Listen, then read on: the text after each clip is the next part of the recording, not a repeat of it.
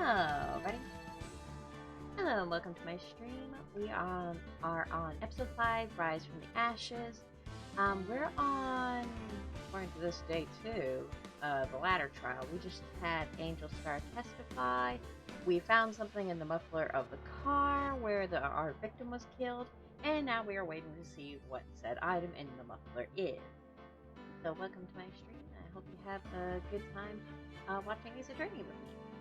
So let's get started. Oh, and this isn't a blind playthrough. I have played through the game before, so I hope you enjoy.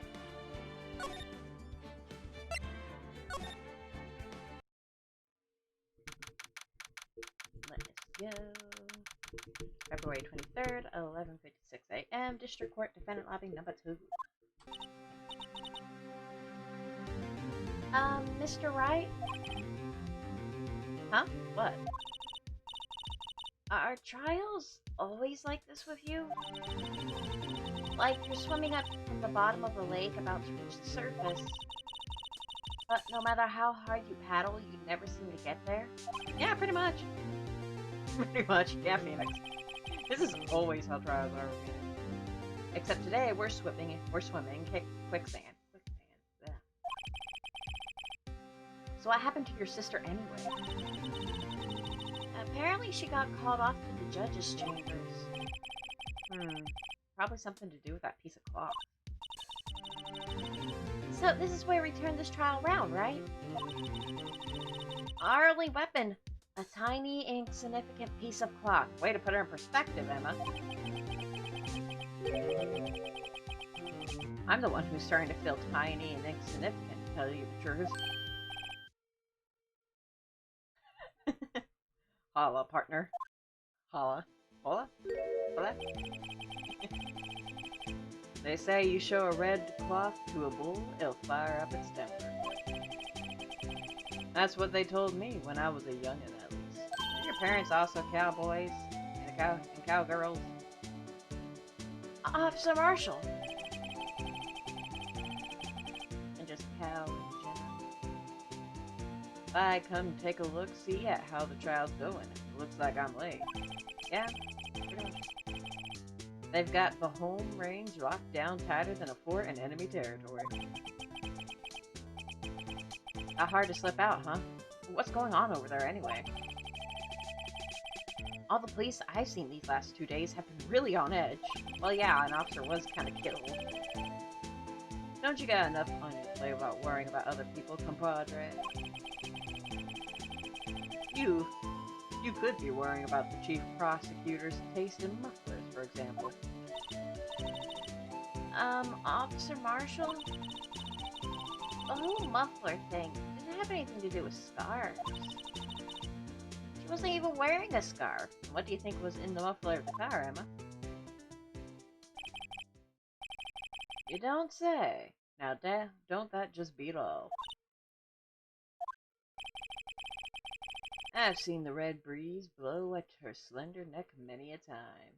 Do you write poetry in your free time? Like, you have like all slips of paper that you reach into a jar every morning? It's like, yes, I'll say this line. And I saw it that day too. She was wearing a red muffler. What? At the award ceremony that afternoon. Edgeworth seen it too, I reckon. What does that mean? In the photograph taken at the crime scene, she wasn't wearing a scarf. So, Miss Starr wasn't mistaken? Well, it's about time. Remember, partner, sometimes you gotta grab the bull by the horns. And sometimes you just gotta let that bull go where it will. Time will tell. I have a bad feeling about this. So, what are we swimming in now, Mr. Wright? Nothing good. Maybe lava. If it's steak sauce, I can hook you up with some fine ribs. Ooh, wee. No, thank you. I'm not a big rib person. February 23rd, 12:32 p.m. District Court, courtroom number 9. What up, edgy boy? I'd like to resume. What's up? The judge keeps looking over at the prosecution. His Edgeworth looks like he's having a time right now. Is something wrong, Mr. Edgeworth? Your face is blue, your lips are purple, you're sweating bullets. The furrowed brow, those grinding teeth, those watery eyes, that slender neck, your long fingers, the curve of your hips. We can keep going. What's more, your eyes are unfocused, you're doubled over, your back is bent. You writing a novel over there, Judgy? It can't be. This can't happen. I wonder what happened to Mr. Edgeworth. Well then, I believe it is time we continued on with this trial. During our recess, I have requested that the prosecution conduct an investigation. This is unacceptable. It seems our prosecutor is quite beside himself. Excuse me. Knock knock. Who's there? Orange Man. What's with this guy? Strange, stuffy aura seems to be filling the courtroom.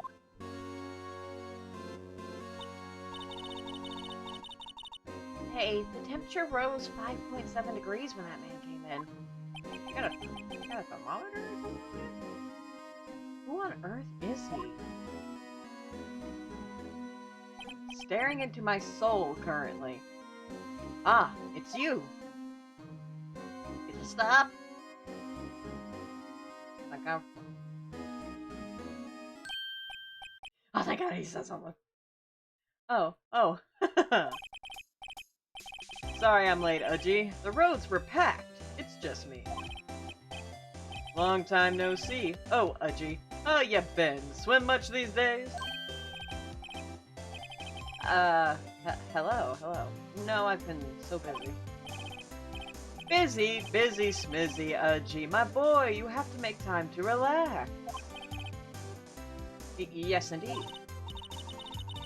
Udgy seems to be his nickname for the judge. I'm afraid you're right. Very afraid. AKA someone who has a lot of power. Again. Sorry, but who are you? Aha! So you're Righto, the attorney. I've heard good things about you, son. Thanks? I don't trust anybody that calls me son in this game. So sorry about our little worthy giving you all that trouble, eh? You know, we should all go swimming together sometime. Jolly! Jolly-o, chippy-o. Little worthy? I'm gonna call him that from now on. Hey, little worthy! Mr. Wright!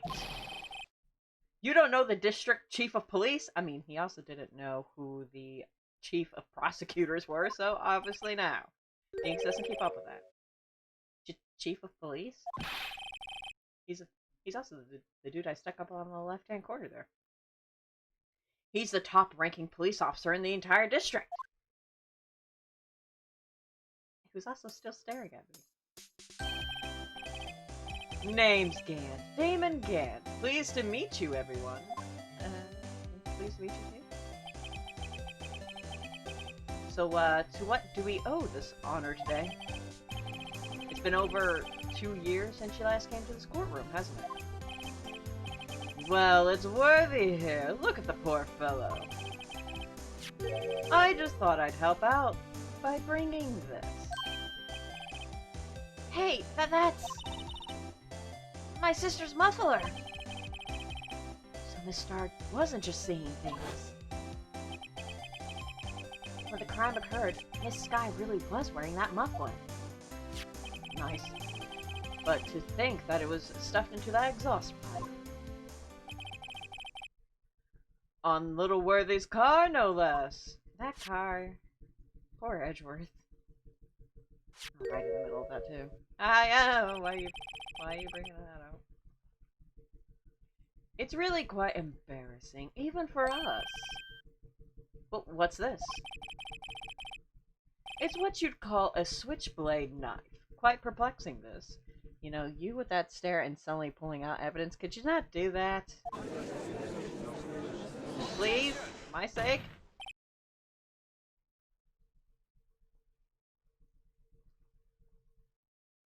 Okay. Sorry, I was like checking. I think I noticed some audio was going off. Like, maybe it's because, like, I'm moving around a little bit.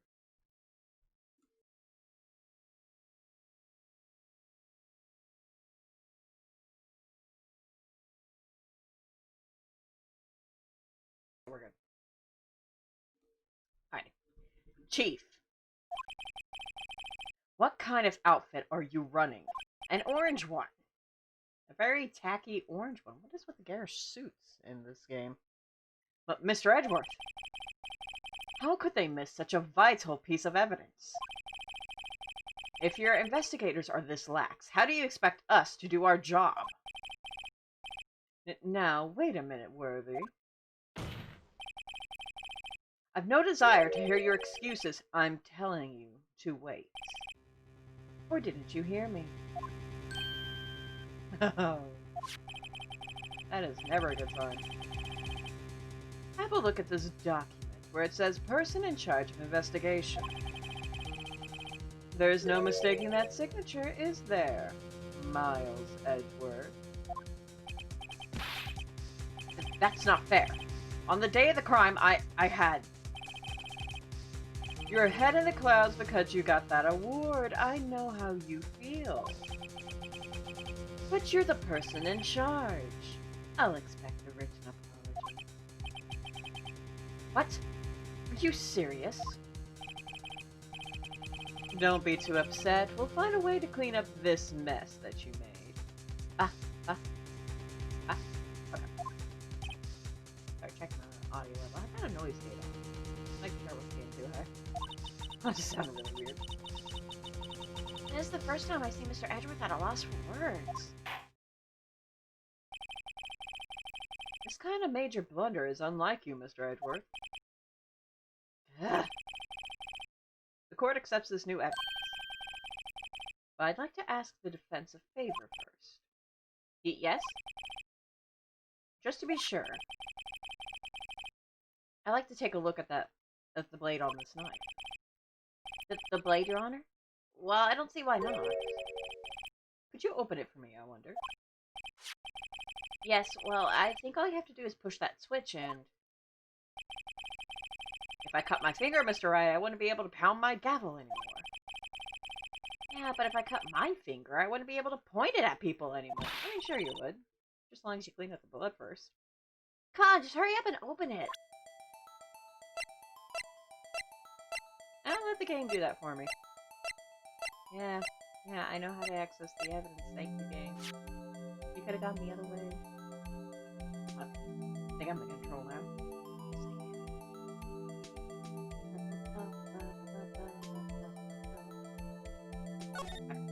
Here we go.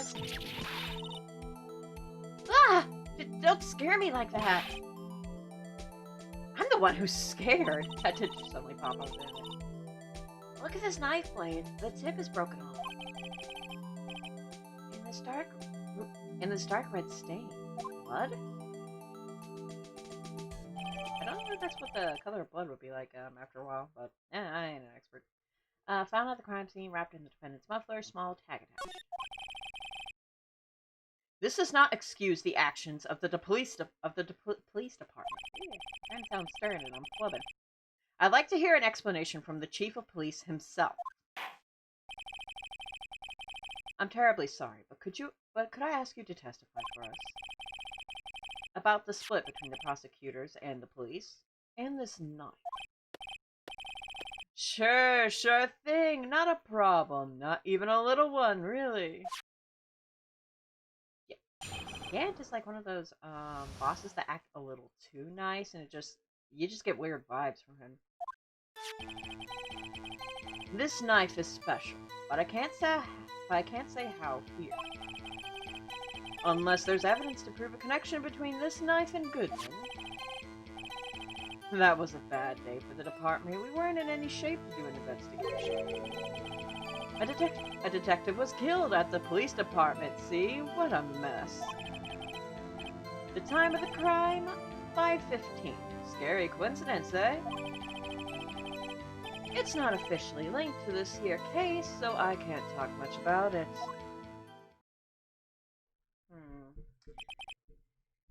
Sure, but you're bringing it up now, so why? There was a murder at the police department? A detective. That's hush-hush information, Udgy. We haven't exactly announced it yet. Oh, that's one hell of a coincidence, eh? But wait a second. You said 5:15. That's the exact time that Detective Goodman was killed at the prosecutor's office.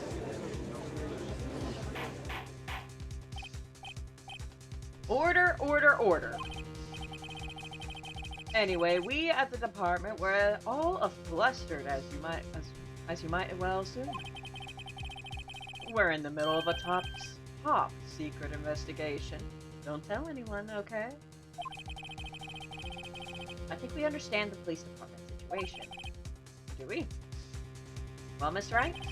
2 detectives killed at the same time in 2 different places. The chances of that are really slim. Scientifically speaking, of course.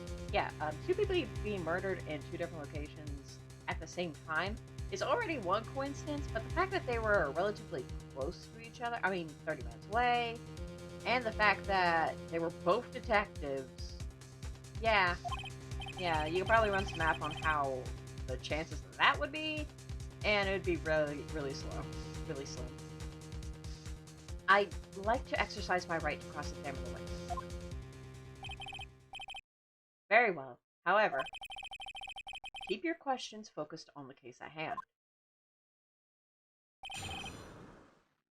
Department in disorder.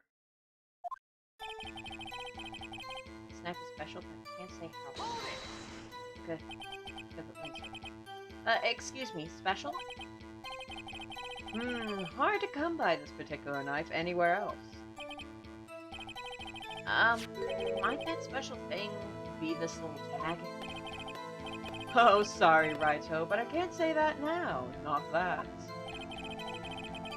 You've established that the knife in Goodman's chest was this knife. Now, why was there another knife at the scene of the crime? That's quite a mystery. And like a mystery, it's wrapped in something. A muffler. Unless there's evidence for this knife. Good. Would be a connection. This knife was found on the scene of our crime. I thought that makes it connected to the case, don't you? See, there's a lot of things that go on at the department I can't explain. It's delicate, okay? Sorry, Rido. Maybe there's something about the knife that will give us a clue. Let's examine the knife while we can, Rido. Evidence that links this knife.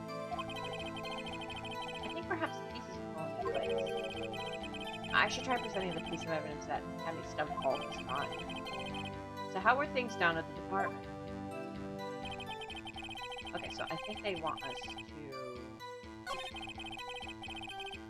Okay, so the tag on the knife, let's examine that.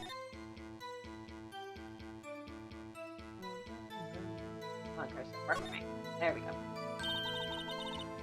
There's a small tag on the knife. It says SL92.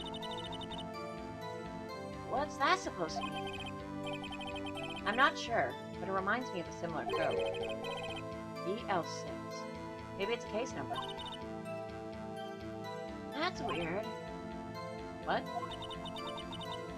I don't remember where. I think I've seen something like this before. Something similar to what's written on this tag. It wasn't that long ago either. Maybe I should check the court record. Yeah, so the evidence that they want you to check is what we found in the car right here.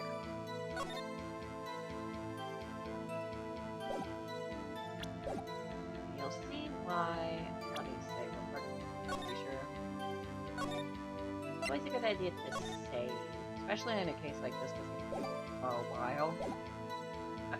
let's present. Parking stub. The parking stub. Nope. Wait a second. Ah, at last, an honest-to-goodness objection. This knife. This has something to do with Detective Goodman. What do you mean? Aha! An honest-to-goodness. What do you mean from Udgy? This is great. You a fanboy or something? Look at the tag on this knife. It reads SL9-2. And this is important. Why?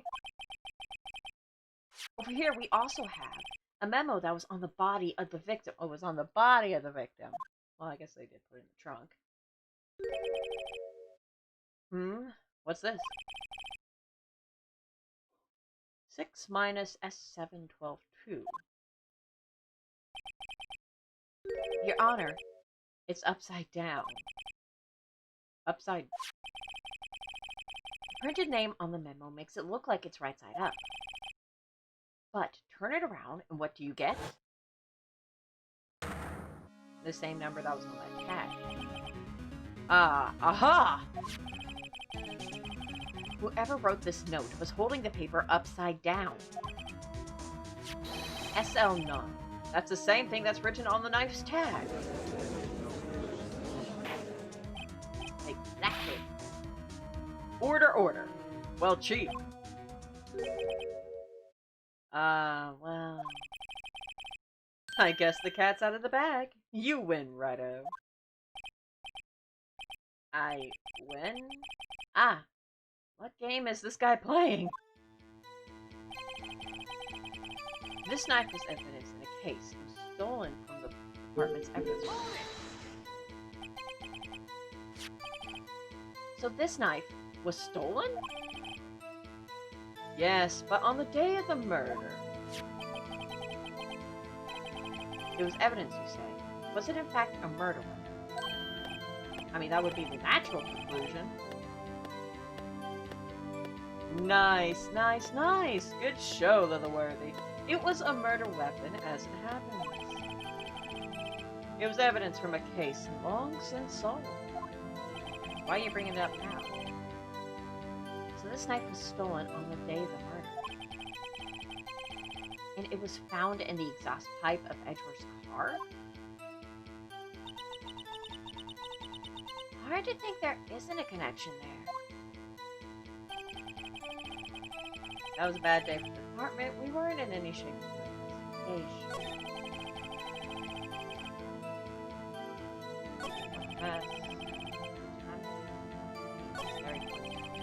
Almost supernatural.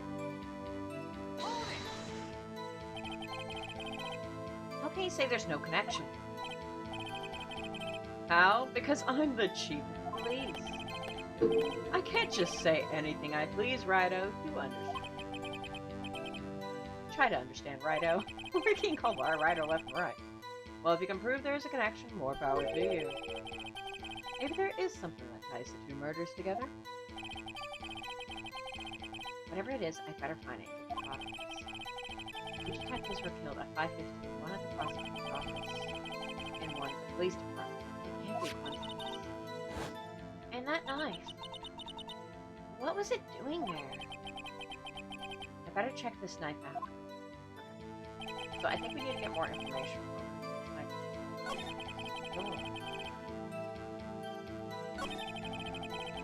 Stolen by... So this knife was stolen? Yes, but on the day of the murder. It was evidence, you say. Was it in fact a murder weapon? I think I did. Nice. Good show. It was found in the exhaust pipe of the car. Yeah, I imagine so. Something happened at the police department too, huh? You got a good look in your eyes there, Rido, my boy. Sharp, hungry. So, something did happen. And why wasn't I informed?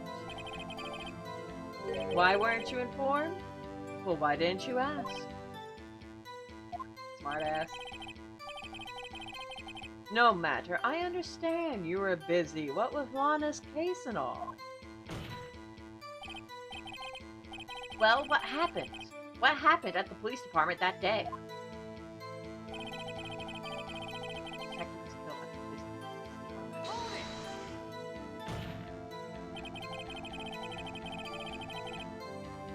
On the same day that a detective was killed in the prosecutor's parking lot, another detective was killed at the police department? That's a fact. Surprising, isn't it, Uji? I'm at a loss for words. And the perpetrator? Do you have a suspect? Well, there was a suspect. Just arrested them, in fact. Just arrested? That was quick. But there's still a lot of unanswered questions. Maybe you could help, Raito. I suppose I could help if you help me by giving me your data on your case. Oh, good one. This kid's sharp. Okay, here's the deal. I'll tell you one thing, and one thing only. Okay, where was the victim found? How the victim was killed? When the victim died? We know when the victim died. He died at 5:15. Might have been a stabbing. We don't know that for 100%, though. Where was the victim found? So tell me, where was the victim found? Well, I can't speak on where the corpse was found. But I can say the crime took place in the evidence room at the police department. The evidence room? But wait a second. I have heard of that. The evidence room? Didn't he mention that in his testimony just now? This knife was evidence in the case. It was stolen from the department's evidence room. There's the connection between the two cases. You seem happy, Mr. Wright. Happy? We just got handed our ticket to go to town on this case. With the link between the two cases established, we finally have some leverage. Now we can get Gant to testify about the details. Sweet. Okay, now that we got him to say that, press this. I think we got it now. Chief! The defense's position is this. The connection between these two cases has already been proven. I saw this in a stream earlier. The stream was hosted by Action Economy. Go check them out. They are a channel that has like multiple hosts. Like each person, like there are different people doing like different streams. I watched the Phoenix Wright stream with the host Korak. So be sure to check them out. They're a lot of fun to hang out with. You don't say. Well, out with it, Rido. What's your connection? Yes, out with it, Rido. Also good to get, like, refreshers on cases. The connection is a place mentioned in the testimony you just heard. The knife found in the lot was stolen from the police department's evidence room. Not to mention, the victim had on him the case number on the knife's evidence tag. And we also know that the detective murdered at the police department was killed in that very same evidence room. Indeed. There do seem to be too many connections for it to be a coincidence. Now there's that stare again. It's always a gamble how long he'll stare at you. You two make a good pair. Oh, don't they ever. It took my men 2 days to find out what you deduced right here. That's why Phoenix and Edgeworth were made for each other. Chief! I request that you release your information on the victim at the police department. See, that's the tricky part. It hasn't been announced yet, and all. It hasn't been announced yet, and all. Can we get the information unofficially?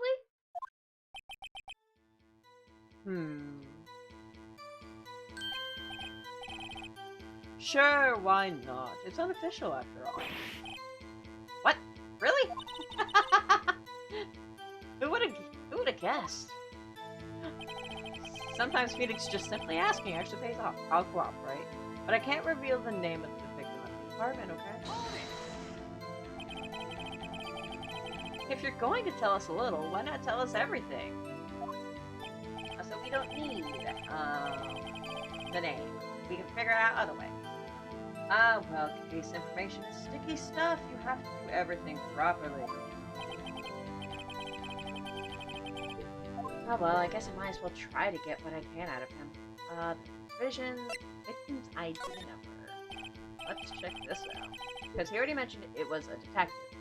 And he already mentioned, I think he already mentioned that it was a he. So this is the only one that makes any sort of sense. Okay, how about you tell me the victim's ID number?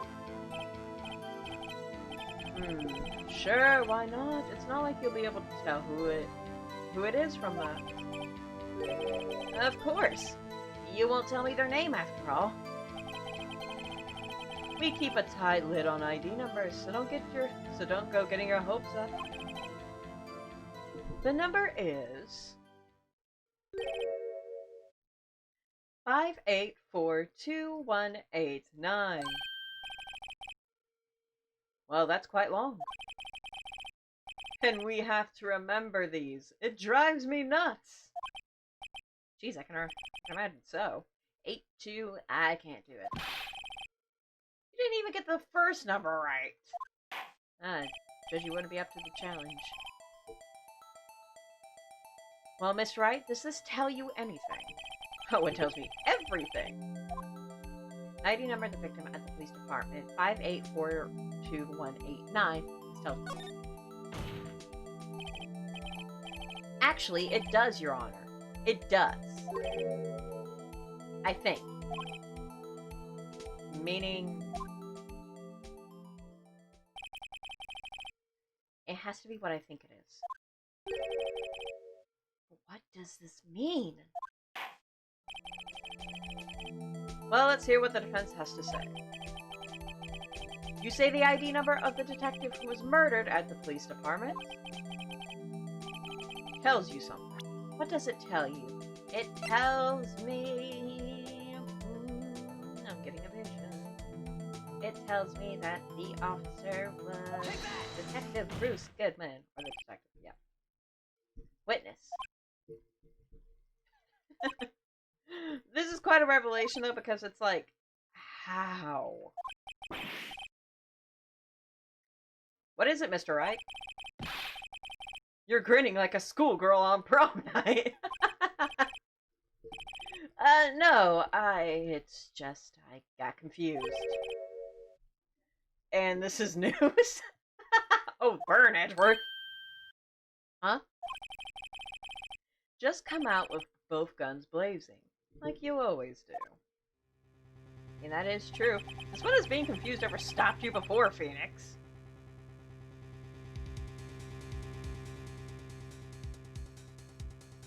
Alright, taking a drink.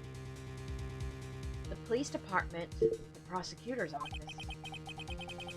Two places, two detectives, murdered at one time.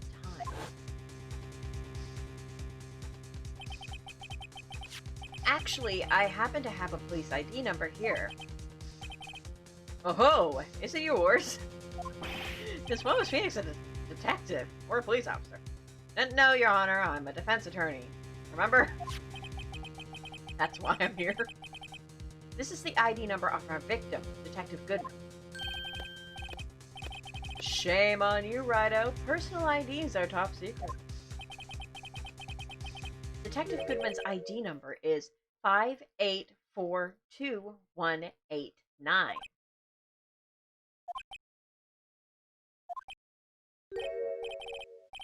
And this means what exactly? Way to go, Judgy. Huh? Wait, that ID number we heard from the chief, right? That started with 82... I've forgotten. You didn't even get the first number right. Again! The number the chief of the police gave us was 5842-189. But wait a second, right? What does this mean? That's what I want to know. The two ID numbers are identical. In other words, the detective killed in the police department's evidence room was Bruce Goodman. What does our witness think about that? Oh, sharp as a tack, righto, sharp as a tack. But wait, Detective Goodman is our victim. You can't go stealing our victims. He was killed at 5:15 in the underground parking lot. Yet a Detective Bruce Goodman was also killed at the police department, in the evidence room, at the exact same time. That's impossible. So what we're saying is, the same person was killed at the same time, and in a completely different location.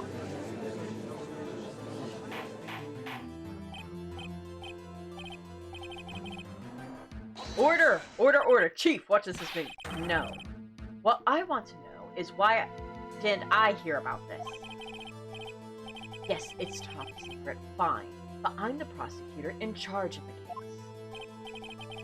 Now, just wait a second, Worthy. No need to get all flustered. Your Honor, the police department has made a grave error in this case. Wait. I said, wait. Or didn't you hear me? The oversight, the grave error. Mr. Edgeworth, they're yours. What? How dare? We informed you yesterday. I believe it was our Officer Meekins who brought you the news. Oh, how sly. Officer Meekins? Mr. Wright, where have we heard that name before? Wait, Yep.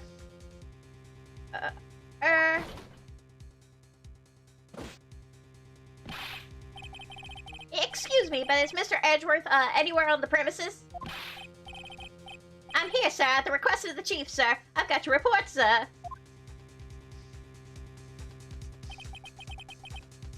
You don't mean him? According to Meekins, you didn't accept the report. Hard to believe. But your officer, he told me. He said that report had nothing to do with the Lana Sky incident.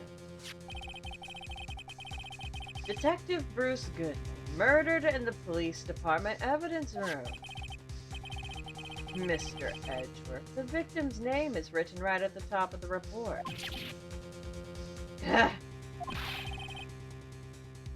But why didn't your officer tell me? Honestly, I'm not sure if that officer was capable of making the connection. He did seem challenged. Oh, way to put that, Emma. In any case, this is a serious error, or gross negligence of duty on your part, Worthy. But sir, you could have submitted that report this morning to the court as evidence. Then I...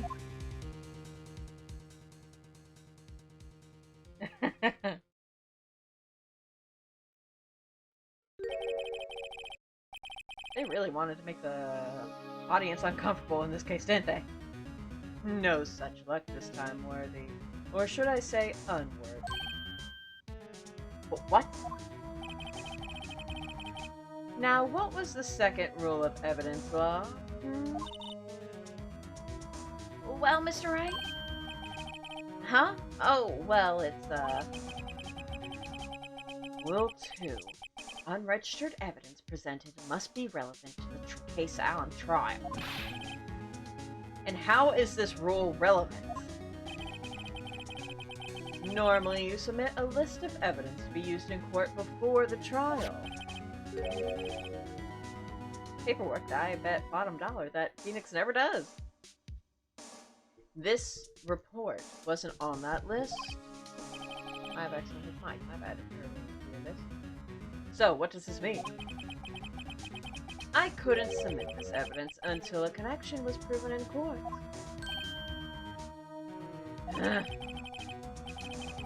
The connection was just proven by Raito over there. Good job, Raito, my boy. Huh? I was just doing my job. No. No!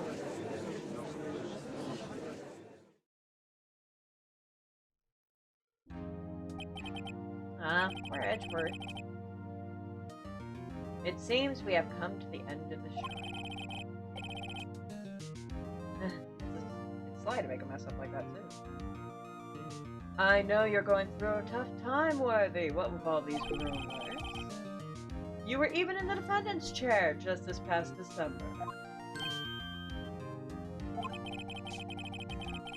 I apologize for this terrible act of due diligence on my part. Look, Mr. Edgeworth, please, just give me one day. I'll get to the bottom of what happened. If it's the last thing I do. You'd better get results this time, really. You have my profound apologies, sir. Poor Mr. Edgeworth.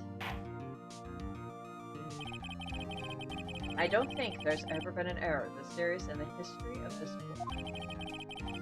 I will grant one further day, as the prosecution has requested. Will that be sufficient, Mr. Edgeworth? Yes, Your Honor. Thank you. Whatever your punishment for this is, for your sake, I hope it's not decisive. Court is adjourned.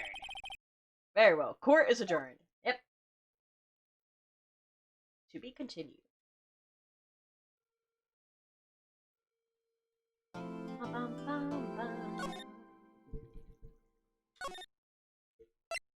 Yeah, all this is split up a little bit weirdly. We can keep going, obviously, because we haven't been streaming for very long. I think that'll take, like, roughly 30 minutes or so.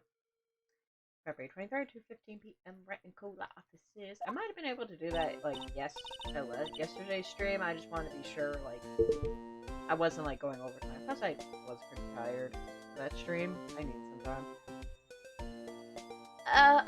Mr. Wright, so... what's going on with the case, anyway? I feel ya. I'm a little confused. Huh? Oh, well, let's see. What is going on? The victim, Detective Bruce Goodman, was stabbed to death after 5 p.m. on the 1st. He died in the prosecutor's parking lot, and the police department's evidence room. What's this "and the evidence room" part? Prosecutor's office and the police department are 30 minutes apart by car. Well, that's what we're going to find out. Or try to, at least. Alright, let's do it. Glad she's in good spirits. I'm not sure she's going to be much helpful to us. Aw. Don't be so sure, Mr. Wright. It's like you could read my mind. Huh? Look, we're in this together, right? I'll prove that these thick-rimmed glasses of mine aren't just for show. Let's go. Science awaits us. Alrighty, baby. Blind me with that science. Let's go. February 23rd, prosecutor's office, underground parking lot. You know, I really don't think we should worry about the police department later. There wasn't even a body there. Who cares? We kinda do, Emma. Yeah, it was only our victim who was killed in their evidence room. No biggie. Besides, my sister would never do such a thing. I know it. That oil drum, was it empty?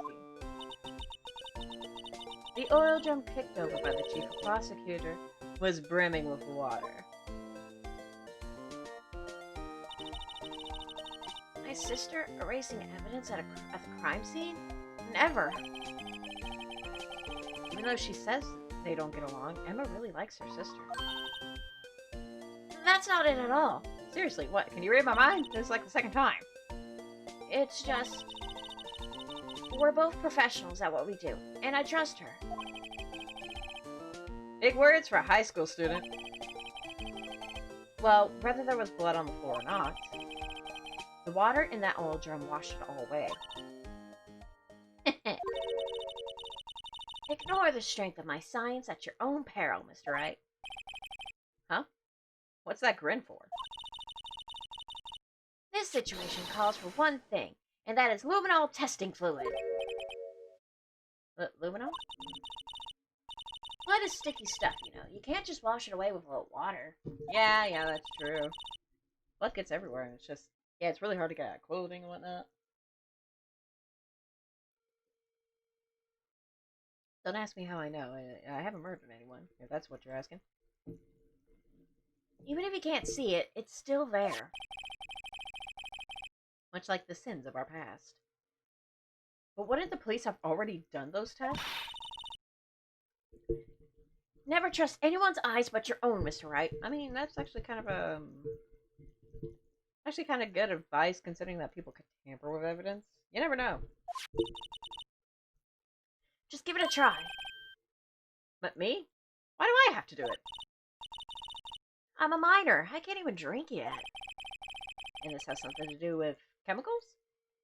We're testing blood stains for this stuff, not drinking it. Here, look. I'll lend you these glasses. Huh? You had an extra pair of those things? To test for a blood reaction, just spray the luminol on it. Like this, see? Press the A button to spray it on. Okay, let's find some blood stain. Alrighty, sounds good. Let's do this. There we go.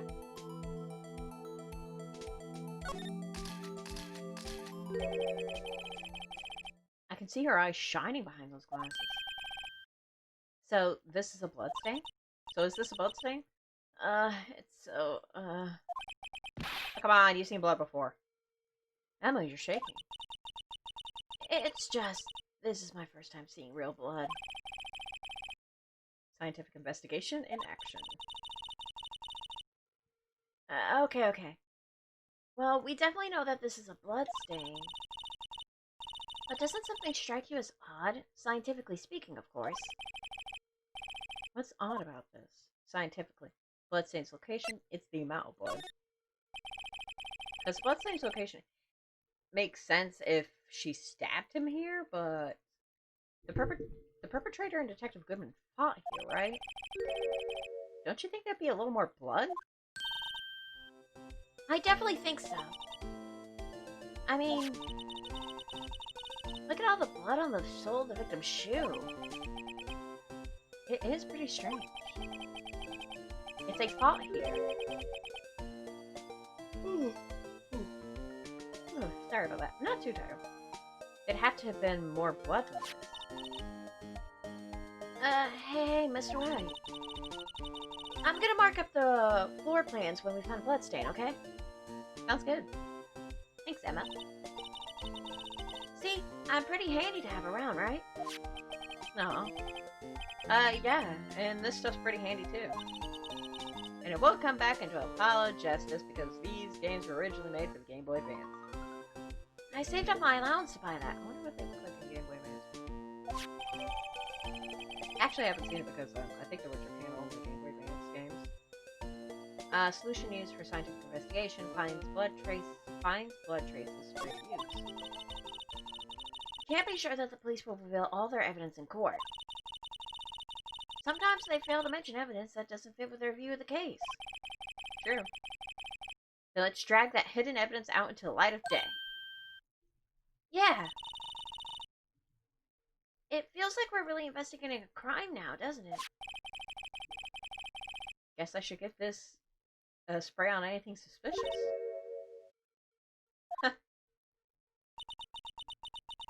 I wonder how that fluid of yours would react to a nice deli box. Miss Star! Come on, man, might find blood on the beat. Who knows? You only trust your own eyes, huh? Not bad, you two. This day-old deli box is on the house. Sorry, it's just that kind of lead-in doesn't really get my mouth watering. Tell me about it. Hey, baby, what's up? Talk to us, honey. You certainly put me in a tight spot today. My apologies, Miss Starbud. No, it's okay. It was my fault. Oh, we know.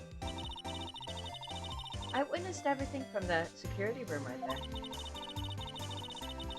But I was afraid that wouldn't sound convincing enough, you see. I was wrong to think that. I'm sorry. Sorry? You lied on the witness stand. That's unforgivable. I mean, if it's unforgivable, then over half the people in Ace Attorney wouldn't be forgiven.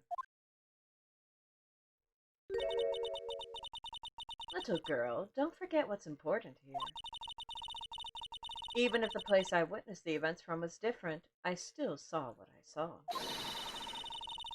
I saw Chief Prosecutor Sky stab a man in cold blood, and that testimony still stands. I swear it on my honor as a detective. She stabbed Goodman.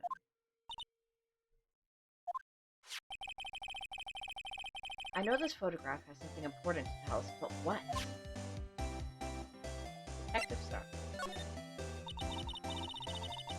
So you were a detective, weren't you, Miss Star?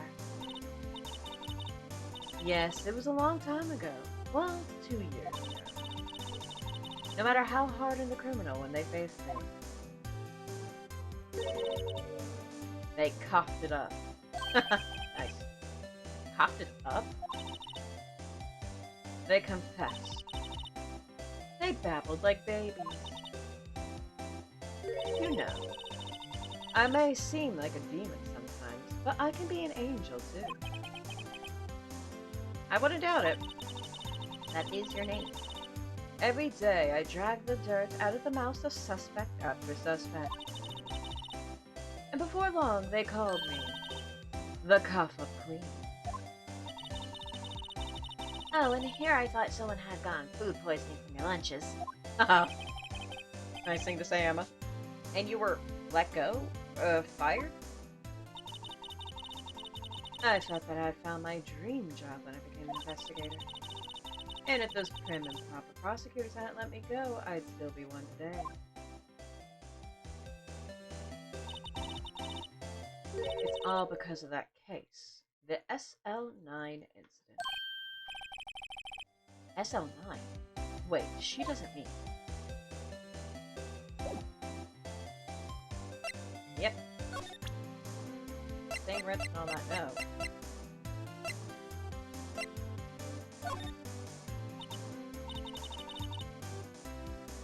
What do you think about this? The SL9 incident. It's written on that note. And on that note.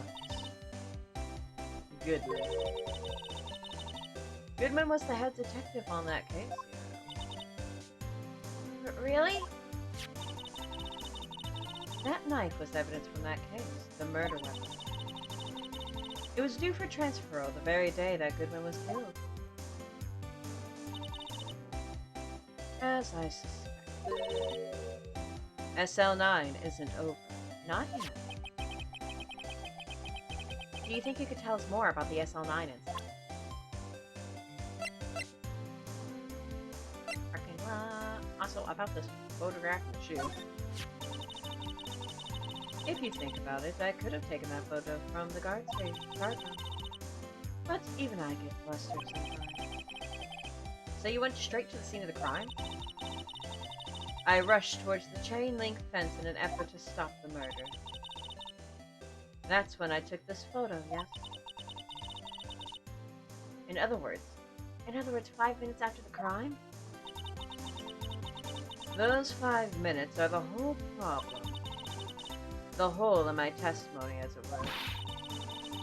5 minutes weren't the problem, Miss Star. You lying was the problem. Listen, little girl, I've had my testimony disregarded before. And I wasn't going to have it disregarded again. Say what you want, but Emma got guts. Just like that time. That time. Talk about the SL9 incident? You gonna talk to us about that? Yes, you are. That incident really opened up my eyes to the truth. We're nothing to them. Disposable. Disposable? To who? 2 years ago, it was the biggest case I'd ever handled. The police and the prosecutors were desperate for decisive evidence. So, they didn't solve it? On the contrary, it was solved, quite clear. The criminal was caught and executed. Executed? Yes, the criminal got what was coming to him. It doesn't get any cleaner than that. The only problem was, they never did find decisive evidence. Not a shred. What? But the criminal was executed, right? On the basis of evidence of a sort. Made up evidence. What? You mean they executed someone with fabricated evidence? The best part came several months after the trial. Every detective involved with the case was dealt with. Some were demoted to patrolmen. Others found themselves out of a job. And you were one of those? Ah, poor angel. Myself and one other person, you know. Wait, could it be? Marshall, the sheriff. Exactly. Detective Jake Marshall. Oops. I mean, Police Department Secretary Detail Officer Jake Marshall. That was about Old Cowboy. As professional detectives, we investigated that case from every angle. Jake was particularly determined. And then, it was over, and he was demoted. However, he hadn't forgotten, and neither have I. You haven't forgotten? SL9? I mean, how could you? That was the case that ruined her career. There was also another side to that case. A hidden side. That's what we're after now. And no one up in their fancy offices can stop us. Wait. Those lunches you sell. There is only one reason I come to sell lunches in this accursed office. I come here to meet old friends, boyfriends that can help me investigate. The Star's old boyfriends? How many does she have anyway? Just when all the detectives on SL9 have disappeared, we find no evidence? Yeah, if people from old cases start popping up, be expecting that case to come back in some form. There has to be a connection. So, rookie. But what? It seems like you're serious about investigating this case. Yes. Then you should take this. A Salisbury steak lunch? I know a certain guy who might help you if you tempt him with this treat. Steve from Miss Star. Excellent for putting Officer Marshall in a good mood. Gotcha. Thank you, Miss Star. Miss Star?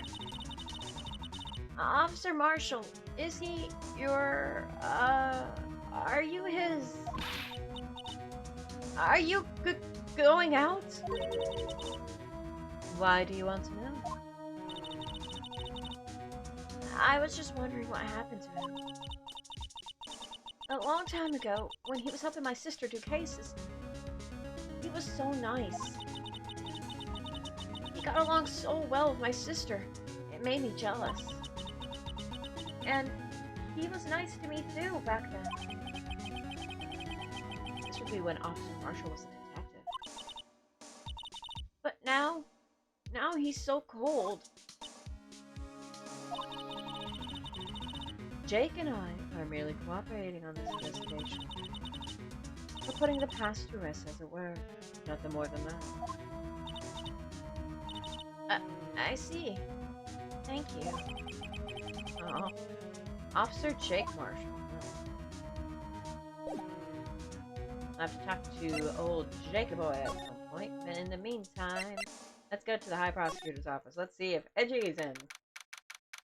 February 23rd, High Prosecutor's office, room 1202. Well, this place is as classy today as it was yesterday. I'm sure it'll still be just as classy tomorrow, Emma, if we come back. Incidentally, Edgeworth's not here. I'm sure he's off doing important investigations. I hope that's what he's doing. They did talk about, I think a board of inquiries for him? He might be in some hot water. I guess we'll have to come back. But first...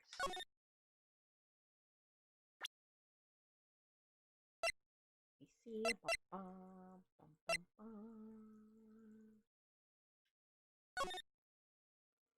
break time.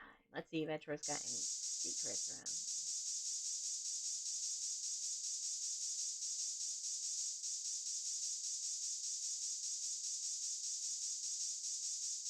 Come on, Edgy. Have you ever murdered anyone in this office? We want to know. Aha! Some dirt.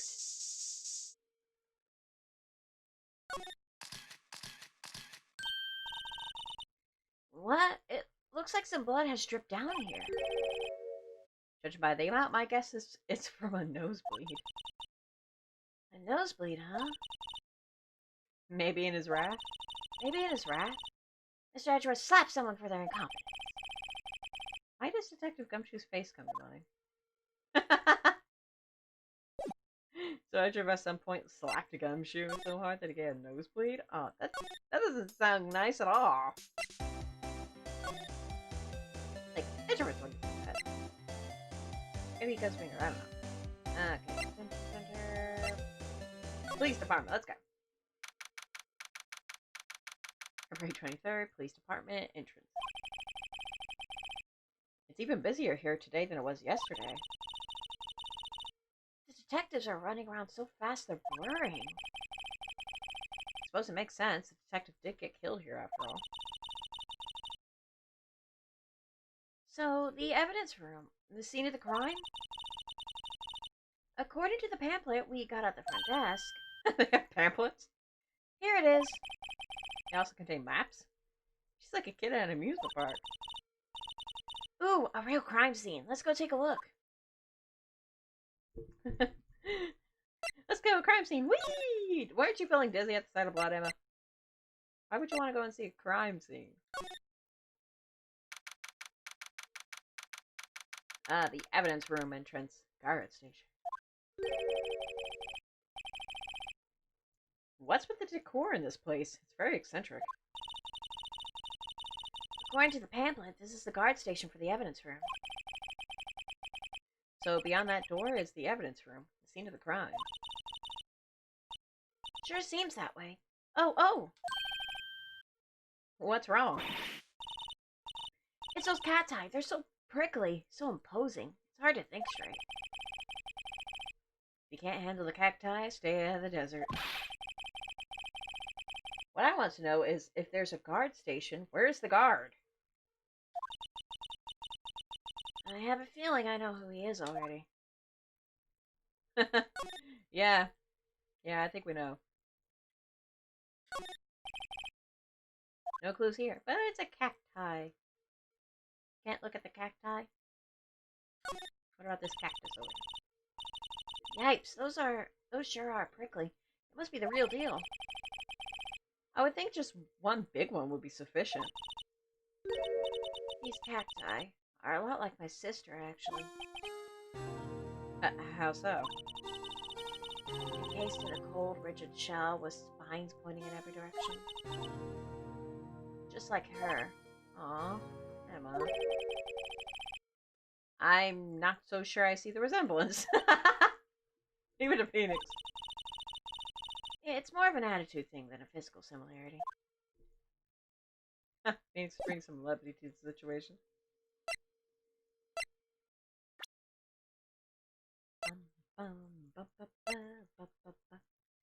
Let's pray.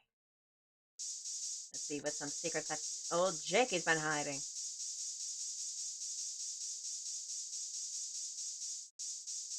Maybe on top of this cacti. Aha!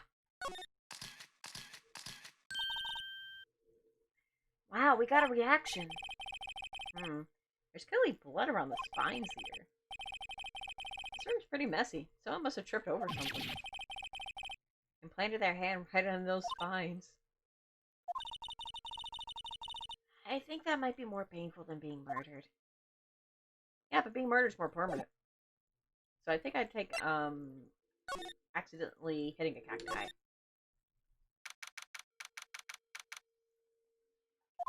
Back to the police department entrance. This place is charged with frantic energy as always. Please! Huh? Wasn't that? One steak lunch, please! Oh, it's you. What were you thinking we were? Detective Gumshoe! Hey, Gummy, what's up? How have you been? Now's no time for chit-chat, pal. I'm a busy man. What I really need is a steak lunch from lunch lady. Oh, you mean one of these? Actually, it's not for sale. Oh, poor Emma. You wave a treat in front of a dog and you don't give it to them? Heartless. I think I just heard the sound of his heart breaking. Now's no time for despair. We've caught our criminal. Now we just need evidence. The criminal? You mean... You read about the stabbing in the police department evidence room, right, pal? I was saying that a detective was killed in the prosecutor parking lot. Another detective was killed at the police department. And the perpetrator? Do you have a suspect? Well, there was a suspect. Just arrested him, in fact. It's the biggest scandal to hit the station in ages. Everything's topsy-turvy. But Detective Gumshoe, who was it? Listen, pal, all I know is I need me a steak lunch pronto. Standing around here talking isn't going to fill my belly. Bye! But wait, don't leave. You want to know more, head on down to the detention center, pal. Questioning should be over, so I figured he's down there having a good cry. Later. Bye, detective. He's always running. He's always running from us. When will Detective Gumshoe accept our love? He ran off to the evidence room. Well, this investigation is off to a running start. You say it, Phoenix. Let's go down to the detention center and see the sad, poor sap that they got in there. I have to go to the right code real quick. Hi, Charlie. How you doing? Mia's playing Charlie. I've been taking care of him in my absence. Huh? He looks a little yellow today. Oh, I watered him just now. I mixed in a lot, too. Mixed in. What? My very own scientific additive. Well, Charlie, you like it? I don't know. I told you, he's turning yellow. So I don't think that works, Emma. Thanks for trying, sweetheart. Alrighty, now let's go and see the sad sap. Perhaps I'm gonna take a minute to quickly clean off my glasses. I don't wear glasses normally. I wear them only when I'm streaming because staring at a computer screen for like several hours can give me one heck of a headache. So I wear these glasses to help reduce that. That was the sound of my glasses case. Detention center visitor's room. Still, I do feel better about things a little. I mean, they caught the person who stabbed Detective Goodman, didn't they? Yeah, I guess they did. Best to not go too far down that road right now. Things will just get confusing. Especially since they didn't find a body, and somebody says that they saw Lana stab Detective Goodman, so it's probably best not to get our hopes up just yet. But what was that? Sir, that's what I'm saying! Me, a perpetrator? I'd say I was the perpetrated against, sir! That's what I'd say! Hi, Meekins!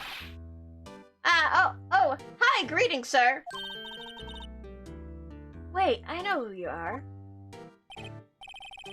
Excuse me, but is Mr. Edgeworth, anywhere on the premises? I'm here, sir, at the request of the chief, sir. I've got your report, sir. Officer Meekins, so you're a guard here at the detention center. No, sir, I'm not, sir. I'm a little lost patrolman, like a little lost lamb, sir.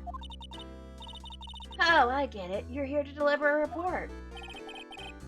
No, sir, how should I say this? Wait, he isn't, is he? You, Officer Meekins? You didn't, did you? Perpetrator Officer Meekins reporting, sir. What? What? Now, this is an unexpected turn of events. Ready to talk to us, Meekin. How did they catch you? And why did you stab? Why did you snap, Meekins? Sir, I'm a patrolman with General Affairs, sir! Sir! Ow! I can hear you fine, Officer Meekins. I had some business that day, sir, so I went to the evidence room, sir. The guard station in front of the room was empty, sir.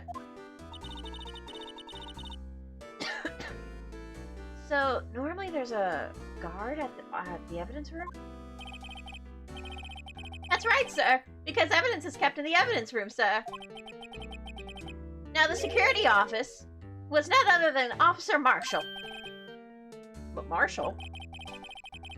Then, sir, I happened to glance at the security room monitor. That's when I saw him, sir.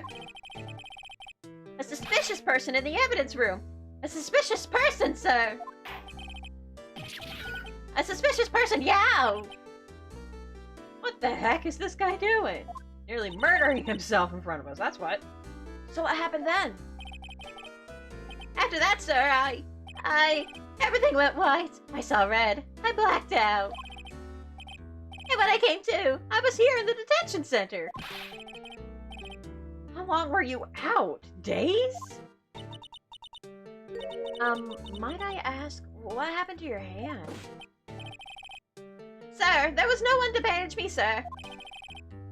So I did what I could to wrap it up, sir. A bandage on his hand? Just like Miss Sky. What a weird coincidence, eh? Yet another similarity between this case and the one at the prosecutor's office.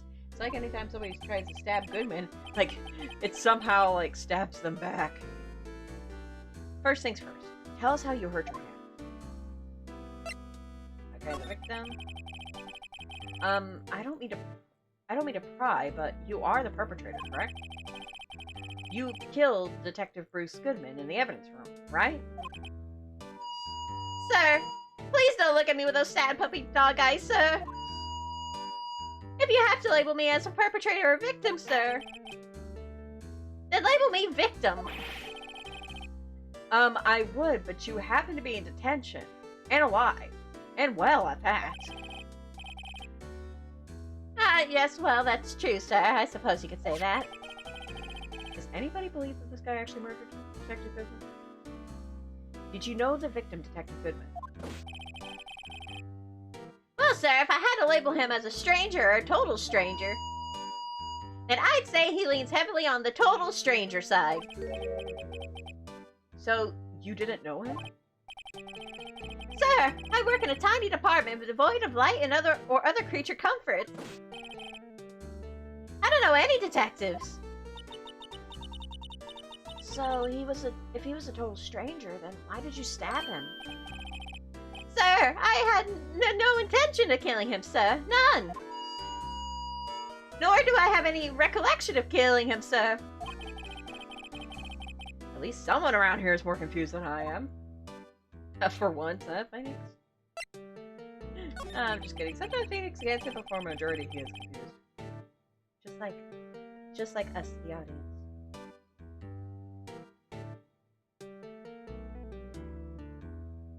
I have a tea mug. About your hand. Did that happen during the course of the crime? Probably. Well, you see, sir, Don't you think you should just confess? Hey, go easy, Emma. But sir, but there was nothing I could do. Nothing you could do? Sir, to tell the truth, sir, when it happened, when the detective pointed that knife at me, I just hollered, sir. And the next thing I knew, I was unconscious. The next thing you knew, you were... Huh? Then when I opened my eyes, I was alone in the evidence room, sir. All alone. Alone because Detective Goodman had disappeared.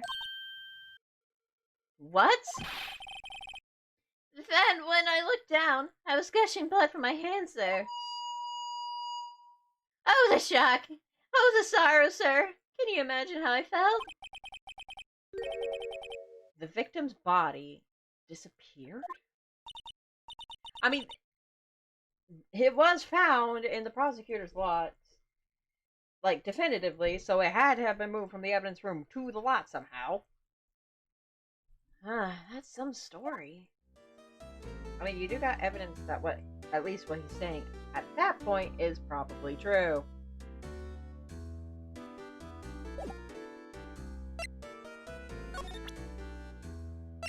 So, ID card. Do you think you could take a look at this? Hey!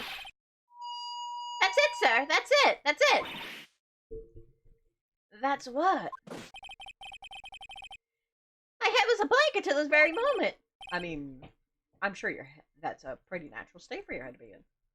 But, sir, now I remember. I remember, sir. You mean you remember what happened? Correct! That card was the cause of it all. This ID card? Exactly, sir. That's exactly it. Nothing could be more exact, sir. Nothing. I better pry into this one a little bit deeper. So what about this card has got you all in a hissy fit, Meekins? Crime detail. Can you tell me what it is you do remember? Well, sir, you might say I'm a lost little patrolman. A lost little lamb, if you will. I didn't know Mr. Detective Goodman, who was in the evidence room. And that's why you thought he looked suspicious. Sir, I entered the evidence room and asked the man to show me his ID card. Well, that sounds pretty much by the book so far. That's right, sir. That's what I've been trying to tell you. So you asked Detective Goodman to show his ID card? What did he do? That's the thing. Suddenly he pointed a knife at me. What? Sir, I assure you, I was as flustered as you are right now. So I whooped and leapt at him. Detective Goodman pointed a knife at him? Do unto others before they do unto you. My own father's words, sir. But what happened then? Well, my eyes, sir. Everything went white when I woke. I was here. Right. So why were you arrested then? So, Officer Meekins, why was it that they arrested you? What do you mean, Emma? Let's look at what we know. Now, Officer Meekins didn't know Detective Goodman. And the victim, whom he met at the scene of the crime, didn't show his ID card. In other words, we have no way of knowing if the victim really was the victim. And if his body just disappeared from the evidence room, we don't even know if anyone actually died. That's it, sir. That's what I wanted to say. That is, I did say something along those lines. Huh? But you still ended up here? They told me that it had to be him, sir, on that day at that time. Detective Goodman was definitely in the evidence room. That's what they said. But you don't remember the events clearly? No, but the videotape is quite clear. What? Huh? Videotape? From the security camera. The crime! My crime! The crime I swore to stamp out! It's there! It's me! It's on the tape! Okay. And you waited until now to tell us this? I'm really, really sorry, sir. I'll hand over my badge. I don't deserve it. No, thanks. I have my own. Well, I guess we better go and check out the crime scene. Okay, Meekins, thanks for telling us everything. Now we gotta go back and check out criminal affairs. Might have went a little bit too far, but we'll see. Police station, criminal affairs. Hey, Mr. Wright. Look who's standing at the chief of detective's desk. It's Police Chief Gann. And you're sure this is all,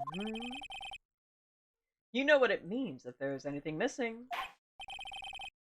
Sir, I'm sure it's most likely totally perfect. We checked all of his drawers, lockers, garbage cans, bags, coat pockets, hats, under his seat cushion, behind his computer monitor, inside his personal coffee machine.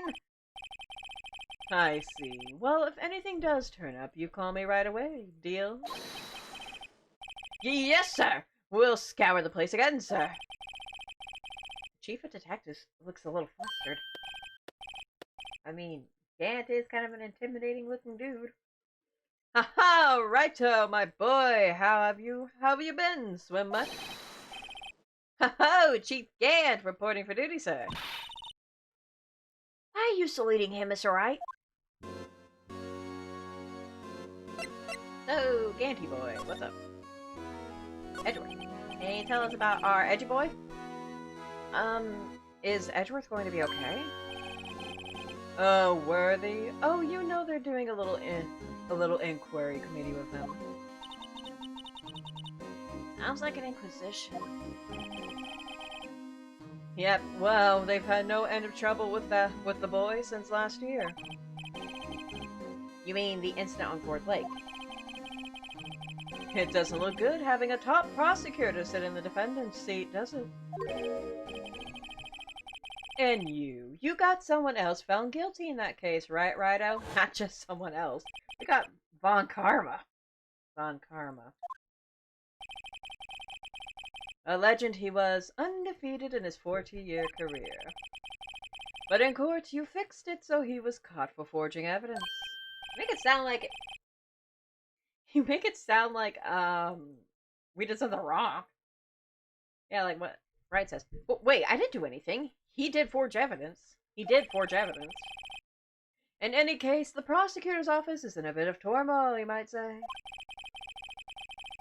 Why, they do just about anything to restore the reputation. Now, depending on what that inquiry committee decides, it could be bad for Worthy. But what? Evidence room. Incident. It's downright odd, I tell you. The detective getting killed on their turf, too, I mean. There being the prosecutor, I assume. Scientifically speaking, it's impossible. Yes, but that's what the evidence is saying. Goodman was stabbed in 2 locations at the same time. That's what it says. What evidence is this? Now, righto. I can't give away all of our secrets just like that. Sorry. And this in particular, well, it's a little sensitive, and I can't talk. I guess so. Wasn't expecting much anyway. You know, one thing I hate most of all is hiding stuff. Secrets, can't stand them. But you know, it's a full-time job just keeping the chief of detectives' trap shut. Ah, he was the one you were picking on earlier. Huh? You saw that? Whoops. I wonder what it was that he wanted the chief of detectives to do.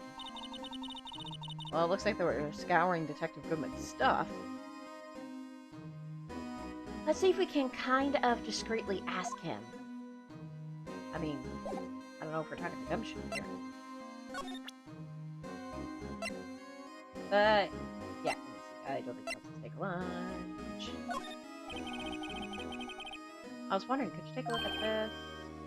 Ah, sorry, Rado. I'm through with that stuff. Through, I say. Go find that guy who can't seem to sit still out there. The busy one. I think that's Detective Gumshoe. The guy who can't sit still? Does he mean Detective Gumshoe? Either him or the Dancing Blue Badger. Okay.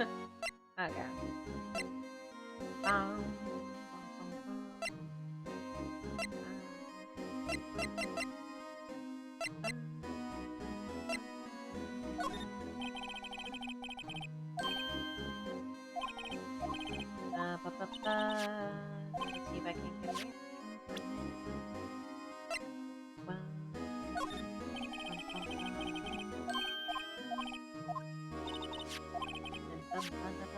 Sometimes it's just a matter of like picking evidence and like trying to get people to say stuff.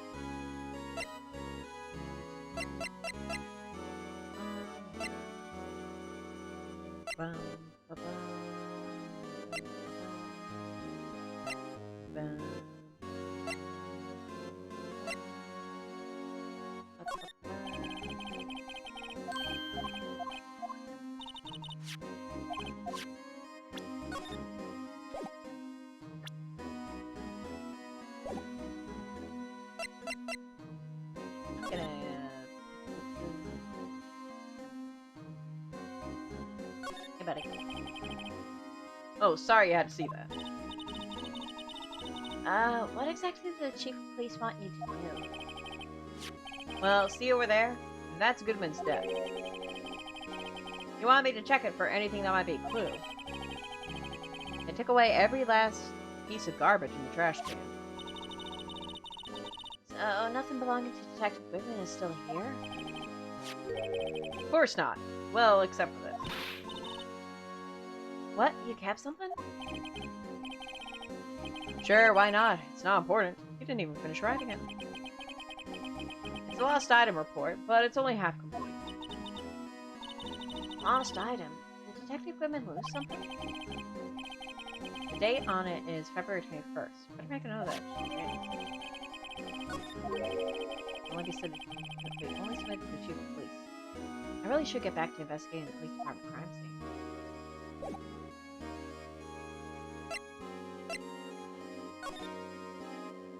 There we go. Actually, I was wondering if I could ask you a favor. Well, I never thought the day would come when Raito asked me for help. I was wondering if we could investigate the evidence room. You know, when he just stares at you, it's like, come on, man. Now, Raito.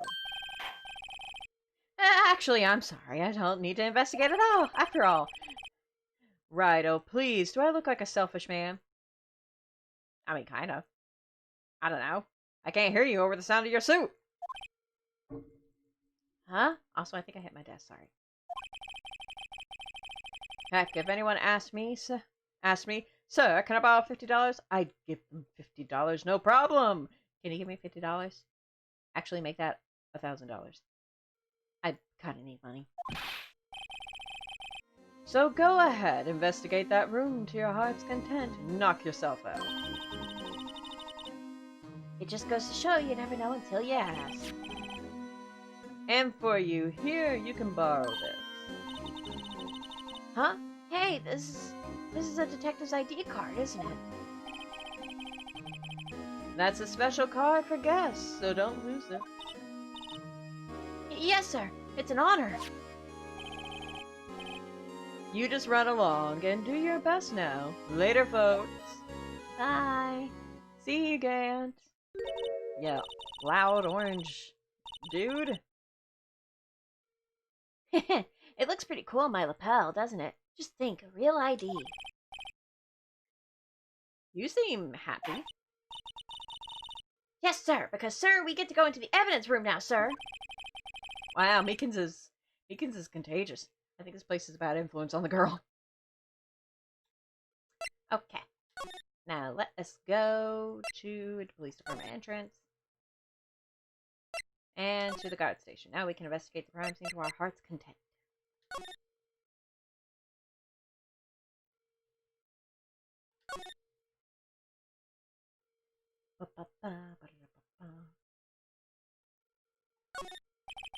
Whoops.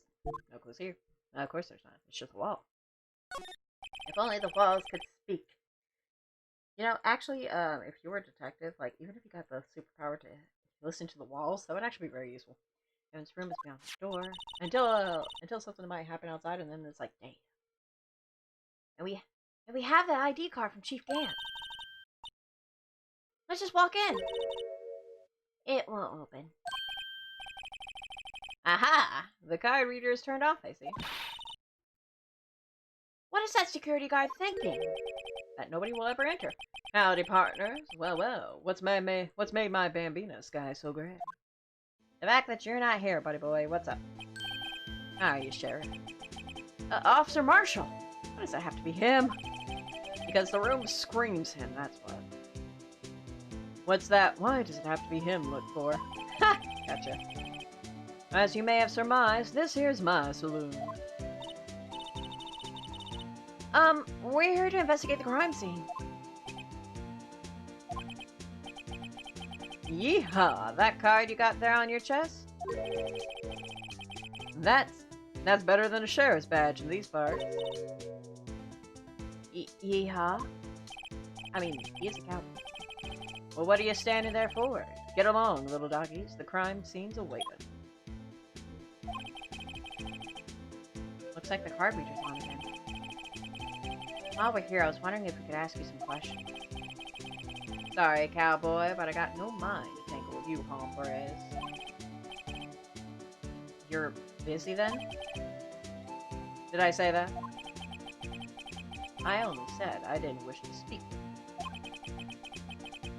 Actually, you said you had no mind to tangle with us, hombres. Well, maybe a little steak will change your mind.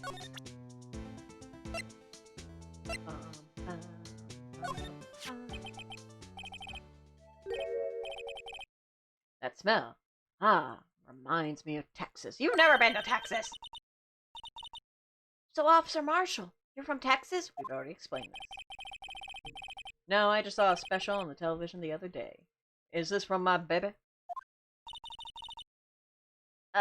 Yeah, Miss Starr. Well, what's this? There's a message in the sauce! Well, what's wrong? Filet steak lunch. I see, I see. I don't see. I wonder what it means. They got codes and lunches? Steak lunch given to Officer Marshall. If you hand me a steak lunch, and that means I need to spill the beans. If you hand me beans, that means I don't need to spill the beans. Like, stuff like that. Alrighty, Bambina. You win. Ask anything.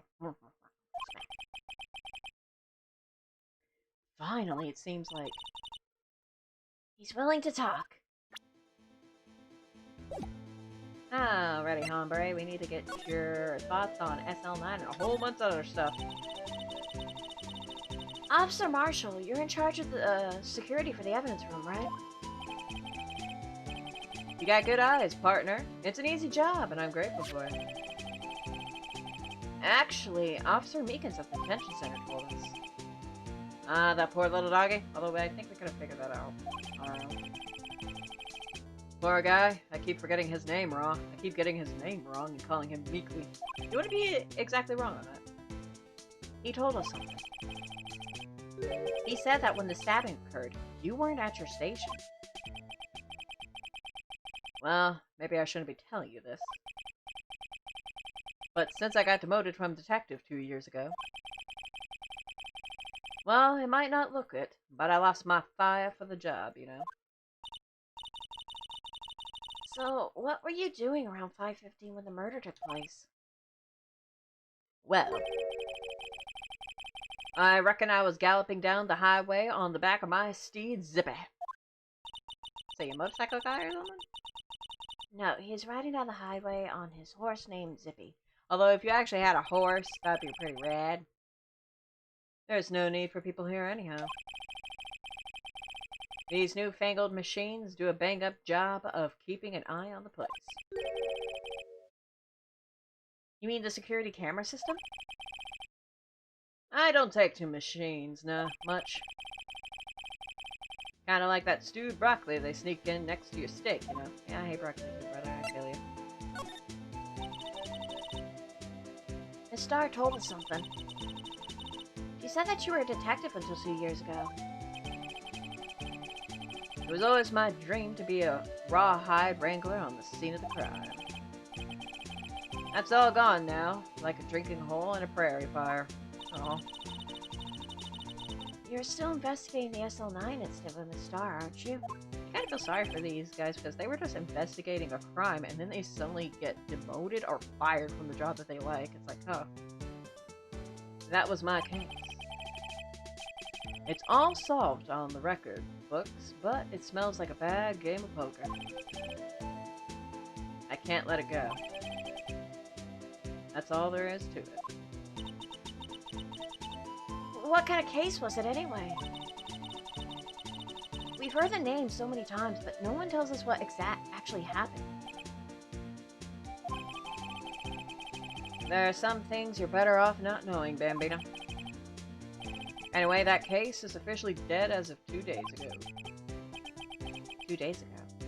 The day of our case. That's right. The evidence transferals. Edgeworth was talking about the transferals, too. Security system. Tell us about the system. I know what maybe 2 of the machines in here do. Only 2 of them? There must be a dozen. Like I said, Bambina, me and machines, well... I like them about as much as I like stewed cauliflower with my steaks. Not at all. The easiest ones to understand are these here security cameras. Those are the ones that Officer Meekins mentioned. If nothing happens, the tapes are automatically erased every few hours. And Officer Meekins and Detective Goodman, are they on one of those tapes? I reckon they might be. You're the security guard and you reckon? One more thing. When you go into the evidence room, you need an ID card. That's the card reader by the door. The card reader leaves a record of every ID card that passes through.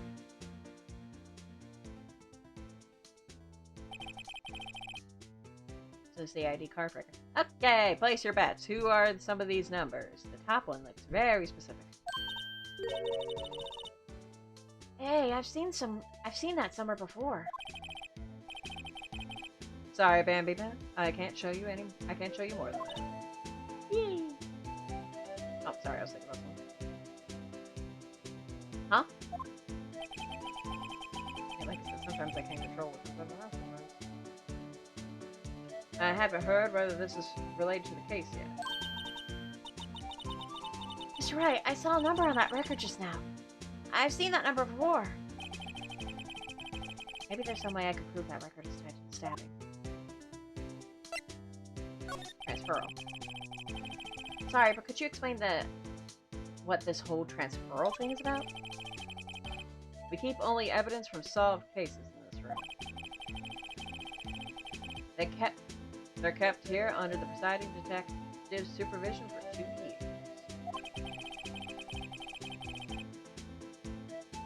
So we can reinvestigate them if it turns out there was a mistake, see? So what happens to the evidence after 2 years? It goes to sleep forever in the underground vault at the Country Sheriff's Department. County Sheriff's Department. That's what we call transferal. We do it every February. I see now. Transferal is like a funeral for old cases. 2 years after a case is solved, it's closed forever. Dead. Never to be reopened again. Never to be reinvestigated. And that happened to SL9 2 days ago.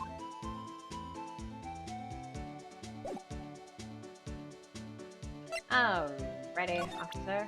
Can we show you this ID card? Because we think it's very interesting.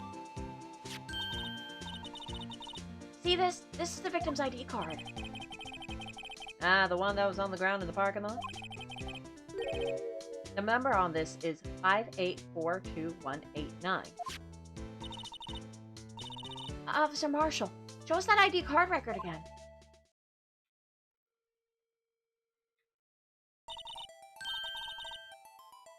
Look, the 4th number. It's a perfect match. It was used at 5:14, right before the stabbing. What's more, there's only one of them cards in the world. Oh, when the incident occurred, Detective Goodman was in the evidence room. But wait, what did Officer Meekin say? Sir, I entered the evidence room and asked the man to display his ID card. So you asked Detective Goodman to show his ID card? What did he do? That's the thing. Suddenly he pointed a knife at me.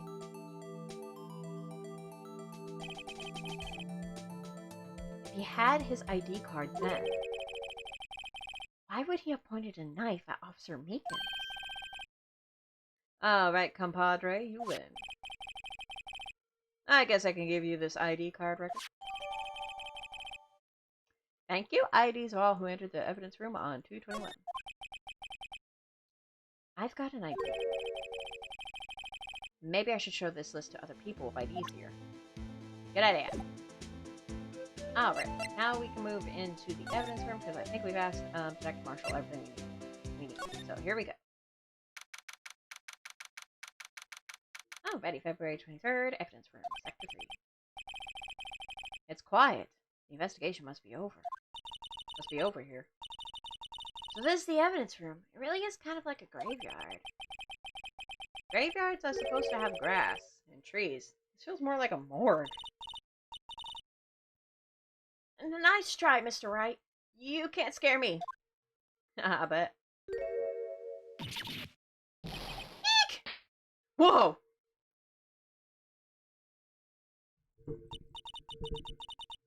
So sorry. I thought you were a ghost. I wouldn't recommend going around smacking ghosts on the head, pal. So is it true what I heard? Righto, please, do I look like a selfish man? Heck, if anyone asked me, sir, can I borrow $50? I'd get them $50, no problem. So go ahead, investigate that room to your heart's desire. Knock yourself out. Yeah, it's true. So Chief of Police Gant will loan anyone $50? Even me? No. That's actually not what's going on here. But then again, maybe he would. I don't know. Oh, so that's what you were talking about. Actually, I was put in charge of the investigation for today. Just for today? Lost for a day. But guess what? You got permission from the chief, so now you're boss for the day. That. What's this one? It is a little sore. Doing them shoes hard. Gee, thanks. First of all, you'll want to have a look. You'll want to have this.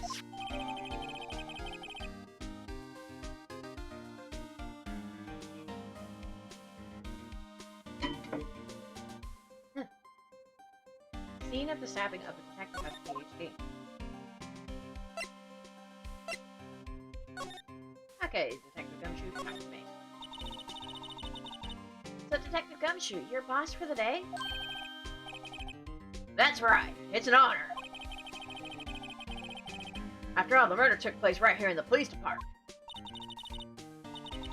But if you're boss, why are you all alone? Where are your underlings?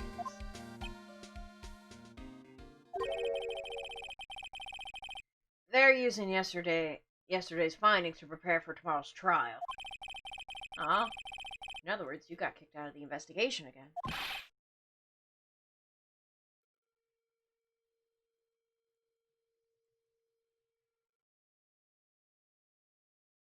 I'm adamant, though. I'm going to take control and put this case to rest. And my own evidence locker, pal. You have a locker in here too, Detective Gumshoe? Haha, of course. I am a detective after all. They gave me a locker that only I can open, pal. Only you can open? So what about Edgeworth? How's he doing so far? I always believe in Mr. Edgeworth no matter what happens. So, Mr. Edgeworth is with the inquiry committee right now, right? We're trying to figure out who's responsible for the mess up in court today. I see. I guess this is what you call fate. Mr. Edgeworth just can't get away from that case. That case? Yeah, that case. The SL9 incident, of course. That was the beginning of the end for Mr. Edgeworth. Maybe we can get him to tell us more about the case.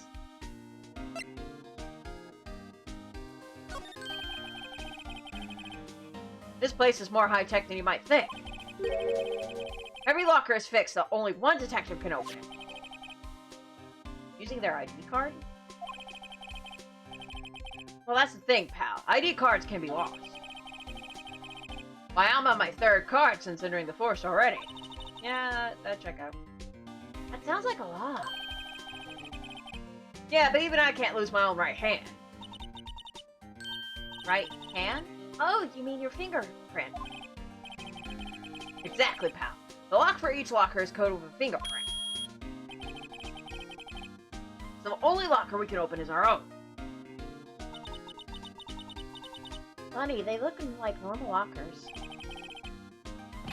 These are the latest model. There's a trick to the handle, see? The handle? On the other side of the handles is a sensor, and if the wrong person touches it, bizap, you get a shock. That's what happened. My hand will be black and smoking every day. I guess you touch the wrong locker a lot, huh, Gumshoe? In any case, the locks ain't that hard. There are even some people on the force that don't know about the fingerprint locks. Interesting. Evidence locker added to the court record. Only assigned detective's prints can unlock it. The indicator lights up when it's open. Okay. Interesting. Hey, Detective Gummy. Do you know about some of the ID cards? Could you take a look at this? This is the ID card record of people who came in here on the day of the stabbing. Ah, I've heard the rumors. So it was Goodman who came in here at the time of the murder. Whoa! What is it? That second number. It's not your ID number, is it, Detective Gumshoe? Mr. Edgeworth! What? The second number on this list belonged to Mr. Edgeworth. Edgeworth? So Edgy Boy came in here the day of the murder? What? ID card record, ID's well the evidence was on. Why Why would Edgeworth have come to the evidence room?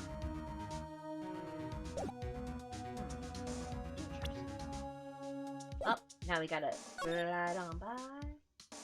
And let's look at our crime scene.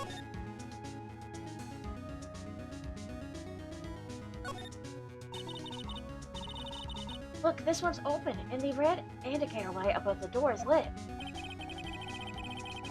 That locker is coded with Detective Goodman's fingerprints. Detective Goodman's locker? Are you sure it's okay to leave it open like that? Well, it'd be hard to get it open again if we closed it. True. It's empty. You must have taken the contents elsewhere. Okay, then let's examine these shards on the ground. What is these? Wow, someone must have broken something big to make all these pieces. Detective Gumshoe, perhaps? There you go, pal. Making me out to be some kind of hooligan. That's apparently from BK's. The case? The SL9 incident, pal. See the sticker on one of the pieces there? Another piece of SL9 evidence. Take a closer look. I wonder what shape these pieces were in before. Whatever it was broken. You want to try to put it back together? Ha! Good luck, pal. That's no job for amateurs. Why, I spent a good 3 hours on that before I had to give it up.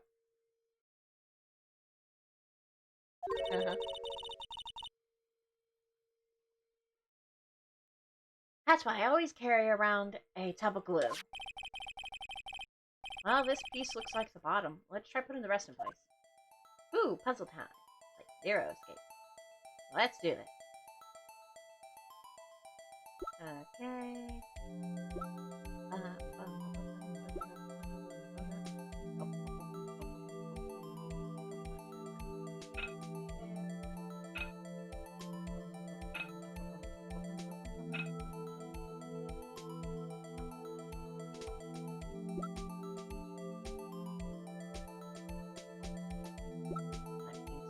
So how was your guys' day been? My day's been alrighty. The last 2 days I worked, so I didn't stream any of those 2 days. Hope that's alright. Let's try this. Come on. Nope. That's one.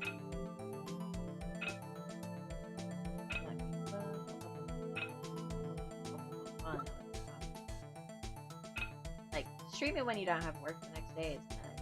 You know, because you can stay up as much as you want, etc., etc. I also just like staying up as much as I want at any point.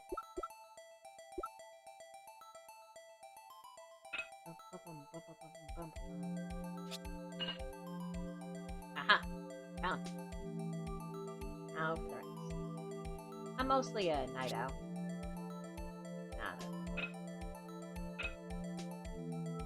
Which part of the day do you guys like? Nighttime I like because I know like nobody will disturb me, everyone's asleep, and I can just kind of get whatever I want really done. Mornings are the toughest for me. Because all the time I'm just thinking about like sleep and all that. Which is why I prefer to take like more night shifts at work and all that. Although I did agree to do some morning shifts, if only just because like I do like need the hours and all that, you know.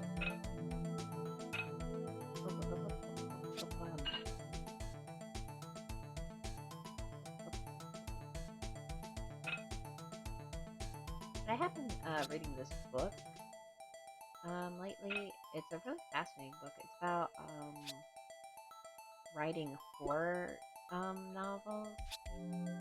I'm not like the biggest, like, when it comes to like horror, I think I mentioned this on the stream before, but I have a bit of a love relationship, or not hate necessarily, but it's not the genre that I usually gravitate towards.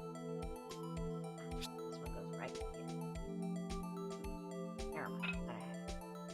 It's not the genre that I always gravitate towards, but I would like learning more about it, how to write it and all that. I do have an idea for a series, I guess you could say. So, learning more about genre will help.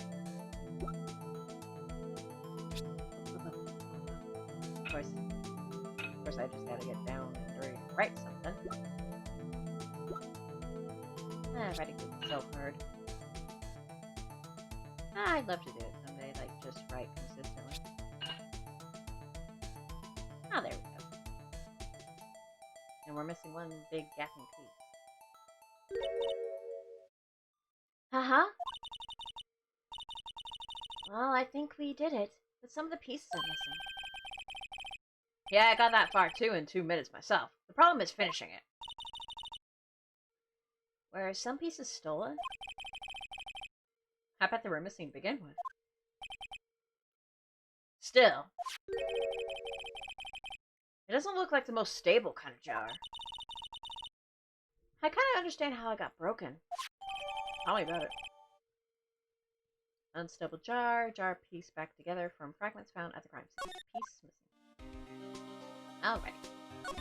Let's examine the rest now that we got the jar all figured out. Someone left a glove here, but only one. Detective Bushman. There you go, pal. Make me out to be some kind of absent-minded detective. Whoop. This was used as the evidence, in that case. You mean SL9? It doesn't have a tag on it. Purple glove, add to the report. Ah, look at all this paint. Sloppy gumshoe. What is this saw on paint doing here? Since the dawn of time, true art has always been a war against oppression. Ah, you're a poet and you didn't know it, Gumshoe? True art. I noticed that there's blue and yellow paint here. Perhaps we're witnessing the birthplace of the Blue Badger. Well, you might say this is my studio. Here? In the evidence room? Well, I guess I gotta make it somewhere. Where anybody could walk in, though. But what is this? Blood? It's a little warm, but there's definitely a handprint here. It looks like someone tried to wipe it off. Mr. Wright! What if there are other bloodstains left in the room? We should use her testing fluid to check it out. Okay. Now it's time to use the luminol testing fluid. We get a lot of evidence in this case. Like, it just starts piling up. Ready?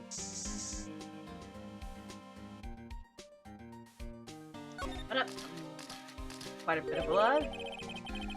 That must have been one massive pool of blood. Never seen anything like it. I'm not a professional. What's your opinion, Detective? Pale blue blood. Maybe Detective Goodman was actually an alien. This proves that something really happened in front of this locker. Yeah, but what? I'll make a note of it on the floor. Hey, if you didn't want my opinion, you shouldn't have asked. We wanted your opinion, we just didn't expect you to say that, Gummy.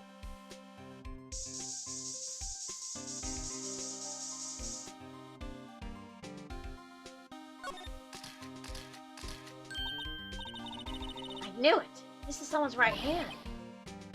What? What's the matter, Detective? This locker. It's mine! It's yours? So did you murder the victim, Gummy? Please! You have to help me when they come to take me away. Promise you'll testify that I wouldn't harm a fly. You'll do that for me, won't you, pals? This is an important clue. I'll jot it down on the floor. I'm counting on you guys. Believe me, you can't trust the police. Heard it from Detective Gumshoe here first. You can't touch the police. What? But you're a detective. So he would know.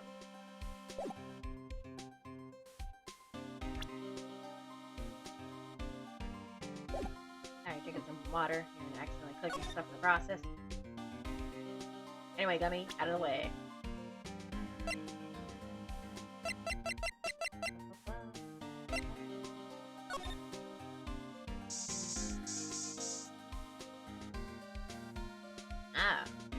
blood over here too, Gladius. Why am I getting a reaction here?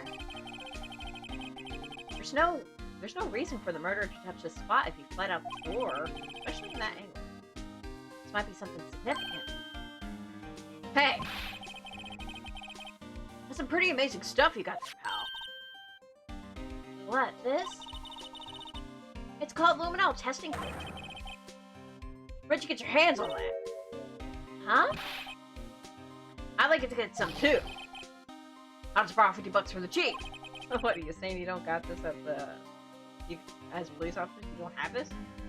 Where do you get this, Emma? I always buy it by mail order. I better jot this down on the floor plans. Wouldn't have really much use for it.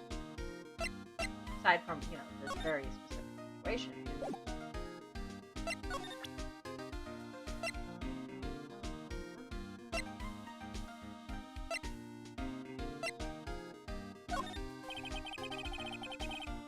One thing, speaking as a detective, if I see evidence I know nothing about, I say nothing. That's fine. Bet that's fine, pal.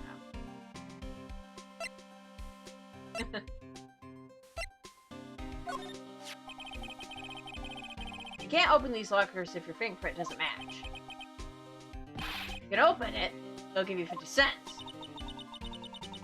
No, the police department lacks faith in its lock system. That's hilarious. After all, Detective Goodman was stabbed here after opening his locker. But at the same time, he was found dead over at the prosecutor's office. It's a sticky wicket kind of situation, ain't it? I mean, how can somebody be murdered in a different location?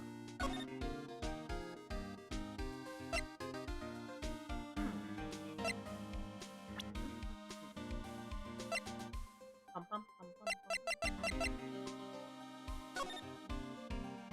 I didn't mean to examine the bottle. I think we got all the blood. That's here.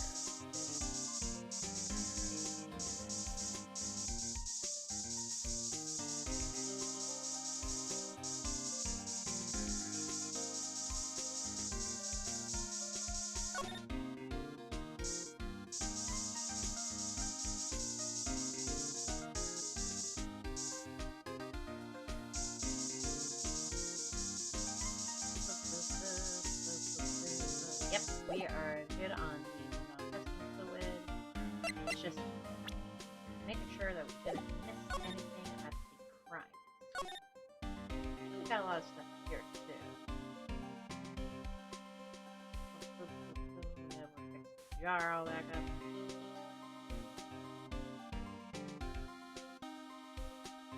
Got the glove.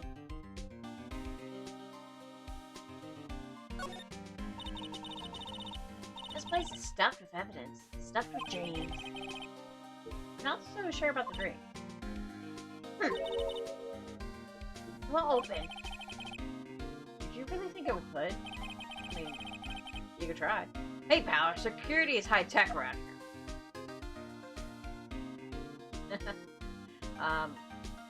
What's funny too is at my work we got like a fingerprint system too. And it's not as reliable because sometimes, like, someone will clock in, but they'll register it as a different person. It's actually kind of hilarious. Okay, so Edgeworth is here. It's from floor plan.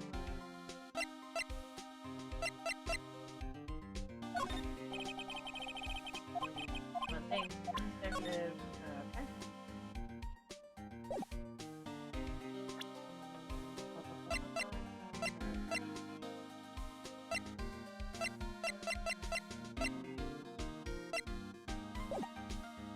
Okay, I actually think we probably got everything here. I just remembered. I think we're going to go somewhere else now. Okay.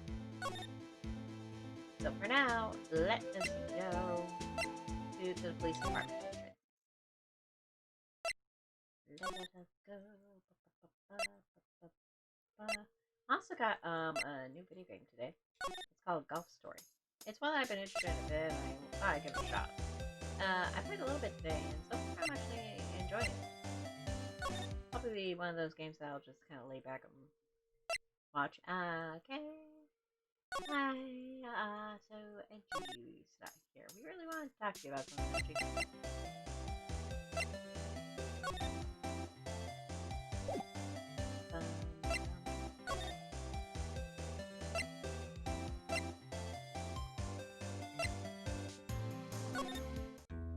Speaking of which, Megan, know anything about this ID card kind of situation? You are a police officer. Officer Meekins, could you take a look at this? I'm sorry, sir. Really sorry, but I have no idea what that is. Maybe you should ask Mr. Edgeworth, sir. He's passing the buck, Mr. Wright. It takes a special kind of man to pass the buck to Edgeworth. Okay, so you got nothing to say about that. Okay, never mind. You're useless. Later. That was harsh. Okay. Maybe I'm missing something. So I already talked to Gumshoe about the ID record. So, let's go back there.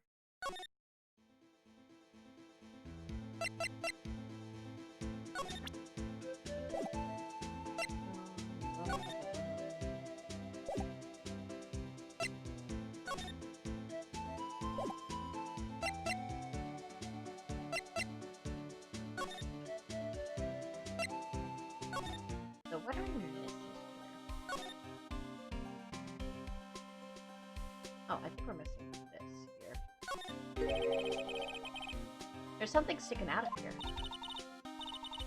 It looks like a shirt. I guess it must be evidence for something. I wonder if Detective Gumshoe put this there. There you go, pal, making me out to be some kind of slob. I'm not responsible for the evidence here. That said, I bet that evidence locker was open recently. How do you know? If you leave things hanging out like that, the evidence gets dirty or ripped. The guard checks on that kind of stuff and notifies detective responsible. How many times have I had him breathing down my neck about some silly evidence? Sounds like Detective Gumshoe leaves evidence hanging out a lot, too. I bet he doesn't tuck in his shirt under that trench coat either. If you're going to talk behind someone's back, don't do it right in front of them, pal. Yeah, that's just cruel.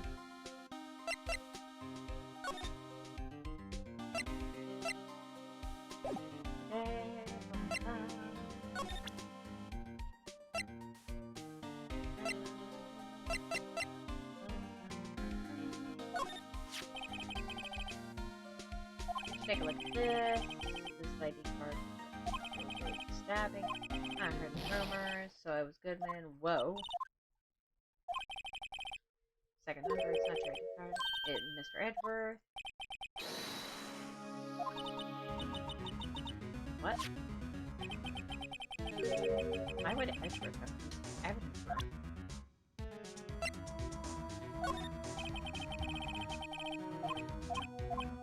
Yeah.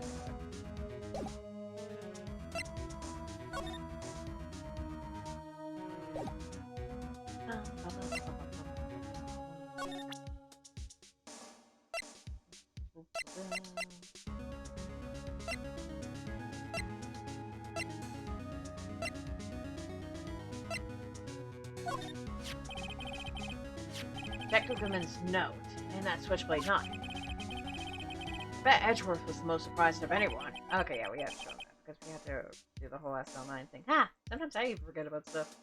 Because the SL9 is the connection, this case just goes on for a while, and there's like so much evidence and stuff that you need to do that it's like, eh. That was Mr. Edgeworth's first big case, you know, 2 years ago. That was the first time the world knew Edgeworth was a man to be feared. Why would evidence from that case turn up now? I guess it's not over, pal. Maybe there are some loose ends left on that case.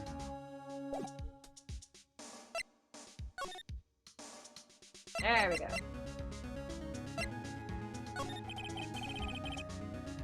Now that was a bloody violent case. Island? So it was a murder? A serial killing. Ah. Serial killing. Maybe I don't want to get involved in this after all. Ah, too late, Phoenix. You're in it, buddy boy.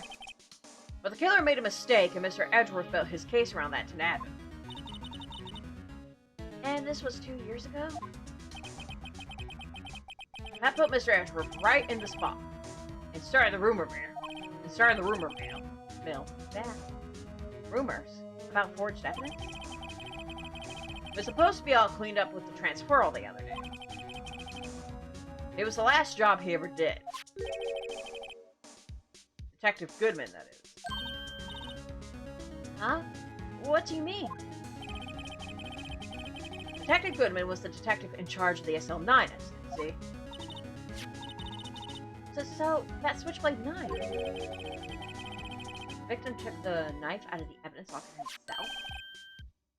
Hey pal, look at the time. Is there something you need to be going to? It's just that Mr. Edgeworth's inquiry committee should be laying out soon. There we go. I'm going to give them my report for the day. Oh, fun fact, the French restaurant that's on that paper right now, Tres Bien, it appears in the third game, actually. This is a bit of an Easter egg. And also, there's actually a yellow box over in the corner here, down to the left, near where this big bag is, and that is actually a device that Gumshoe will give us later in the second game. Might help, you know. Report? You mean the note written on the back of that flyer? The one that says nothing but no problem? Hey, it's Mr. Edgeworth we're talking about. I'm sure he can use a report like this. Are you kidding me? Edgeworth is not a superhuman here. I believe in him. That's not enough, Gummy. Who needs enemies when you got friends like Detective Gumshoe? He tries. He really does. I'm off, pal. Later. I should probably see what Edgeworth has to say, too. Let's go. We are done here. Now it's time to go and meet old Edgy boy. Edgy man. The Edgeworth maker. Edgyton. Edward. Everdom. Ba ba ba. Ba ba ba ba ba ba. To the underground parking lot. What up, baby? How you doing? Looking fine today. Don't mind us. We're just going to see our boyfriend later. Ready, High Prosecutor's Office, room 1202. Guest, my apologies. Oh, it's you. Have we met somewhere? Huh? Oh, thanks for forgetting us, buddy boy. Mr. Edgeworth, I beg your leave. So long. There's a bit of a cameo there. Is Edgeworth here?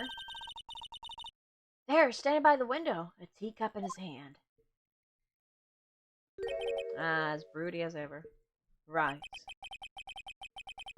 He has the hotel bring him tea service? Mr. Edgeworth, you're back from the district police prosecutor's office inquiry. I am.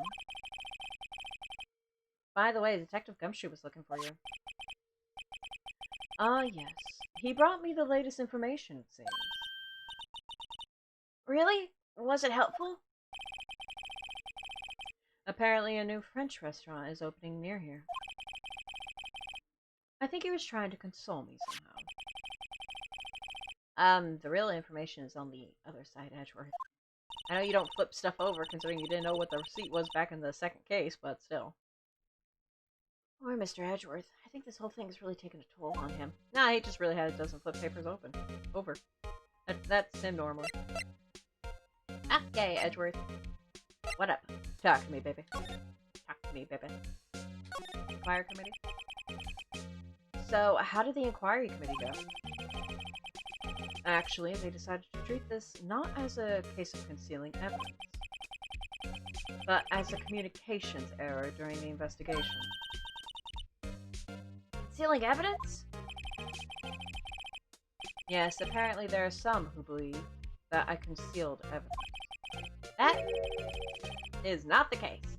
They gave me a warning. You're lucky this time. Again. Again? I've heard them say that so many times. Ever since that case 2 years ago. You just have cases haunt you, don't you? DL6, SL9. Are you okay for the trial tomorrow? Well, I'm still the presiding prosecuting attorney. However, something happened? They gave the control of the investigation over to the police department. That would explain it. The police department? Yes, any further investigation for this case will be directed by the Chief of Police, Gam. I can do nothing but wait for his results. I see. Why, I ask you, why? All along, I've done only what I believe is right. I have nothing to be ashamed of. But still. Wow, I've never seen him this out of sorts. Edgy, we got something to talk to you about. You were kind of in the evidence room on the day of the murder. What happened? Oh, right, I better check this now. As I was saying, What's this? A record of ID card usage? Edgeworth, you went into the evidence room that day, didn't you? Just before the incident occurred, no less. Yes, that's true. Well, why, Mr. Edgeworth? Please don't look at me like that. I was asked to go. By Chief Gant, no less. Oh, really?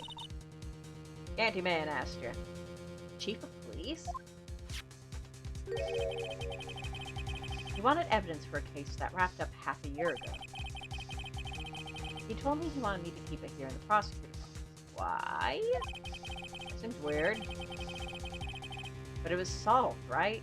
It would have to be if the evidence was already filed. The chief has never wanted to explain himself.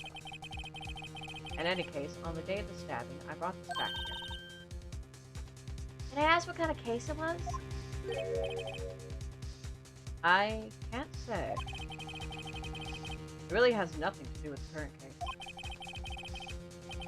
I'm curious about this other case. I better make a note. Evidence from the... Sorry. Evidence from a past case brought back to his office by Gant's request. Stubborn as always. I told you this has nothing to do with the current case. There's actually a court record that things just file things away into. His pockets are lined though of evidence.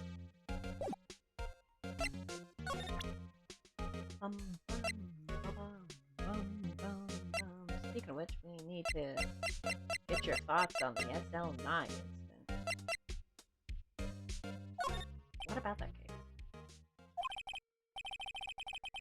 I know you. You've probably got a hold of some information already, right? Kind of. It all has to do with that case you're on. The SL9. And some dark suspicion you were wrapped up in. We're solving all your problems, Edgy Boy. You are the man who revived the worst memory of my life. The murder of your father? I figured I'd be telling you about this sooner or later. Reveal it all to me, boy. Reveal all of it to me, Edgy Boy. We gotcha. Lay out your woes before me. He must be talking about his father's murder in that elevator. Okay, Edgeworth. Why don't you tell me about it? Tell me the truth. Come on. We helped you with one case, we'll help you with another. Allegations of forgery. The SL9 incident was a heinous serial killing case. The head of the investigation was the Deputy Chief of Police at the time. Damon Gant. That wacky old coot was involved in the case 2 years ago, too, then? Of course he was. He was a top officer, and it was my first time working with him. I was nervous. Wow, you get nervous too, Mr. Edgeworth? Everyone does. What I want to know is why was the Deputy Chief of Police on the investigation? In truth, I use slightly more extreme methods. You were dealing with a vicious murderer. If I let him go, the blood would be on my hands. We won our guilty verdict, and the killer was executed. Wait, you didn't. Of course not. I didn't touch the evidence. Yes, I'll do anything in my power to win a trial. However, I do have a code, and I follow it faithfully. By the way, Emma, the chief prosecutor wanted to know something. My sister? What? If you were still studying forensic science. Huh? Yes, of course. Why, just today, Mr. Wright and I were using this. Luminol testing fluid,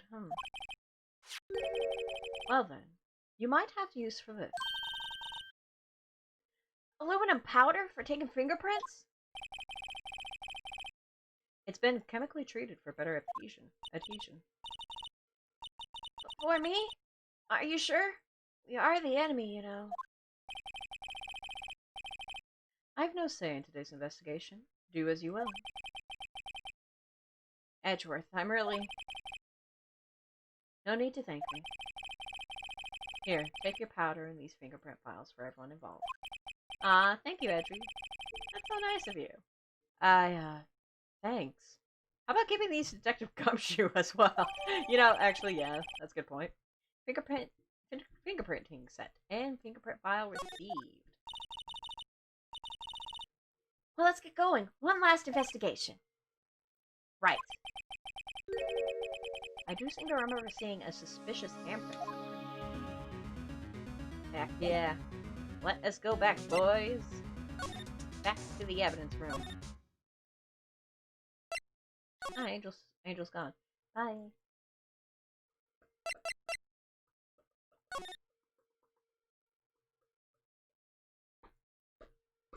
Sorry, that's me popping into the microphone.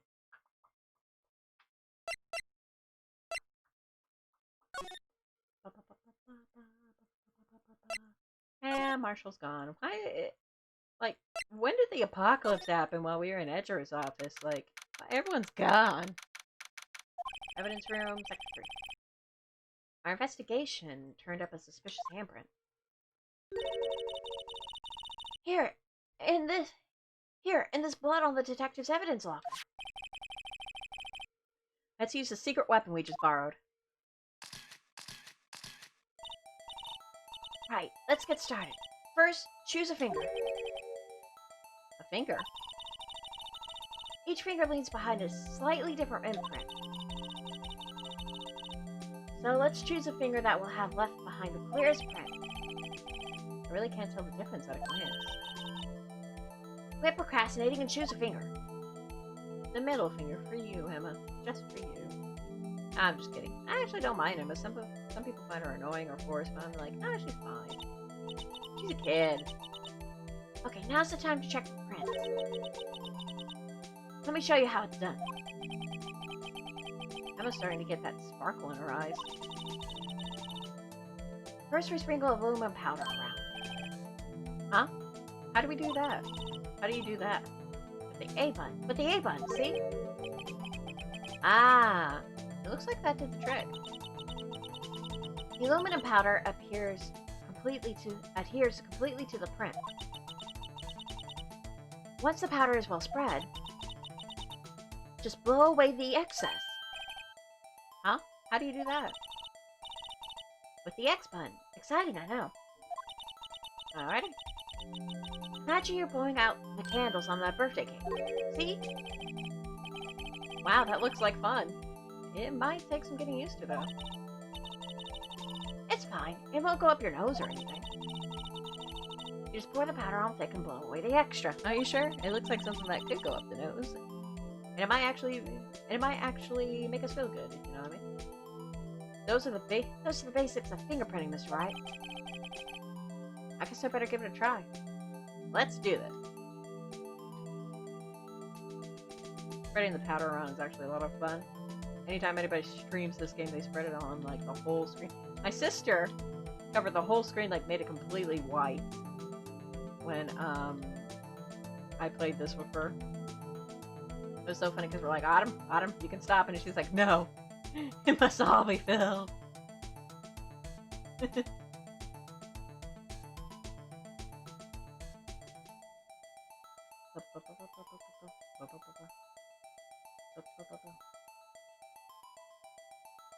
Some of this I also don't mind.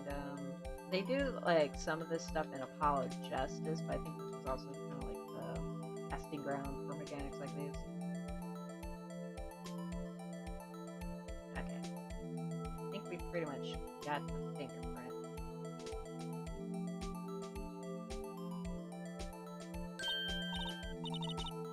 Aha! You did it! You found one! But this looks nothing like a fingerprint.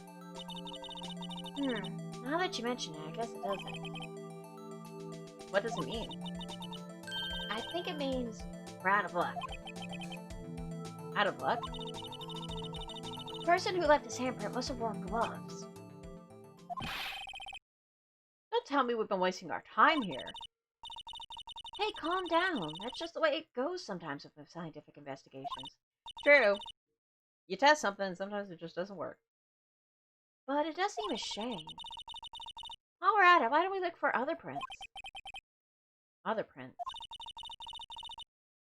Looking at the locker again closely. Seems like there are fingerprints outside the bloody handprint as well. Let's see if we can find a clear print. Fingerprint outside the blood. Alright. You mean this little duty right here?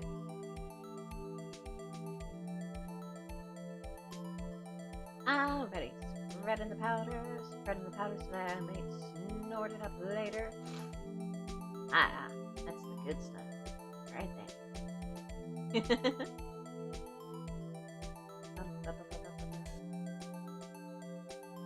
Yeah, I don't mind mechanics like these. So, like, I understand why some people would think they're like either too gimmicky or etc. etc. This is also especially glaring since these mechanics don't come back until Apollo Justice. So this is not even going to be useful to us in the later cases in the later games, at least not in this trilogy set.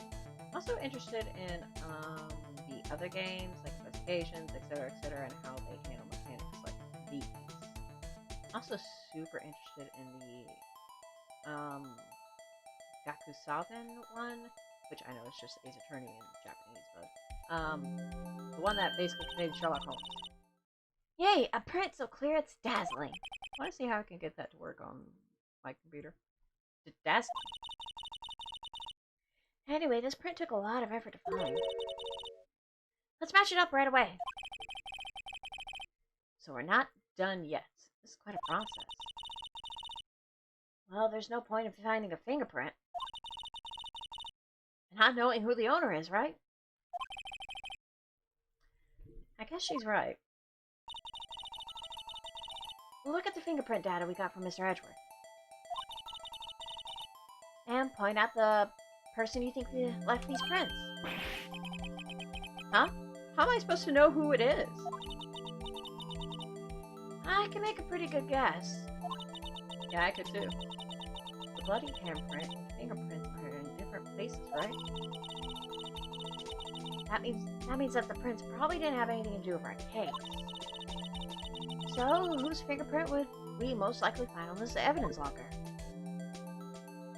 What fingerprint we would most likely find would be of our good friend, Detective Gummy. Because it is his locker.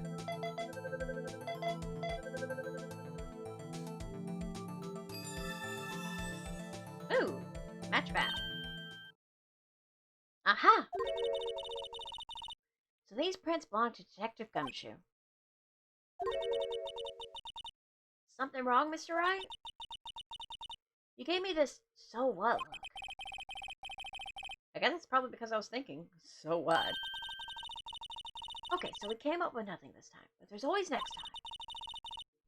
Sometimes you hit, sometimes you miss. At least she's optimistic about it. You gotta roll with the punches, Mr. Wright. Thanks for the sympathy. Wait, if I remember correctly, there was one other handprint in this room. Let's check it out. Let us go ahead and slide, baby. There's a handprint. Right. This is where we got aluminol fluid reaction, right? Right. There was a handprint here. Okay, want to try using this? It goes high sparkling again. Check for print. We won't leave it be. We will check for print. Okay, let's check the print.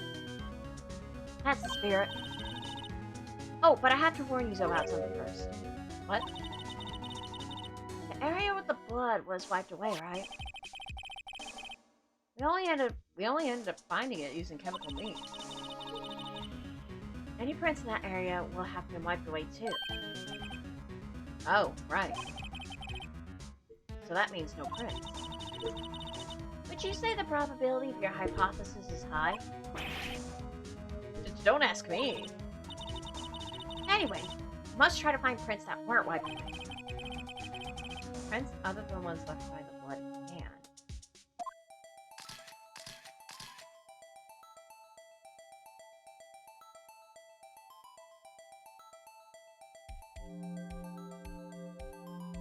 A little hard to see, but there are fingerprints around here too.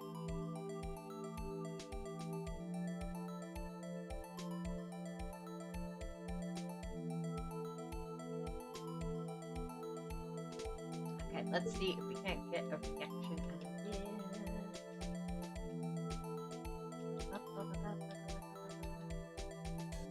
There's so many other Phoenix Wright games outside of the trilogy. The trilogy is the easiest ones to play because the rest are like on DS or have been translated, etc., etc. Like they haven't even done Miles Investigations. They did the first one, but not the second one. It's like, oh, come on. It'd be nice if we could get Apollo Justice and the investigation games all bundled together, but I think it's because of financial reasons that we haven't had that because I don't think Investigation sold very well, so they haven't done the second one, which is a shame because I hear the second one's really good. We got fan translation, so at least we know like the contents. The same with the other games. So luckily, like it's not as if we have absolutely no luck with these games. It's just sad whenever I get interested in a game and like I have almost next to no way of playing it. At least with those I can. Okay. Let us see who matches. Aha! There we go, buddy boy. We got you.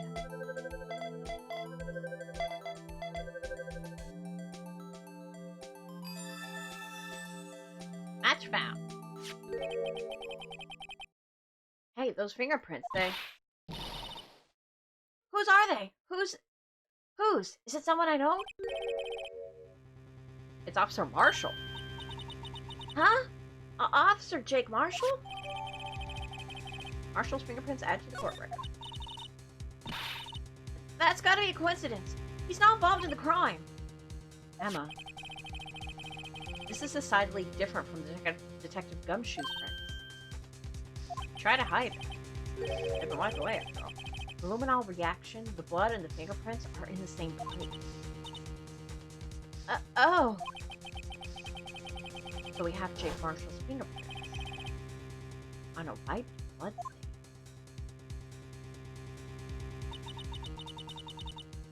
But why would Officer Marshall? It looks like our investigation is finally turning up some results. I guess this is what you'd call decisive evidence. I don't believe it. Poor Emma. Alright, it got through an investigation. Ba, ba, ba, ba, ba.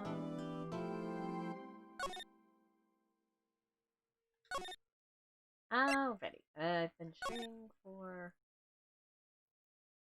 around 3 hours or so. I'm not going to pack it in yet because we've been doing pretty well and it's really not that late where I'm at. But I will be taking a short break. Yeah, you see I got the golf story. So, let me go here. Hope you guys been enjoying the game so far. Rise from the Ashes is a bit of a long case, like I said. It's not too bad, but it can feel as if it's dragging in certain locations. So hope you guys are at least enjoying it. But I will leave you with the sound of the rain. And we'll be right back in 10 minutes or so. Bye.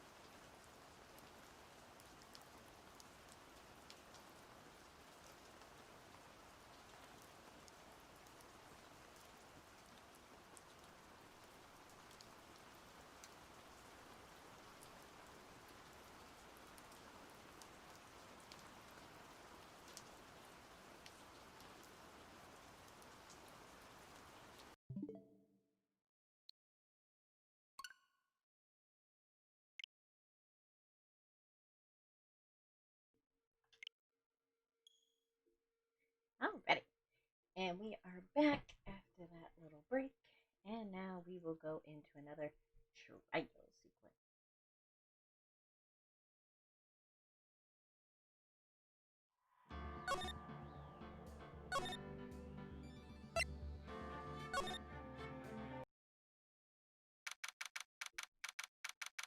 Alrighty, February 24th, 9:41 a.m., District Court, Defendant Lobby number 2. So what do you think, Mr. Wright? I think the prosecution is as confused as we are. I mean, 2 murders did happen in one location. After all, the victim was murdered in 2 different places at the same time.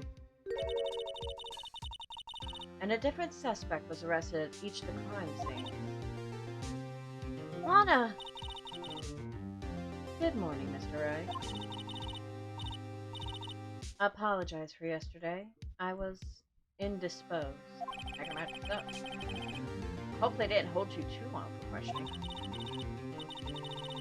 We just finished, actually. I'm used to all-nighters, though. So how did it go? My next question. It's as Mr. Wright suspects. The police are clueless. I figured as much, so I struck a plea bargain. A plea bargain? What do you mean by that?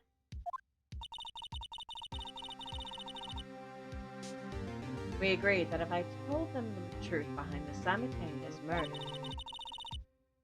they wouldn't seek capital punishment. That's what I mean, Emma.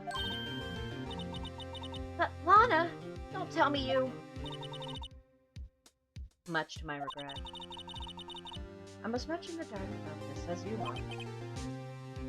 Miss Skye. We found trace evidence of a certain person in the police department's evidence. They belong to Officer Jake Marshall. What kind of trace evidence? Bloodstained fingerprints, to be exact. That's the trump card I have up my sleeve today. You do understand what this means, don't you? In order to defend my sister, you're going to accuse Mr. Marshall? We have to play the cards we're dealt with. Isn't that right, Miss Scott? Do what you have to do, Mr. Wright. Alrighty, let's go. I think it was right for Phoenix to tell her. I mean, they were apparently close at one point. Alright. Court is now in session for the trial of Miss Lana Scott. The defense is ready, Your Honor. The prosecution is... Is what? What's that smirk for, Reggie? I'm afraid you'll have to clarify.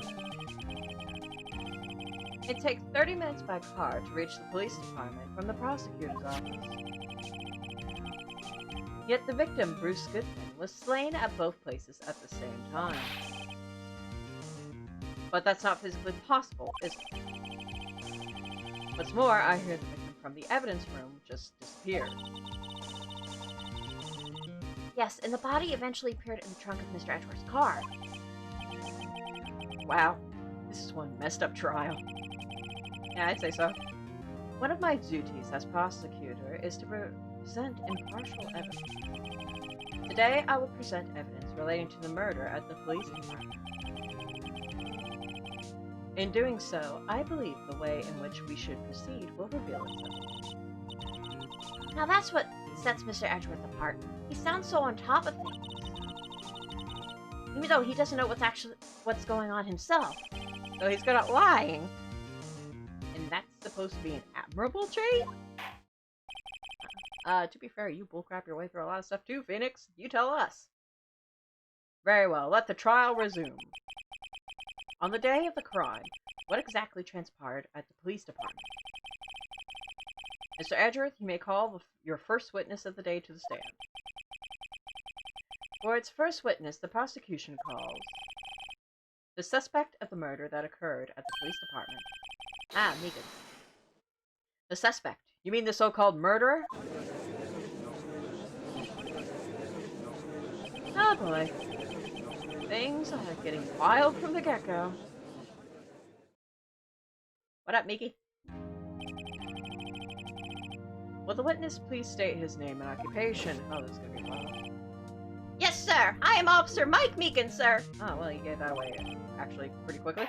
My occupation is, that would be murderer, sir.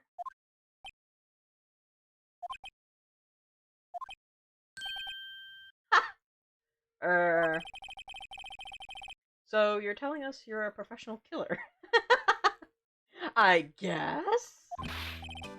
Nice one, Meekly. Sir, it was me, sir. I'm the one who did it. I'll never kill anyone again, sir. You've got to believe me, sir. Are you in the 5th grade? Actually, what we'd like to... Sir! I'm what you would call part of the younger generation, sir. A person whose action adults can't possibly comprehend. Please, Mr. Ashworth, sir, help me, sir. Wow, it is contagious. Officer Meekins. Yes, sir. Also part of the generation that adults can't comprehend. Ah, that would be millennials in a nutshell. Give us your report of the crime. Consider that an order. It's just all the way you word things, Betty. Yes, sir. As you wish. After all, I am part of the generation that must be told what to do, sir. That I don't agree with. Actually, You can't fault him for a lack of enthusiasm. I guess not. Righty, Meekly. What you do? Crime report, sir. although it's not my normal duty, I was assigned to guard the evidence room that day. I spotted a suspicious man on the security screen and rushed into the room. I was only doing what I was trained to do, sir. I was suddenly attacked. I fought for my life, then I did it! After that, I passed out, until another officer smacked me awake. They do not treat you nicely, do they, Meekly? So the victim, Detective Goodman, attacked you. Do unto others before they do unto you. That's the Meekins family motto, sir. I see. Then you fainted and a colleague helped you regain consciousness? That's one way of putting it. Yes, sir. He knocked me upside the head, sir. That's what you call a delicate touch. Very well. The defense may begin its cross-examination. Oh, this is going to be a doozy. What I need here is more info to work with. Definitely. I mean, figure out how this whole thing is even possible is priority number one. Although it's not my normal duty, I was assigned to the evidence room that day. Why? Mr. Meekins, you work in the General Affairs Department, do you not? Yes, sir. I am in charge of hiring new recruits, sir. Wow. Yikes. Now there's a scary thought. That explains a lot about the police department. Evidence transfer was taking place on the day of the crime, which meant many officers were given special tasks not ordinarily performed. I was in charge of guarding the Blue Badger, sir. The Blue Badger? Yes, sir. The lovely police mascot created by the chief of detectives, sir. That thing. You mean the spawn of evil? I was to ensure it wasn't broken during the transferal process. That was my sole mission for the day, sir. Nice. I see. Sounds like a very, important mission. After the award ceremony finished that day, there were so many people running around that I relocated the Blue Badger to the evidence room. Oh, so that's why you went into the evidence room. Tell us, what did you see when you got there? A suspicious man on the security screen and rushed into the room. In order to enter the evidence room, you need an ID card, am I correct? Precisely, sir. I have one right here around my neck.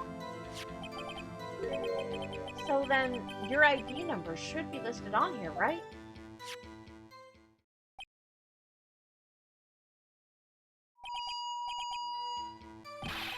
it is! I found it! This is the one right here! Man, if you heard that in real life, that noise is so damn bad. Could you please read us the number? Yes, sir! It's 4989596! That's my number, sir! I see. Huh. But the number 4989596 is shown as being used twice. Please explain, witness. It's no real mystery, sir. The first time is when I relocated the Blue Badger to the evidence room. And the second time is when I went to go get him after everything settled down. I see, so it was during that second time when... Yes, sir! That was when I spotted the man on the security screen. Alrighty, ID card record, ID small who entered the record room on 221. Okay, interesting. So the only one that we're missing is the 77777 number. I think I might have said too much, but who knows? I don't. So you were attacked. Can you please tell us exactly what happened? It was a knife, sir! A knife! Yeah, I would assume that. Detective Goodman pulled a knife on you? What happened then? Well, with me charging in on him like that, he looked as surprised as I was. You aren't exactly the kind of person someone would want to run into. I feel that. Run into him in a dark alley and it's just like, ha! That's when I reacted, sir! I swung my arms like an octopus, struggling to detain him. That's how I got this gash on my hand. Maybe if you just kept your cool, your hand wouldn't be... When I saw the blood trickling down my arm, I panicked. I grabbed the man by his collar. I thought for my life, then I... What exactly do you mean when you say you did it? I know I don't look the type, but I'm really into kung fu films, sir. The man let his guard down for just an instant, so I snatched his knife from him. You took his knife? I spun him around and performed a disarming maneuver. I made sure to close my eyes like a man. Because nothing screams man than closing your eyes during a fight. I, see. You must have been desperate. Somebody was pulling a knife on him. Next thing I knew, his white coat was drenched in a sea of blood, and then the next thing I knew... Yes? He punched me right in the face, sir! After I passed out, another officer was awake. About what time did you regain consciousness? No offense, sir, but how am I supposed to know that? I was unconscious. Touché, Meekins. Oh, right. According to the report from the officer that woke up the witness, it was about 5:30. He hit me right in the head, too. Oh, wow, you could have had a concussion. I woke up crying tears of pain. That's nice. Or, I mean, it's nice that you recovered, that is. That you woke up in tears. When I came around, though, I made sure to finish my mission, sir. Your mission? Yes, sir. The Blue Badger, sir. I returned him to the entrance before things got out of hand. Well, at least you're diligent. Well, we can all rest easy now. I believe we now have a fairly accurate picture of what happened. Yes, Your Honor. Only one thing remains unclear. Was the man this officer murdered really the victim? He's got a point. Yes, Officer Meekin? With regard to that, sir. Take a look at this. It was sent to my jail cell. Chief Gant delivered it to me just this morning, sir. The chief? Delivered it? What is that? A videotape? Yes, sir. That's absolutely right, sir. A videotape, sir. It contains footage from the security camera in the evidence room. What? But I suspiciously asked if there was such a... and was told it had been mistakenly erased. That's quite a mistake. I just do what I'm told, sir. It's the only thing I'm really good at. Aw. Poor Meekins. Looks like communication with the police department is as good as ever. Yeah, people are concealing evidence for some strange reason. They're only presenting it at certain times. Well, then let's have a look. I think somebody doesn't want the evidence to be looked at too closely, or something. Show us the video of you murdering the victim. Oh, please stop using that word, murder, sir. It scares me. A video of a murder, of a real murder. Just what are we getting ourselves into?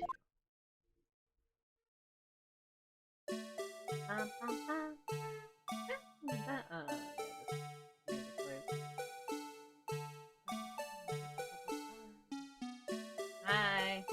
Why do you always have to be there? So do you have like a speaker or something? Hi, Goodman. Yeah, this is really showing off the capabilities, ain't it? What up?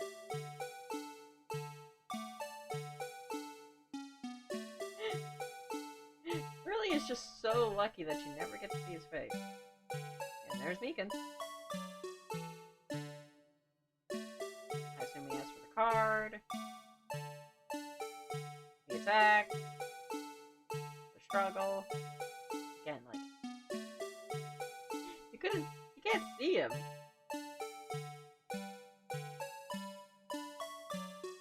Ready, and boom, Meekins down. That was very illuminating, wasn't it?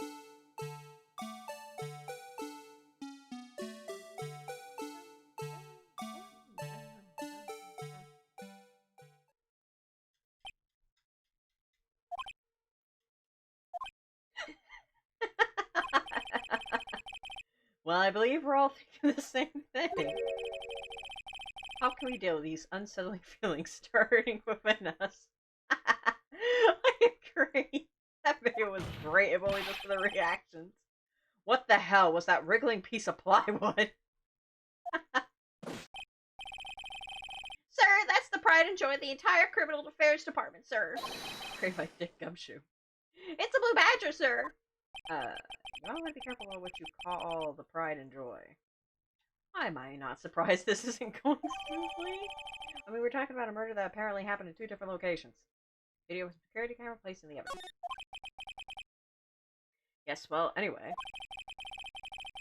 This tape seems to prove that the witness did indeed encounter, someone. In the evidence room, and some sort of, activity did take place. Your Honor, instead of relying on clearly incomplete footage, the witness's testimony will suffice. Is that alright with you, Officer Meekins? Yes, sir, as you wish, sir. Witness testimony. Mystery Man. His face can't be clearly seen in the video. But there's no question that the other person was Detective Goodman, sir. I mean, he opened the locker which required Detective Goodman's fingerprint to do. The locker he opened is unquestionably Detective Goodman's locker, sir. So it must be him. No one else could have unlocked it. What's this about a fingerprint? Each detective has been given a locker equipped with a fingerprint activator lock. These locks ensure that each locker can only be opened by the detective it belongs to. Intriguing. That would mean... Oops, sorry. The victim at the crime scene would have to have been Detective Goodman. Very well. The defense may begin its cross-examination. I don't know where this cross-examination will lead. But everything begins with contradictions. That's where I have to start.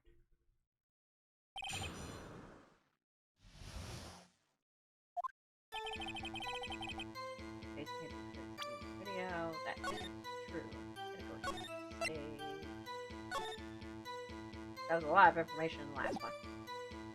But there's no question of it.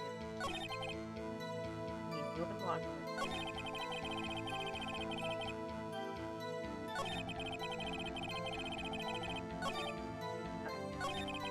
So I know that there was a way. What else? unlocked. Shown in the video.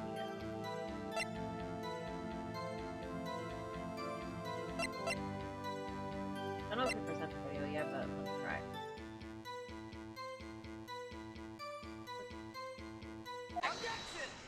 There we go. Haha, I got it. Regarding the video contained on this tape, there's one thing in particular that seems rather strange. This contradiction leads to the possibility that the man may not have been Detective Goodman. What? This video contains such a contradiction. Interesting. Your Honor, I have a proposal. Ah, great, another one of your proposals. Do you want me to marry you, Edgeworth? Because the answer is yes. Yes, Mr. Edgeworth? I propose we have the defense point out to us this alleged contradiction in the video. You would want me to point it out. Well, of course. Very well. Very well. Proposal accepted. Let us further inspect this piece of evidence. I will now play the security tape. Mr. Wright, please show us this contradiction you speak of. I have to point out a problem in the video. This is the first time I've ever had to do that. You can do it, Mr. Wright. It's set up so you can fast forward, rewind, or pause the video. Just take a good look and be sure to point out the right thing.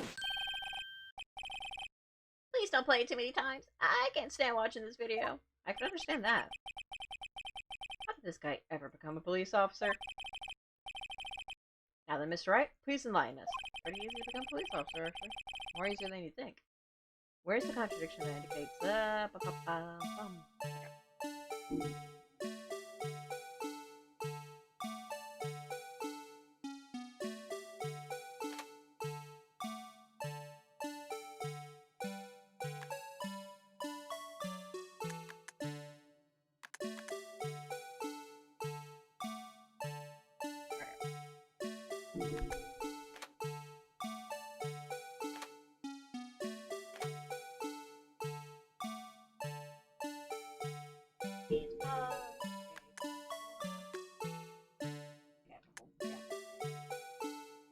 There we go. Okay.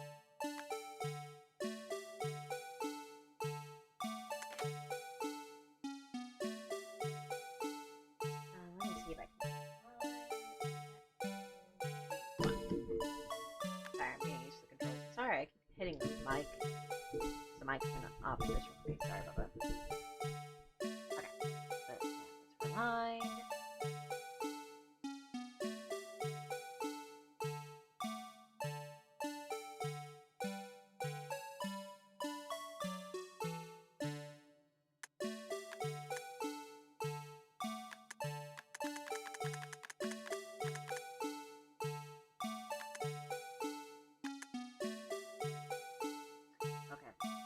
I'm wondering which one to present. It's either the light that is on the glove right here, or the glove. I'm thinking it's the light. I think the glove comes a little bit later. This light is in the picture because no other lockers are up. Take that! The thing that's strange about this video has got to be this. Officer Meekins. There we go. Yes, sir! Did you mean me, sir? As I understand it, the locker apparatus works like this. When you grab the handle, a sensor reads your fingerprint. If it's matched, the light turns on, and the lock is released. According to my very limited experience, that's the way I understand it, sir.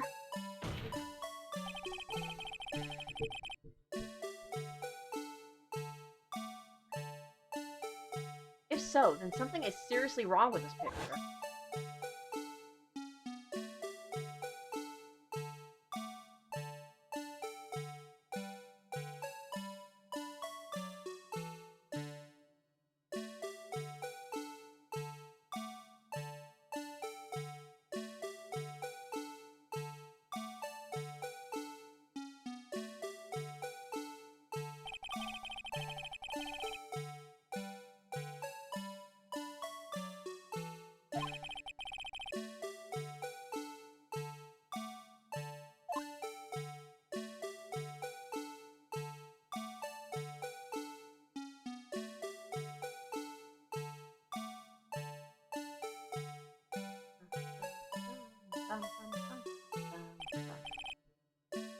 Here, notice the light? What's this? It's already lit. Precisely my point, Your Honor. The locker was already open before the victim grabbed the handle. Yeah! Order, order. What is the meaning of this? It's very simple, Your Honor. The locker wasn't locked on the day of the crime. But the locker locks are controlled by an electronic system. Take a drink every time I say lock. When a door is shut, a sensor is triggered. And the locker is automatically locked. Well, I know. It must have been broken. It must have broken down. Of course, I'm not an expert in this. That's not likely, Your Honor. The sensor would detect and report any malfunction. Oh well, it just goes to show novices should keep their mouths shut. So then, Mr. Wright, do you have an explanation? Me, Your Honor? Yes. Why wasn't the locker locked? Me, Your Honor? Yes, well, you see, this isn't exactly my field. Well, what do you think, Miss Scientific Investigator? Huh? Oh, maybe something like jam the system sensor? Something jammed the sensor? Say, there's something else that seems out of place in this video. Yeah, I thought so too. There's gotta be another clue somewhere in this footage. Very well, let's inspect the video once more. The locker wasn't locked. Mr. Wright, please point out the cause for this.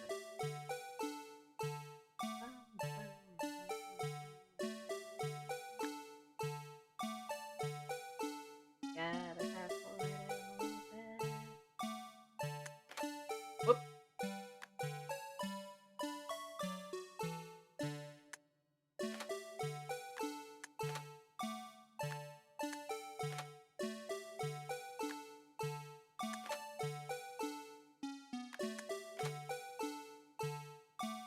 Come on, I keep missing it.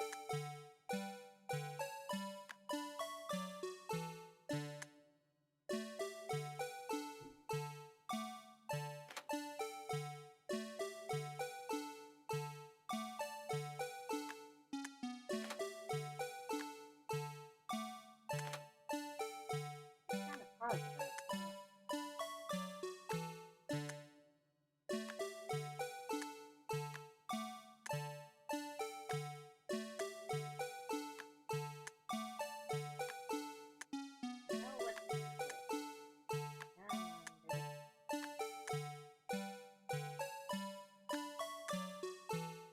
There we go.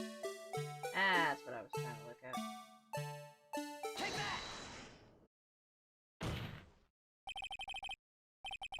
Please watch closely.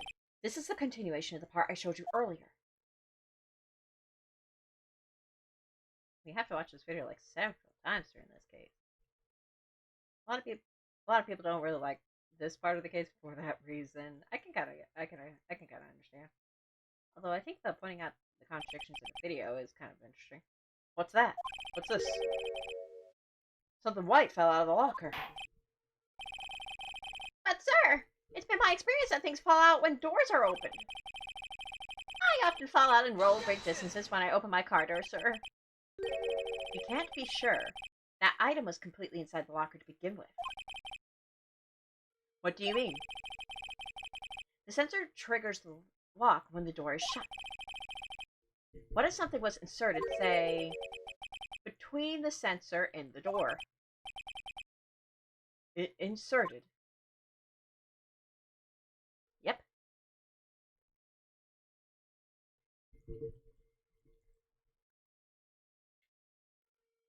Bum, bum, bum, bum, bum, bum. Oh, this part is so silent.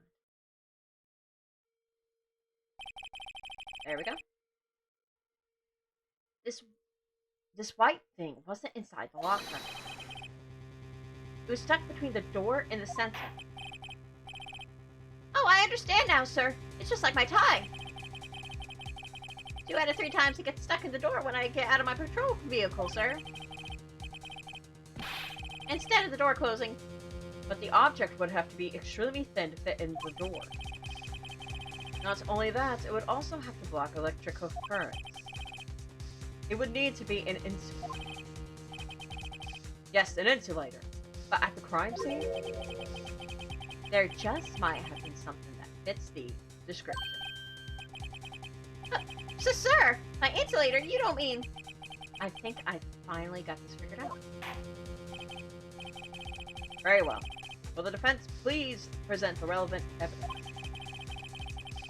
What was this insulator that was stuck in the locker door? It was a glovey. A rubber glove. I found this near the locker. A thin rubber glove. But we can't be sure that was in the victim's locker.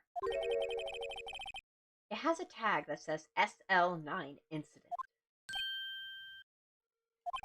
Yeah, you recognize that, Edward? The video seems to depict the victim opening the locker.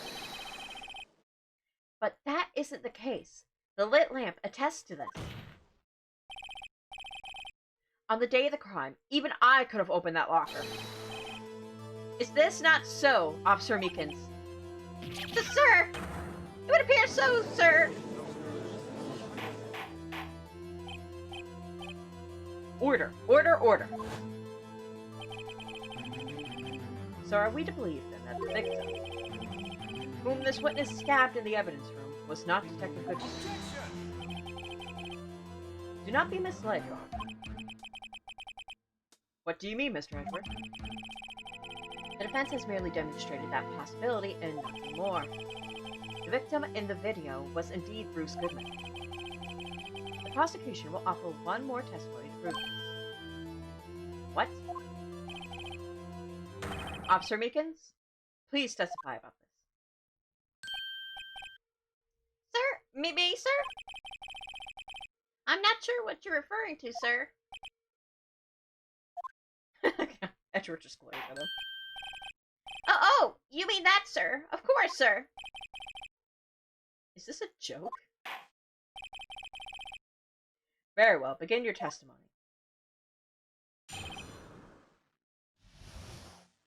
Mystery Man 2. There's one other thing that proves the man was Detective Goodman, sir. To enter the evidence room, one must use their ID card. When an ID card is used, there's a record of it. At the time of the crime, the detective had used his card.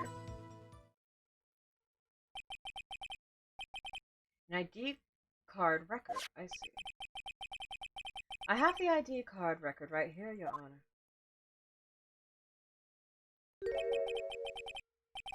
The ID used at 5:14. Is that of the victim? Just before the crime. Yes, without a doubt, this is the victim's ID card. However, one thing does strike me as unusual. Several hundred cases should have been due for transferal. Why were there so few people using this room?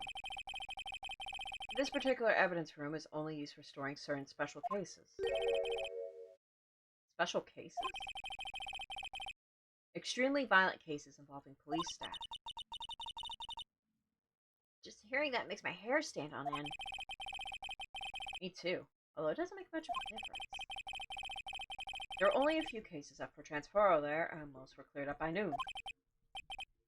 Right, I see. Now let us move on to the cross-examination. Mystery Man. I think that proves that man was dead.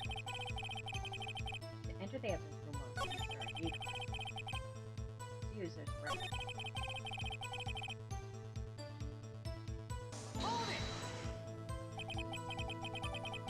Earlier, I believe you testified that when you asked the man to show his ID card, he pulled a knife out. Yes, sir. He didn't show me any ID card, sir. Don't you think that's odd? I mean, if he had his ID card, all he had to do was show it to you. There wouldn't be any reason to draw a knife. Maybe he just panicked. Everything stems from contradiction. Let's point them out. Mr. Wright, what do you think? I'm confused. What?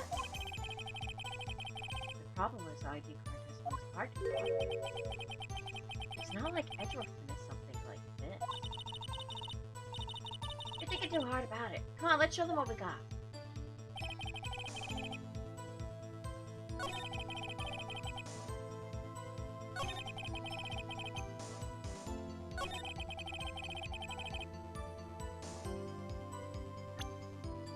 Yeah, I think I know what percent I think. I mean, it makes sense to percent here, so I guess so. Of course, like, the trick is, like, knowing, even if you know which percent, is figure out which statement. Okay, so the chief detective's gave interesting. It's this, the lost item.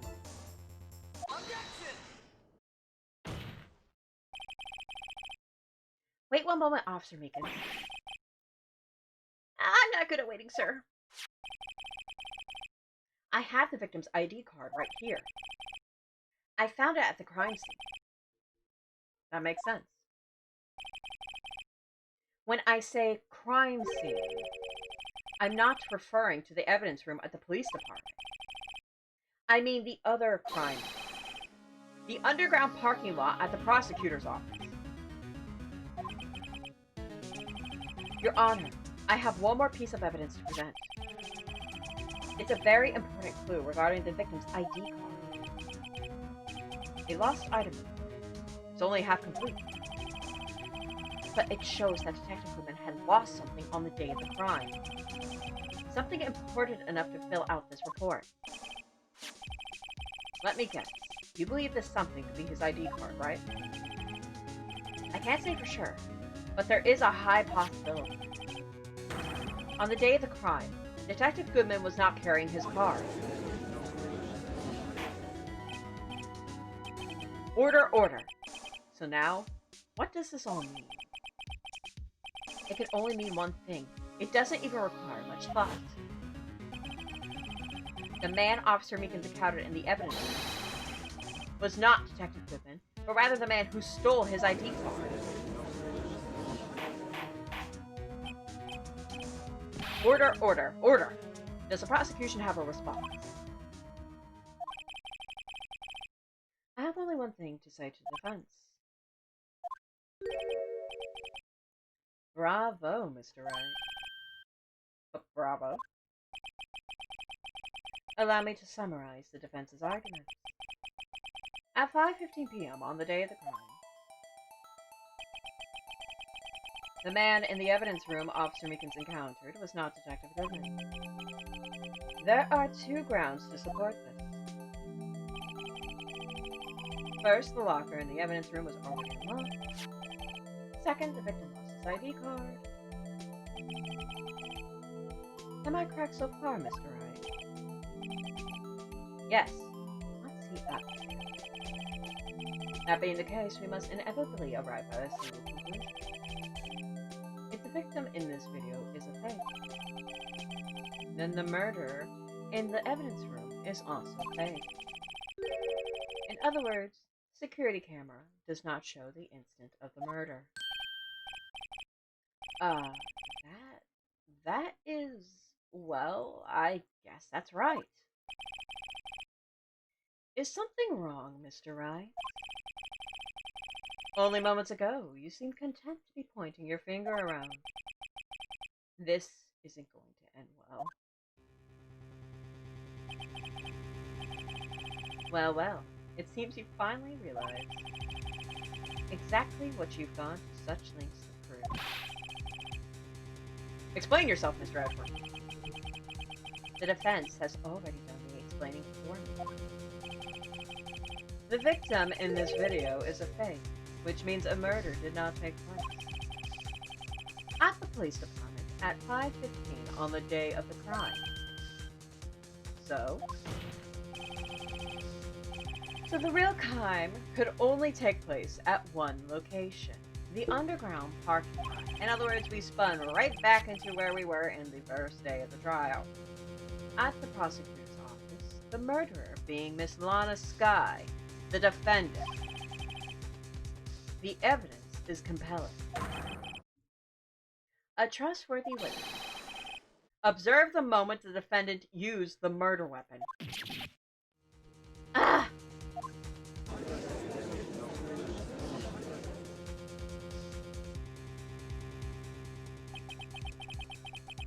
I knew that testimony was way too shabby. It was all a trap from the beginning.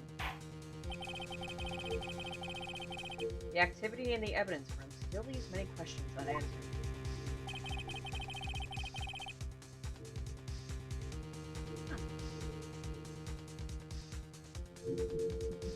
Sorry, that's my mic stand. Who exactly was the victim Officer Meekins encountered? And where did this person disappear to? However,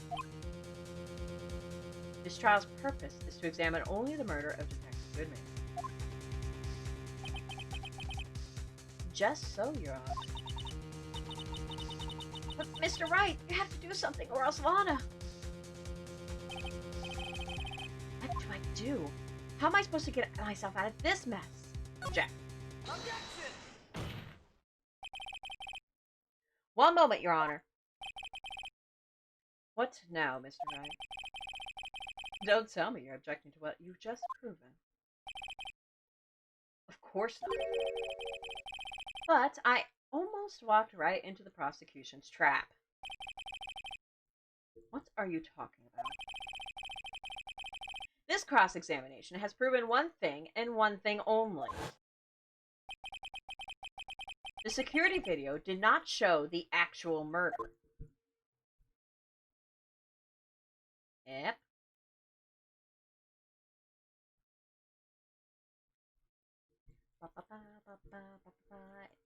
It showed a struggle, and then Mika's down.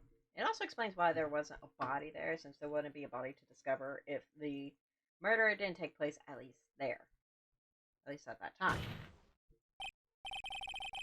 However, it cannot be said that it is unrelated to the murder in the parking lot. I mean, we did find a piece of evidence that came from that evidence room at the parking lot, so we can't say definitively that has no connection. Specifically, large amount of blood traces were found in the evidence room.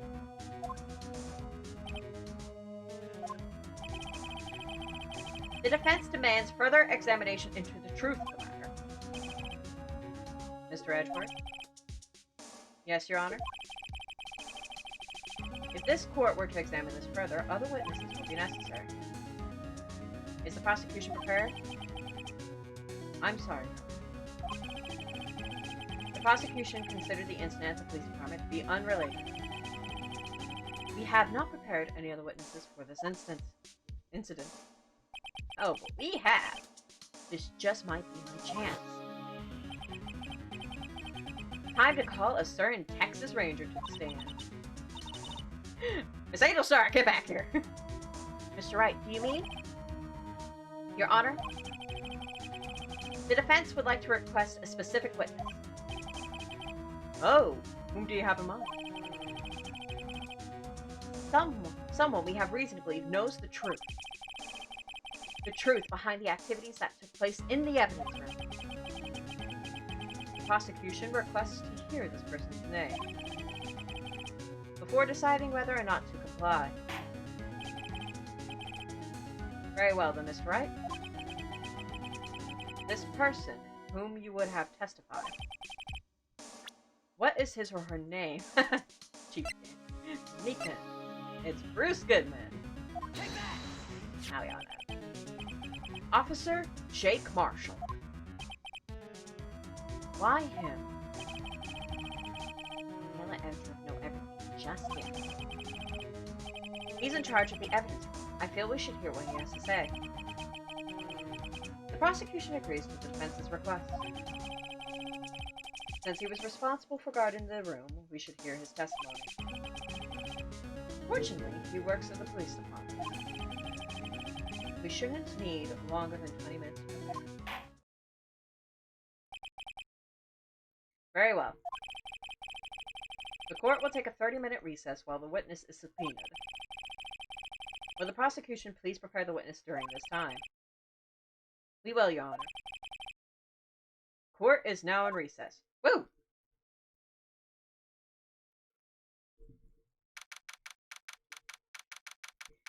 Hey, Lana, you're looking very happy with us. Like our work? I mean, if you didn't want this, you shouldn't have hired Phoenix. There's no stopping you, is there, Mr. Wright? Huh? What do you mean? You called for Jake Marshall. It seems you figured everything out. Mostly everything. I haven't figured out anything. I haven't figured anything out. Don't worry, Phoenix, I got you back. I know what's happening here. Lana, you're the one who knows everything. I mean, yeah. Emma, you always know everything. Why don't you just tell us? Mr. Wright is trying his hardest to protect you. I don't recall ever asking for his protection. I mean, you hired us as the defense attorney. What else are we supposed to do? How can you be so cold? Don't you trust us? Don't you trust me? Hope I'm not interrupting anything, pals. You have the best timing, Gummy. I was sorry to break out. Oh, guess I am. I'll come back later. Wait, Detective Gumshoe, what is it?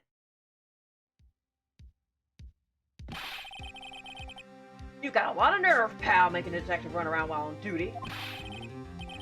And to top it off, you call me here. I've seen happier people at funerals. Well, this is a murder trial, Gummy. What do you expect? Sorry, Detective. You better be, pal. Hey! Hey, hey, hey, hey, hey, hey, hey, hey! Hey! I didn't see you there, Chief Prosecutor Sky. That's okay. So, have you brought what I asked? Oh, oh. You mean this, right? My apologies, Detective. Due to my present circumstances, I was forced to use Mr. Wright's name when making my request. My name? I mean, yeah, who else was she supposed to use? Her own name's kind of smudged right now. Never in a million years would I thought it was you who asked me. Could I bother you to bring me the SL9 incident files? I'll need them by noon. Talk about crazy. The SL9 incident. But Lana, that's... I thought Mr. Wright might need them, so I had them brought here. Here, you might do well to read.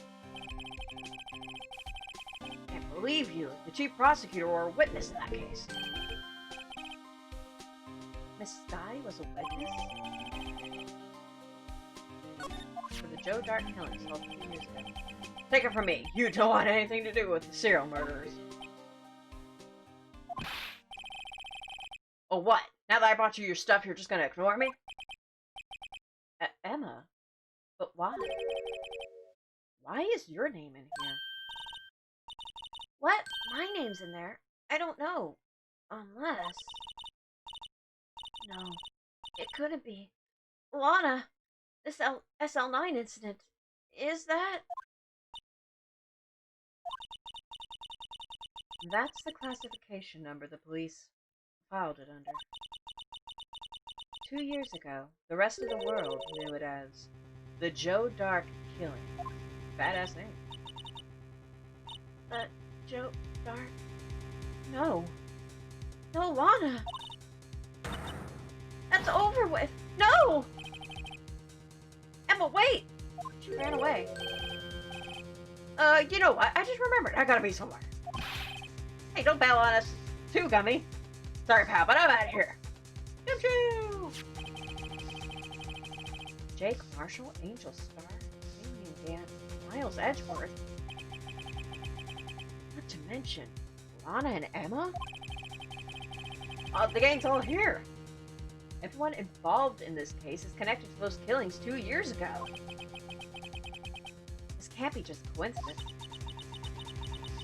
Knowing you just might be able to figure it out. Time to get back to the trial, Miss Wright. Best of luck. I'd better take a good look at this file. To be continued. Ba, ba, ba, ba, ba. Alrighty.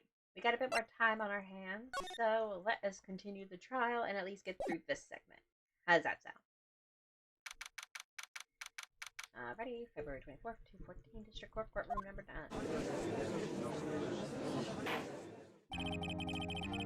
9. This court will now reconvene for the trial of Miss Lana Sky. Emma didn't come back. Allow me to call the next witness to the stand. An officer in charge of guarding the evidence room on the day of the crime.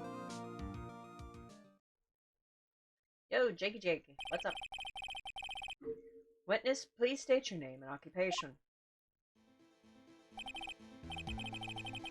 Me, partner? Oh, I'm just the man, same as you, wandering the trails of civilization. We're back to the old Edgeworth can't get a name work to save his life. Occasionally helping the elderly cross intersections when needed. Yes, we do. Oh, I know. You're a patrolman. As for my name, if you listen hard enough, you can hear the howling wind calling it out. To be exact, it's Jake Marshall, Your Honor. Howling wind? I've never heard Edgeworth described that way before. Makes sense, though. Now, Mr. Marshall, let me ask you something. You were in charge of guarding the evidence room on the day the crime took place. Is this correct? According to the papers, partner. What do you mean? A desperado's soul is as boundless as the desert sand. No paper can sum it up. Maybe it's best if we get on with this quickly. Just realizing that getting a straight answer from this guy is nigh impossible. He's not without some Western slang. Please share with us your testimony of the day of the crime. In plain old English.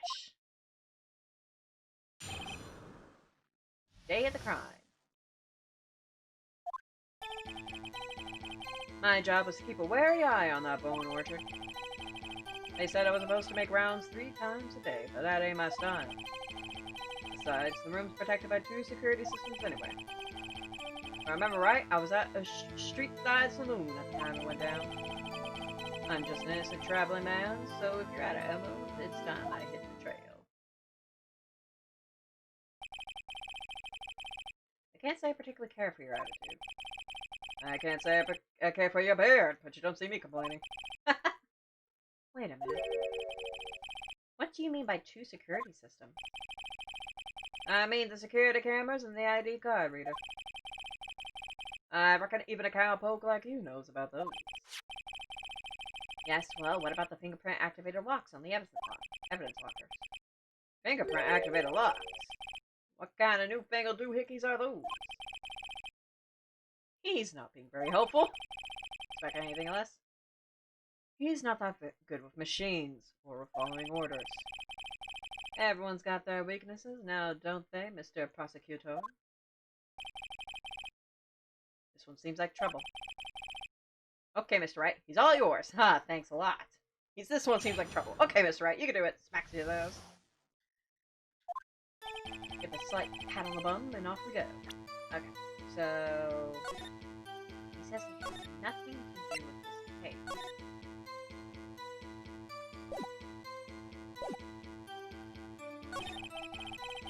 They said I was supposed to make rounds. Security. Remember right, I was on street with I'm just I think we might be able to present his bloody handprint. Right here. Yes, we do. Haha. Officer Marshall, doesn't it strike you as odd? This is you being called in to test. That is you being called in to testify like this. After all, you weren't in the security room at the time of the crime. And yet you dragged me down here. Explain yourself, partner. It's quite simple. You left a very large trail behind at the scene. Or to be exact, a handprint. Listen real good, partner. Like I said, I'm the caretaker of that crib. I pay my respects, that is, make my rounds about once a month. It's only natural my fingerprints would be in there. I only wish it were, officer.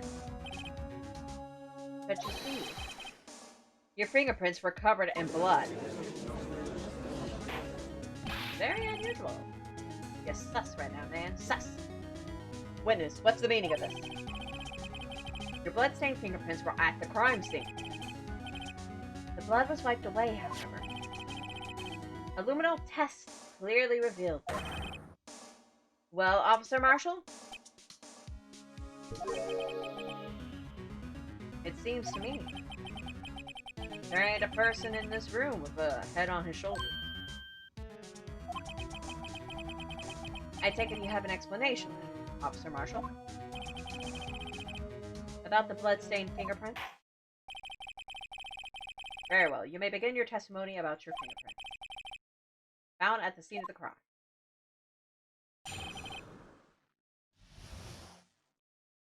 Give it to us straight, partner. Hit us with your ass shot. Not literally.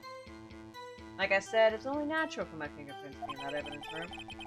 One of them just happened to be at the same place as the blood-stained handprint. The murderer touched the locker where my fingerprint was by chance. The blood stain and the fingerprint are completely unrelated. Or didn't you know the murderer was wearing gloves? See, I had nothing to do with it.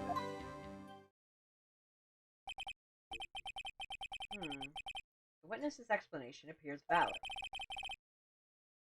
Although there's room for doubt. Life wouldn't be fun without any doubt, partner. The defense may now cross-examine the witness. This guy's hiding something. I can feel it. It's time to go digging. Now's my chance to prove it.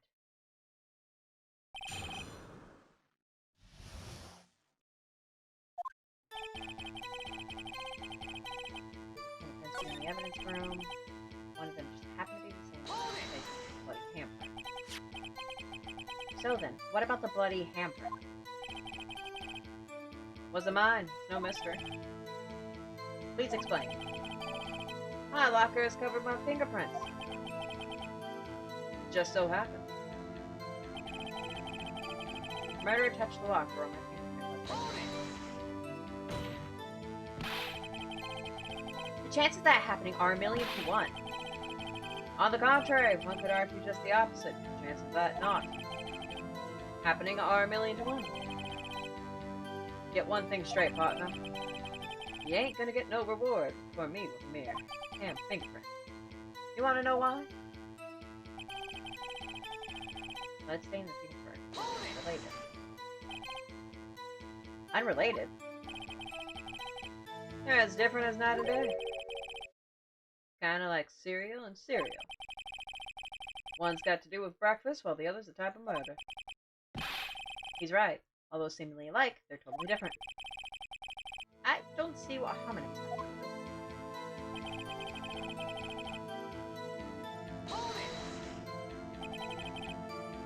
How do you know that?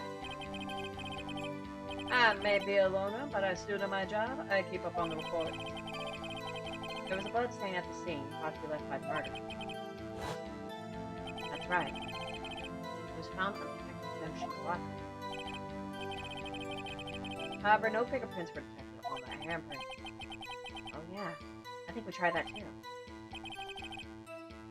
So that would mean the murderer, wearing gloves, happened to place their hand on top of Officer Marshall's fingerprint.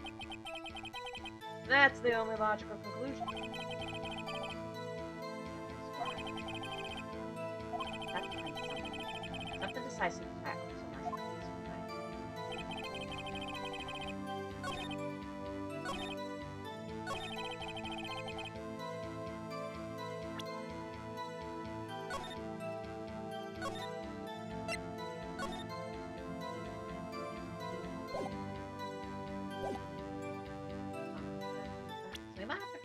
Video. Because I know of one idea.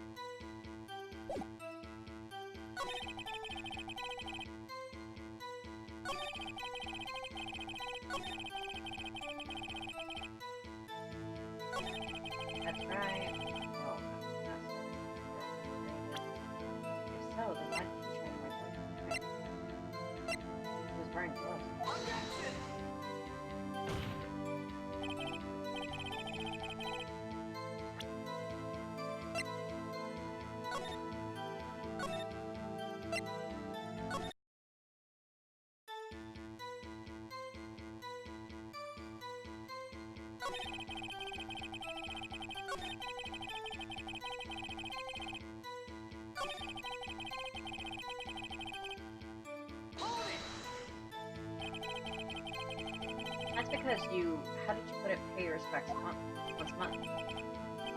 Yeah, that's right. That and one more thing. That locker happens to be mine. What do you mean? I mean what I said. That's the locker I used when I was a detective. The locker I stole. All that's in there now. It looks like people broke it. It'd be strange if my prints weren't all over that locker.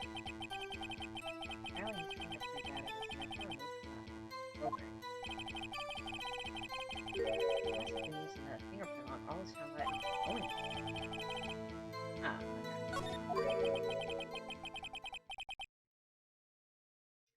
okay, I got it now. That was important. Huh, sometimes you can't skip statements.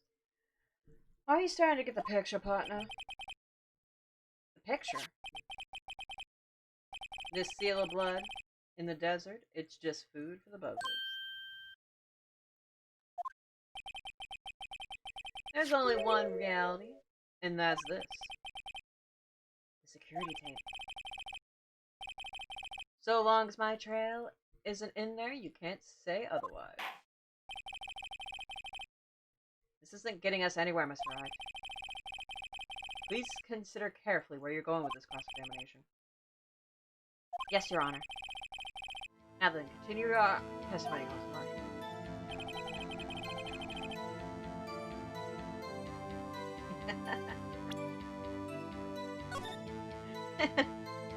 Ah, so that's all you had to say, huh? Too bad it wasn't you in that video. That's a contradiction, my friend. That's a blessing. Ah, damn it, I thought I had that. Maybe I have to just press on it.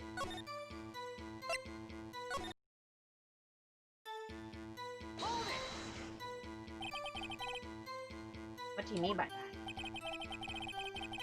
You want to tie me to this crime, isn't that right, Palmer? If so, that video is your only direct evidence we have. This game's tricky. You don't know when to press and when to prevent. That video is next to useless. It's full of blind spots. Blind spots. Places you can't see. The camera's panning back and forth. The floor isn't shown. If someone was familiar with the camera's position, they could leave the room without being caught on camera. We don't have time for your speculations, Miss Wright. Well, Miss Wright, if you can't show us evidence in this video that indicates Officer Marshall was present, please do so now. Show evidence. Very well. Allow me to point out your mistake, Officer Marshall. Tread carefully, Miss Wright, or you might wind up being the one making the mistake. Now then, let's have another look at the video. Shows us incriminating evidence of the witness, Officer Jake Marshall. I know where it is. Yet again, to say something very important in his testimony.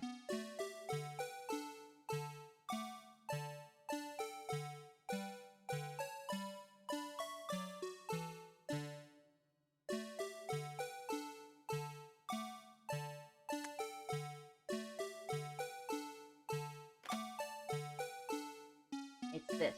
This wasn't here before.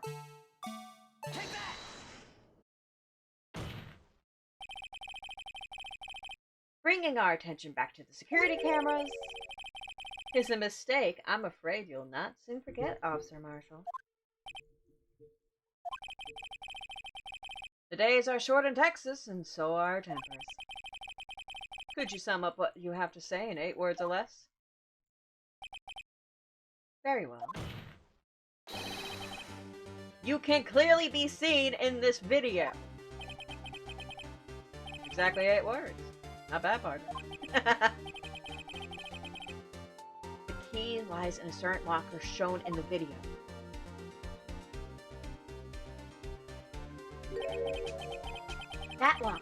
with the white cloth sticking out. That was the witnesses, I believe. Now then, let's rewind the video a bit.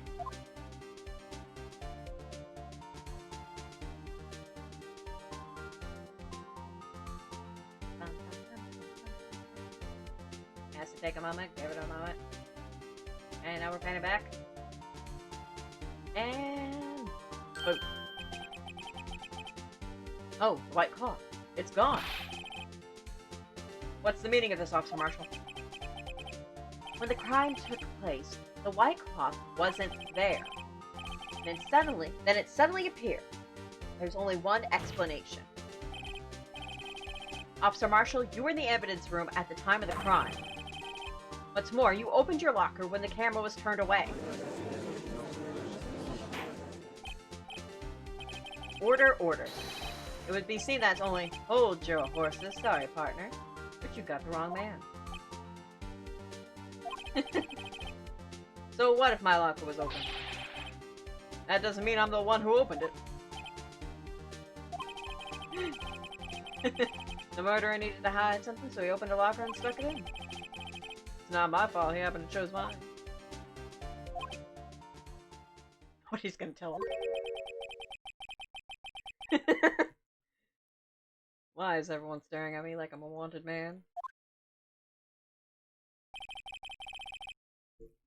This guy isn't just playing dumb. He really doesn't know. I hate to rain on your parade, but you're the only person who can open that particular locker. Oh yeah? I call your bluff. You say I opened that locker, now prove it. Ah, we can. We can prove it with the locker itself.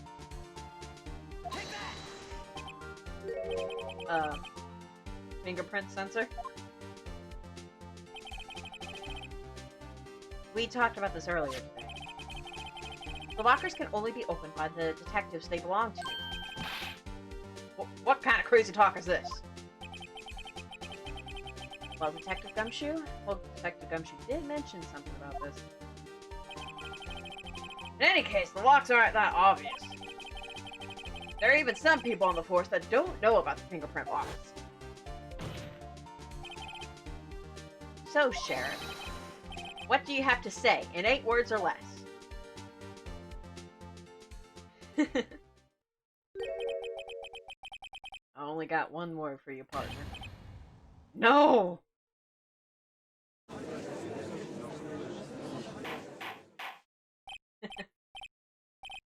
Order, order, order! Witness, explain yourself. If this is a joke, it's the worst I've ever heard. I assure you, this is no joke, Officer Marshall. Now then, please tell us what you were doing in the evidence room at the time of the crime. Ole, please answer the question. What is he now, a bullfighter? You're a bit confused, but you got the spirit. That's alright, Officer Marshall. I believe we can figure the rest out from here. We can? Have a look at these floor plans. There's no place for someone to hide in the evidence room. Yet Officer Meekins didn't see Officer Marshall. That's so, then. Where was the witness? It seems Mr. Wright has an answer. That's right.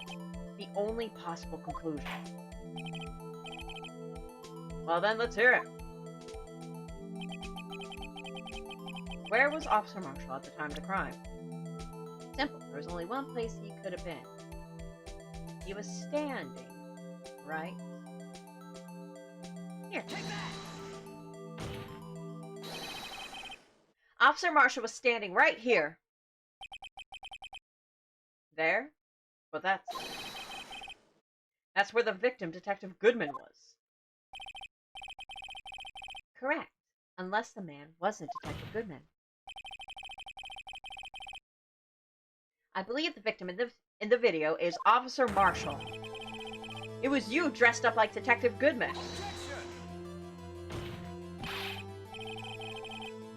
Well, that's preposterous. Officer Meekins witnessed the detective at the crime scene. Once he saw the man's face, he'd know for sure. May I point out that Officer Meekins did not know Detective Goodman.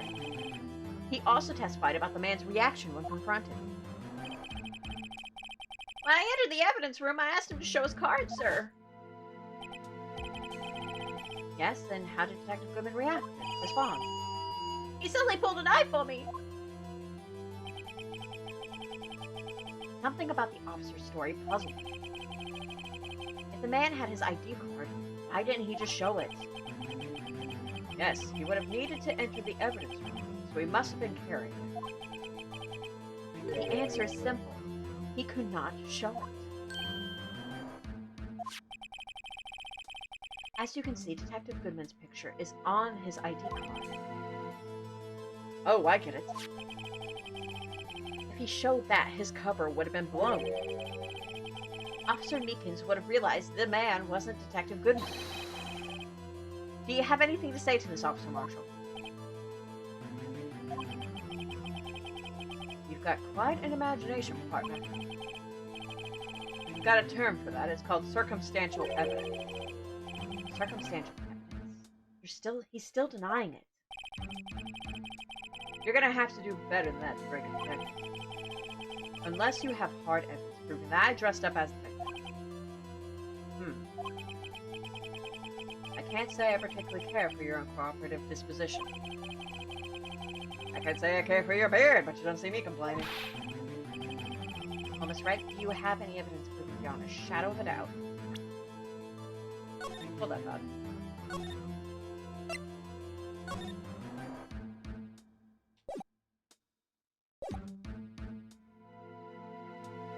Proving beyond a shadow of a doubt. Officer Marshall dressed up as the victim. Well, who am I kidding? I don't have anything like that. I can see the fear in your eyes, partner. Seems you're the one who couldn't take the desert. Ah, it's happening. It's so obvious he's the one. What can I do?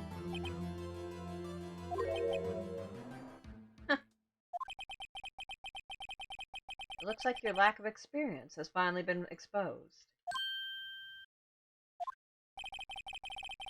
I'll pass on to you what someone had told me when I was just starting out. When you've run into a wall with no place to go, return to the basics. The basics?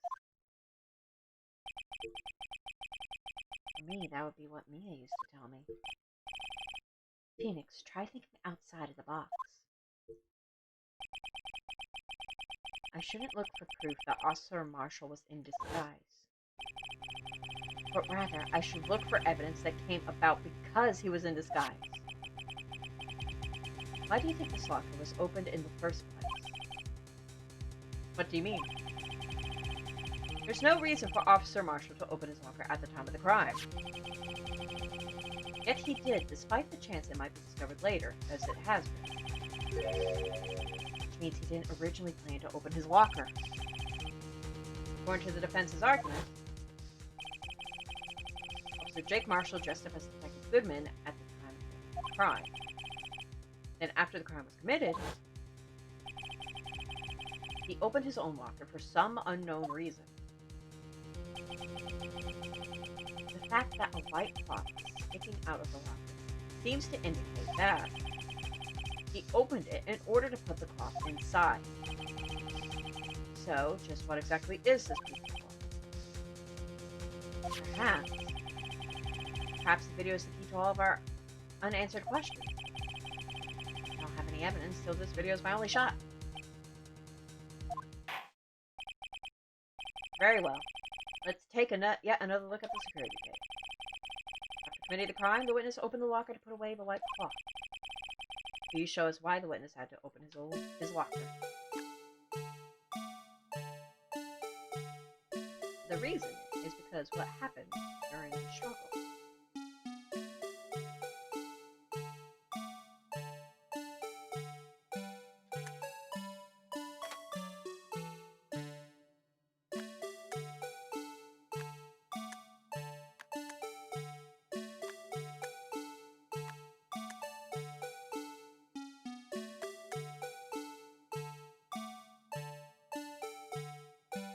right here. Take that!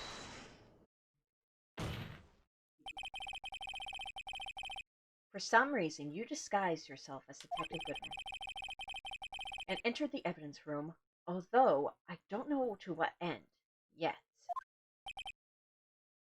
Yet. However, something unexpected happened. Officer Meekins barged in on you. When asked to show your ID card, you pulled a knife on him. However, Officer Meekins panicked, and the white coat you were wearing was soiled with blood. A bloody white coat. You couldn't just walk out like that. So you hid the coat in your locker. Not bad, partner.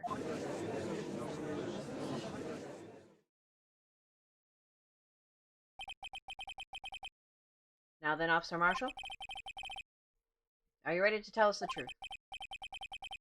Looks like I underestimated y'all. I hope you're happy now, Mr. Edgeworth. 2 years ago, if you were only half as persistent as you are now today, we all wouldn't have to be here now, would we? And that's the key to it all, what happened 2 years ago. Officer Marshall, tell the court what you did. All of it. All right. It seems the time has come. Spill it all, Jakey boy.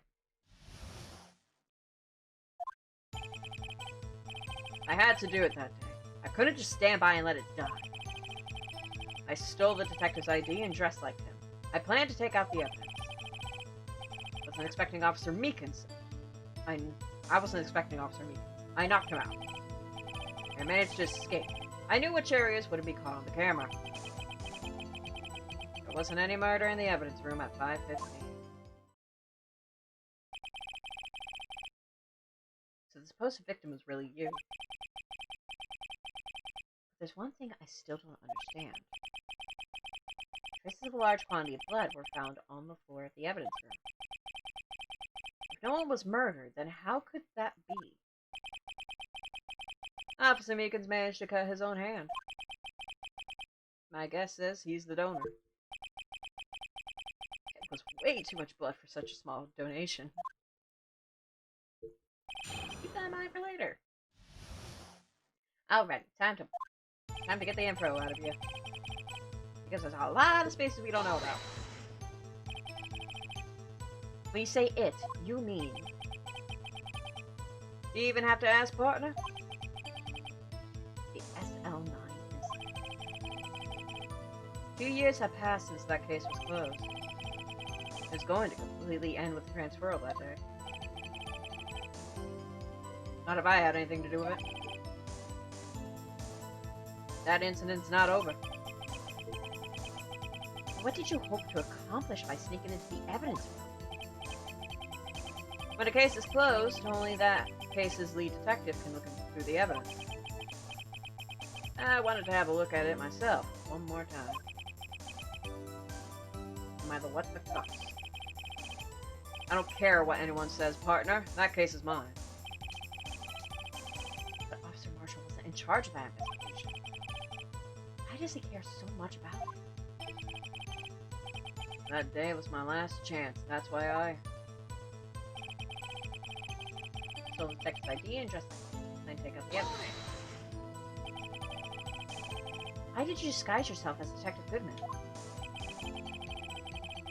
If I didn't make it look like Goodman was carrying out the evidence transferal, I'd be arrested for stealing evidence, which wouldn't get me anywhere.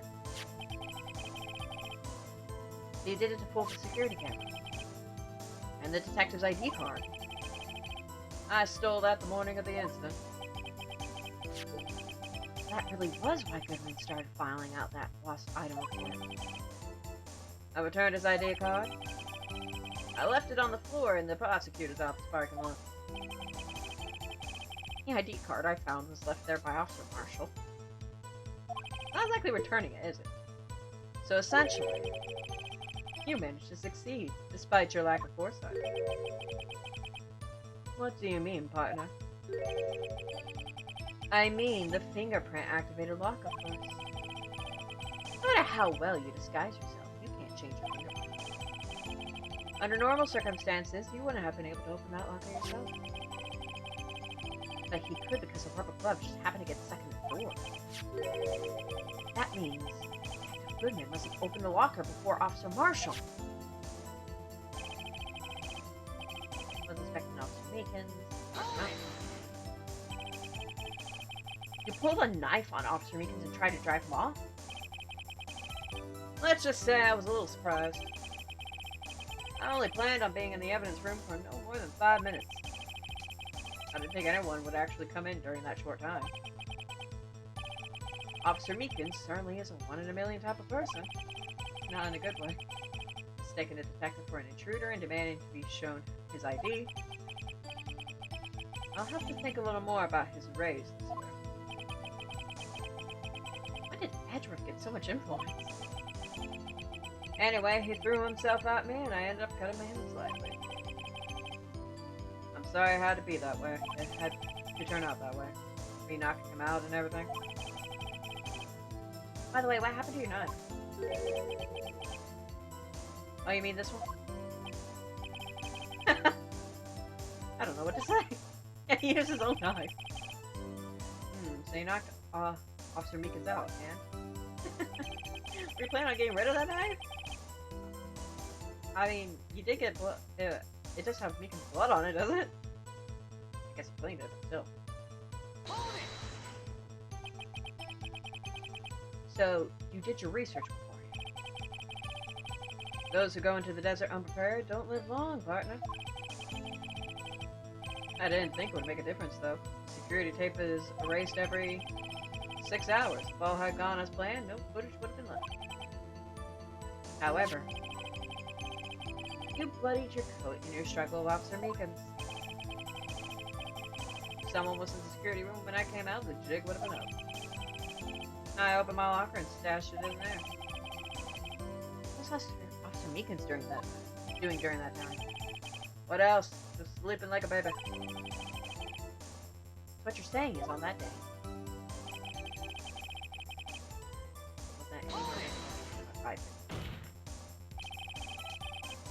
But the blood found at the scene certainly indicates a crime took place.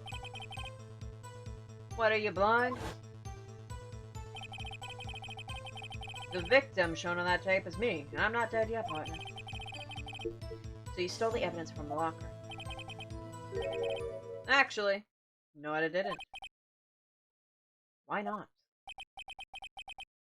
When I opened the locker, the evidence was already gone. What? Mr. Edgeworth, where is that evidence? It's still missing, Your Honor. Detective Goodman's locker was already empty. Someone else stole the evidence. Officer Marshall, may I ask you one thing? By the way, partner, it's a free country. Just remember, I'm also free to decide whether or not to answer. Why did you do this? Stealing a detective's ID? Injuring a police officer? This is no small offense. Moreover, you're an officer yourself. This will have serious consequences. It can't just be forgiven with a simple cut in salary. Not that salary cuts are ever a valid solution. Thank you, Peanuts. People gotta eat, buddy. Like I said, this isn't your case. This one's mine. And I'll do anything it takes to get an answer I'm satisfied with. Witness has an unusual amount of zeal. Let's hear more. Can't just forget the SL9. You know why. But that case was solved 2 years ago, wasn't it? That's the reason the evidence was stored in the evidence room. Joe Dark was convicted for his crime. One thing I can say for sure is he deserved it. I remember the Joe Dark case. It involved serial murderers, didn't it? I don't intend to complain about how it turned out. But there's something that's still wrong. Something went down at that shrine. Something no one can talk about. What happened? I don't know. That's what I'm trying to figure out and find out. Why is he so concerned about this? Maybe I should present him with what I think is real. I had a feeling we'd wind up here sooner or later. Everyone involved here is related in some way to that case. I'd better take another look at the files. Okay, so the reason why he's so determined.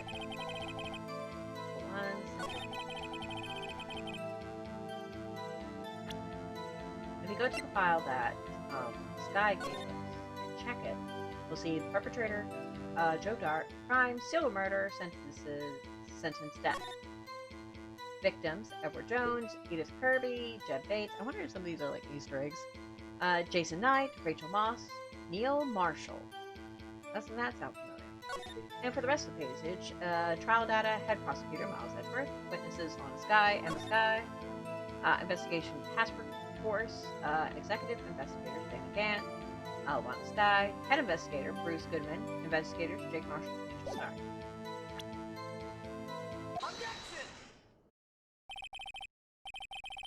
Officer Marshall, I think I understand. I think I know why you care so much about the SL9 incident. Sounds like you've been sipping too much cactus juice, partner. I have the SL9 incident file here. The name, Marshall, is mentioned in a list of murder victims. Neil Marshall. Are you related to this man? Neil Marshall. Yeah, I'm sure you've heard the name. 2 years ago, he received the same lousy prosecutor award you got. What? A prosecutor? You must be talking about the King of Prosecutors Award. Ah, that damn trophy. Now I remember. Prosecutor Neil Marshall. He handled the SL9 case before I did.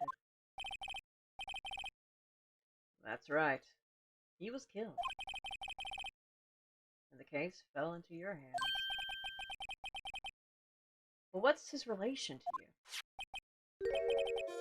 He was my brother. He was investigating the murders with Damien Gant, and then the deputy chief of police. Yeah, so that seems to be running his siblings in this. And Neil Marshall and Jake Marshall, one of them winding up dead, and now Lana Sky's life is on the line. So many ties get broken in this case.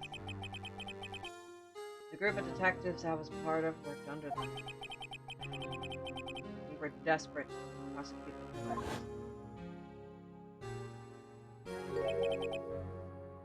Joe Dark. My brother fought Dark and was killed.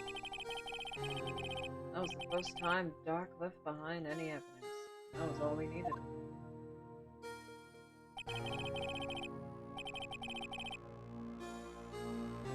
He was arraigned.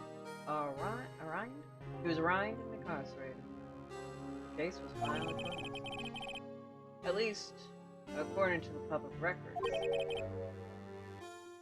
What do you mean? My brother couldn't have been killed by Joe Dark. I knew my brother better than anyone. No one could have beaten him in a fight. And that's it. That's your reason for your insane actions? To be fair, if I have a sister, if she was killed during all this, I also have a brother, and if he was killed during all this, I would go to any lengths to figure out what really happened too. Even if the killer was caught and executed, there was some shady stuff happening. I don't know if I'd be satisfied. There's more to my brother's death than what the records say. No matter how much you try to hide it, you can't fool me.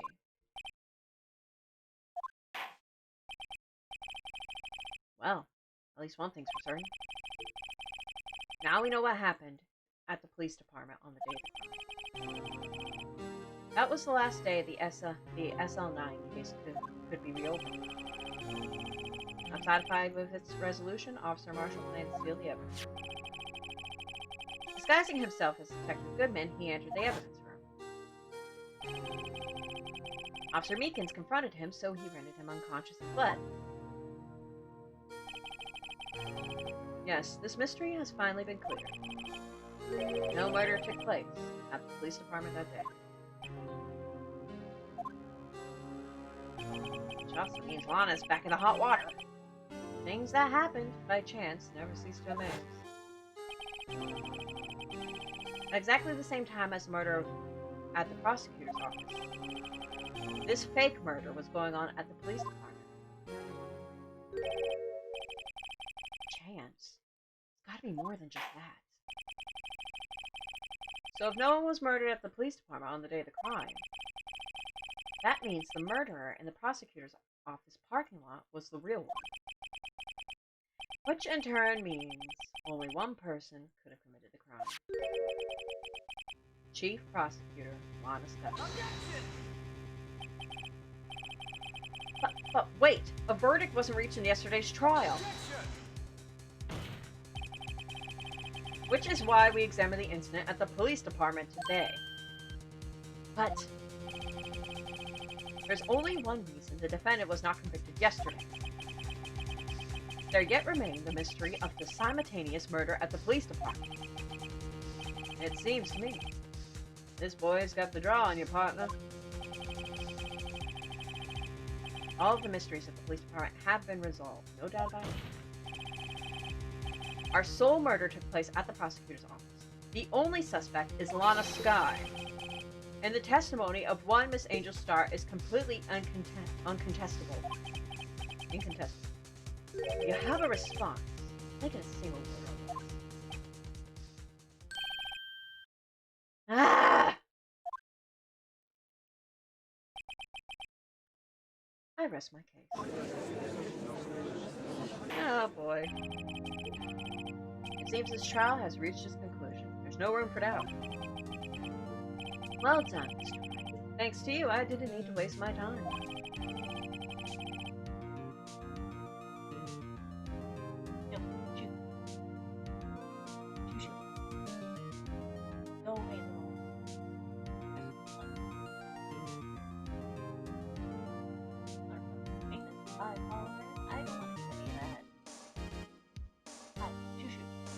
Oh wait, don't come back.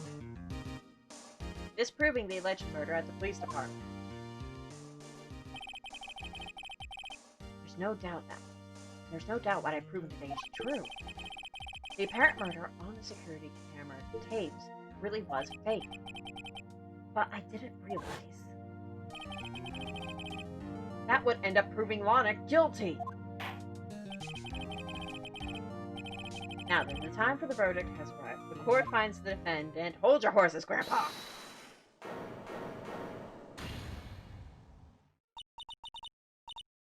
Your Honor, wait! Emma! The defense has an objection. A scientific objection. Right? What do you mean, right? Mr. Wright? Are you this girl's guardian? Are you sure? Your Honor, in a sense. Please, Your Honor, all I'm asking for is a minute of your time. Please hear me out. Mr. Edgeworth, please. I don't want to leave any loose ends. You want a minute? I'll give you 3.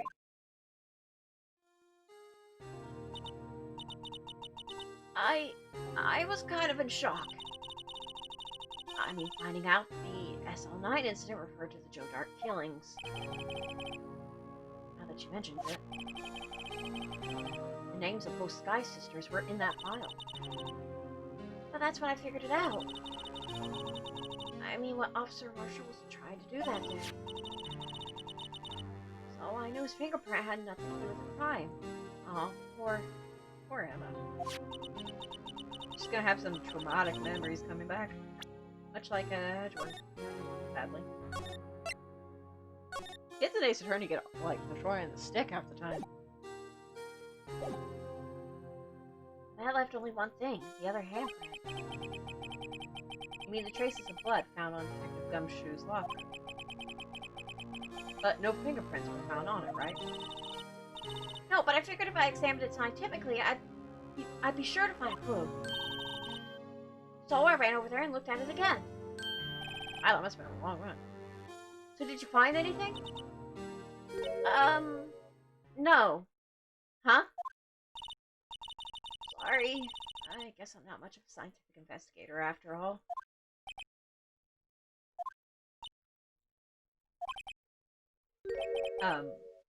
Is that all? Kind of in a predicament here, Emma. Please don't be mad. I'm just a high school student. Aw, it's okay, sweetie. You tried. And I'm just an attorney.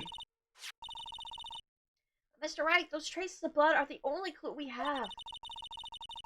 If we can't find something wrong with them... Please, Mr. Wright, you're a professional. If anyone can save Lana, it's you! Me? Oh boy. Time's up now then, Mr. Wright. In regard to the incident at the police department, does any reasonable doubt remain? Appears the defense is troubled by the other blood mark. Looking at the floor plans, a handprint was discovered around here. Is there a problem with this? Mr. Wright, I'm sorry I can't be of more use. But still, if you can't find anything wrong with that blood mark, Lana will be. Please answer my question, Mr. Wright. We don't have all day. Yes, Your Honor. For I've needed to concentrate. It's now. What could be wrong with that handprint on Detective Gumshoe's locker? Would there be something I'm missing? There's no problem. I object. There is a problem. This handprint left at the crime scene clearly shows a contradiction. The only thing that seems clear is you're grasping this, right? And staring pretty intently at those floor plans. Tell me, is there a problem? Yes, this is strange. Take a good look at this floor plan. Something is missing. Missing? You mean something hasn't been drawn? Yes, something that when drawn will completely change the meaning of the blood mark. Let us pray the defense isn't simply trying to buy time. Well then, Mr. Wright? Very well, Mr. Wright. With all this evidence, there's got to be something I can use. The question is, which item can prove something is missing in the floor plan? It is very simple, actually. It is the blue eyesore.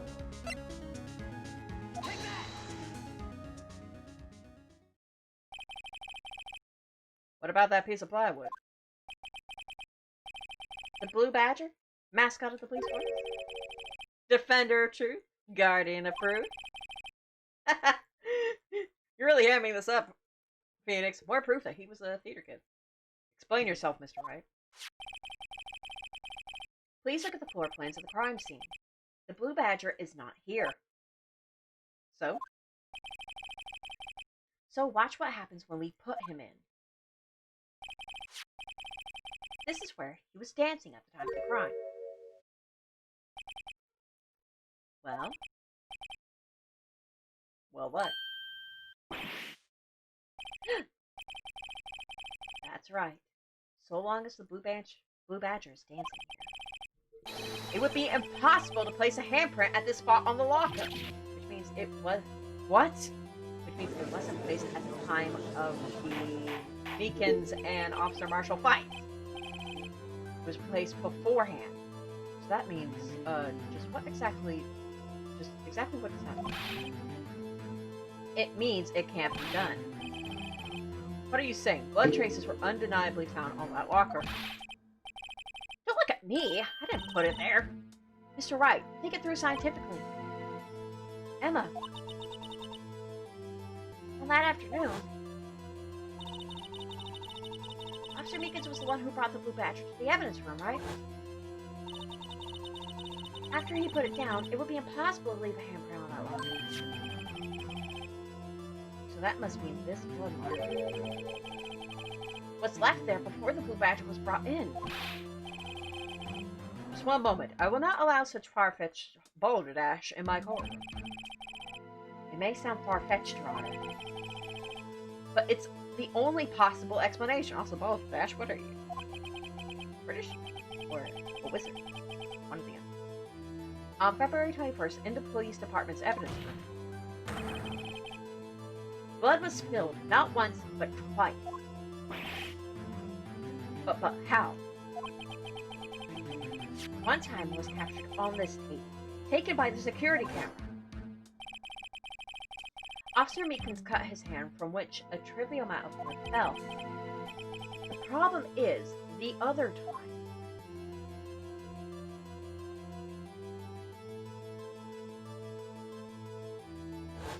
I mean, there was a large quantity of blood in there, so, yeah. How come there's that much blood? Someone bled prior to the struggle shown on this tape. It had to have been. It had to have been Detective Goodman when he was really murdered. That's ridiculous. I refuse to accept your absurd claim. The murder portrayed in the security tape has been proven to be a fake. However, that does not explain the blood mark found on the locker. So then, assuming this murder you purport really happened, when did it take place? I demand you show evidence that proves when it occurred. When did the first incident take place? When did the first incident occur? Summarize the defense's claims. That prior to Officer Meekins being cut by Jake Marshall, who was posing as Detective Goodman, another incident took place in that evidence room. That's right. The blood mark on the locker proves this. Very well. Then tell us. When did this first incident occur? As Mr. Redford said, proof must be presented. Proof that shows when the murder took place. Evidence that can show that. Now then, will the defense please present its evidence? What shows when the first crime took place?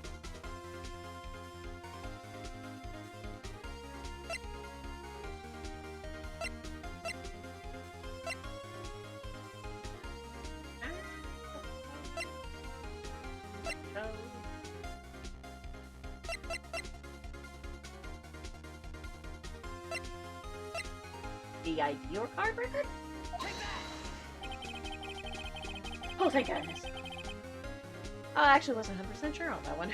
But it's like, it was the wording of what shows when the time it took place. The only thing that records time is the ID card record, so of course I would have to show it. If the crime took place inside the evidence room, then the killer would have had to enter it. And in order to do so, an ID card would have been required.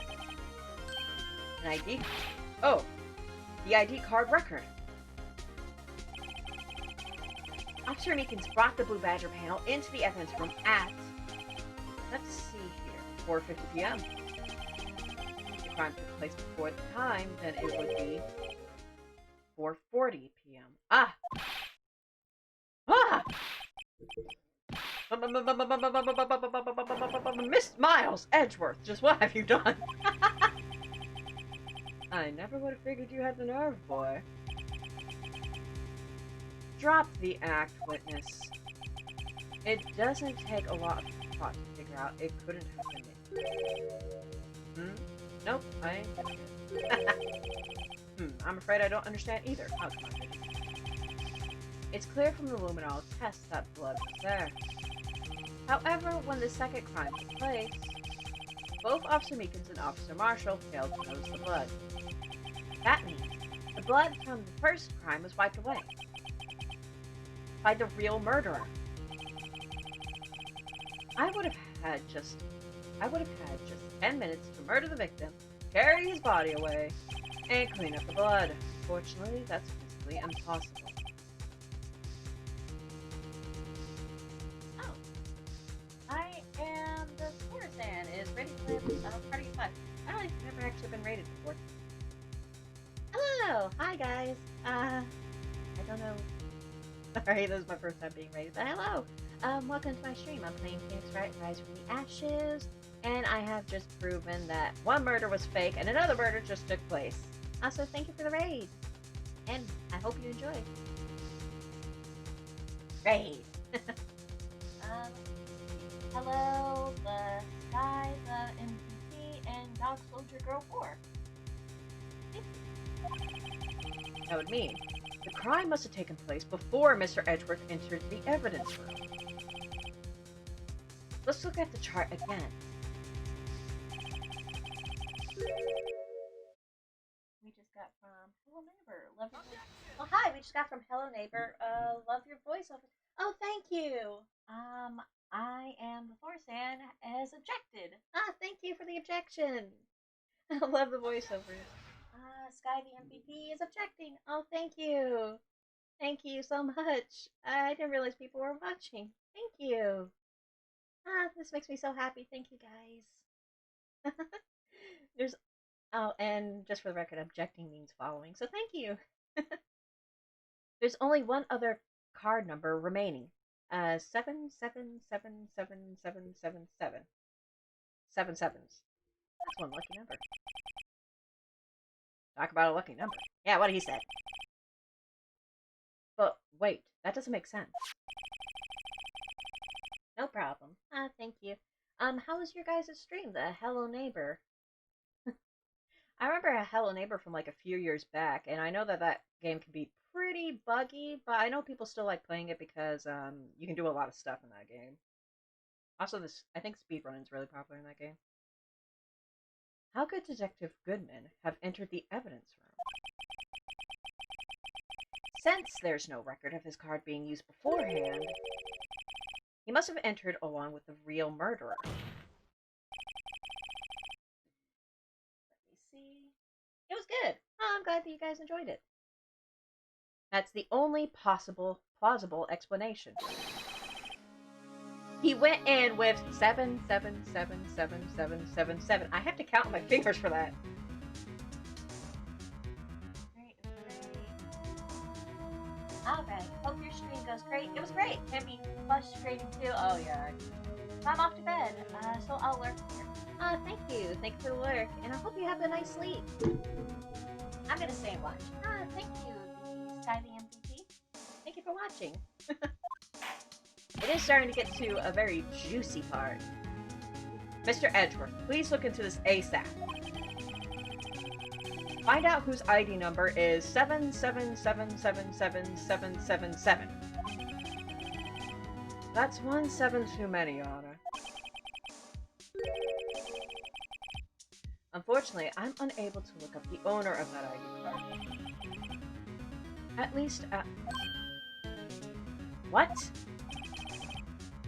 Explain yourself, son. The ID number 77777777 belongs to someone with a rank of captain or higher. Oh, it belongs to someone who's of a high rank. Well, I can think of at least one other person that we've met that has a high rank, haven't we, boys?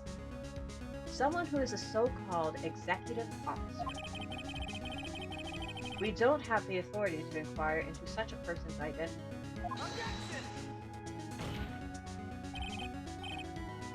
But that's ridiculous. Just how? I am not finished talking, Mr. Wright. There is one situation in which we can be granted such authority. If we accuse that person of murder, already. If an official charge filed against an executive is acceptable. Okay, so we gotta catch them with their pants down. An official charge? So you're all alike, aren't you? With your cover-ups and your forgery. That's how the prosecutor's office operates.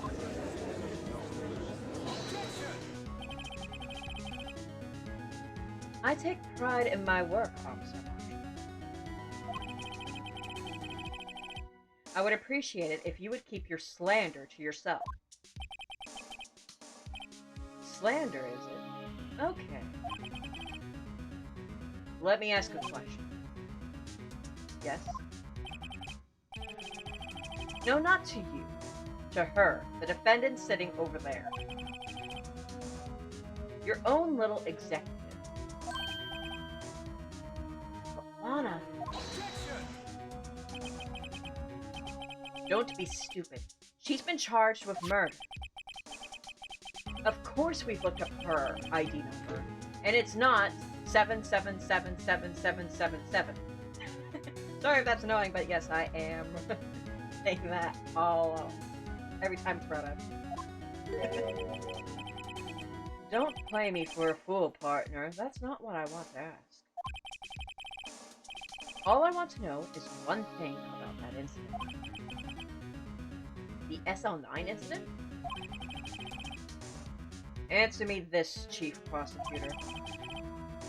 In that trial 2 years ago, did you really only use legitimate evidence?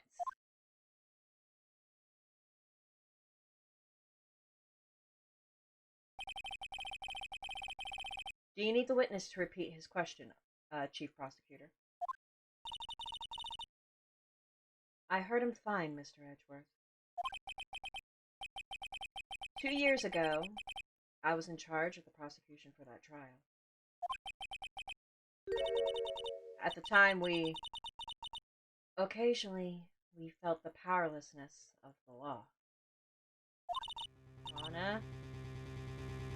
At least, I did.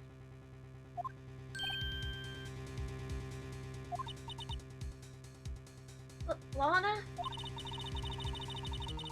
I became a prosecutor in order to suppress crime with the law.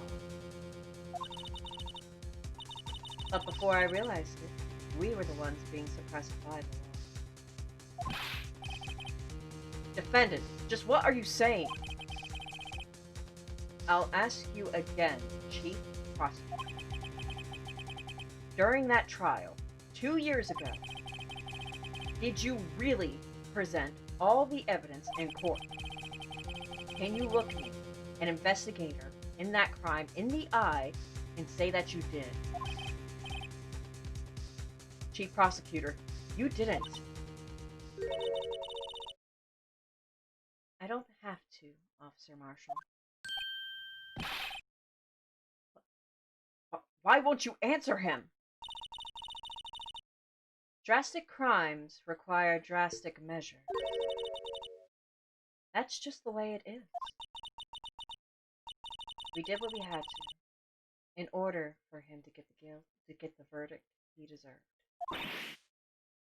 But, Lana! Even if it involved forging evidence. Oh, snap. So she just straight up admitted that they forged evidence in order to put somebody away. And even though it was practically proven he was the murderer, yeah, that's still a very squeaky thing to do.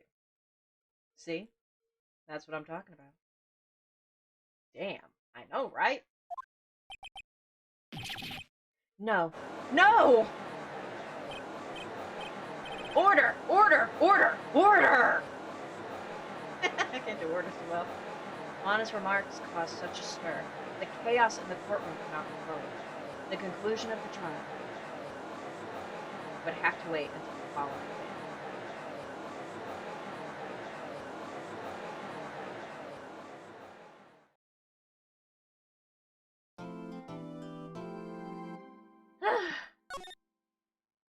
Well, that was serious, wasn't it? Alrighty, so I have been going for almost 5 hours on the stream. I've made a lot of progress in this game. I managed to solve the... I managed to solve the simultaneous murder crime. So now we know that crime was fake, but we know that a crime did take place in the evidence room. which is most likely the real location of the murder of Detective Goodman. Nice. Alrighty. So I think I'm actually gonna end the stream here. I'm really sorry that you guys kind of came in at the tail end of that, at the end of the raid. But I do hope that you guys will stick around. I might stream some more tomorrow night. So I do hope that you guys can join me for that stream. I really do appreciate the raid. It's my first raid. And I do appreciate all of you guys who stuck around and to all those who objected. Okay. It's fine. I'll be there. Oh, thank you. Oh, thank you, Sky the MVP. I really do appreciate it. I wish I had points and stuff, but unfortunately I'm not an affiliate on this site. But still, thank you all very much. So I'll be seeing y'all later. Bye.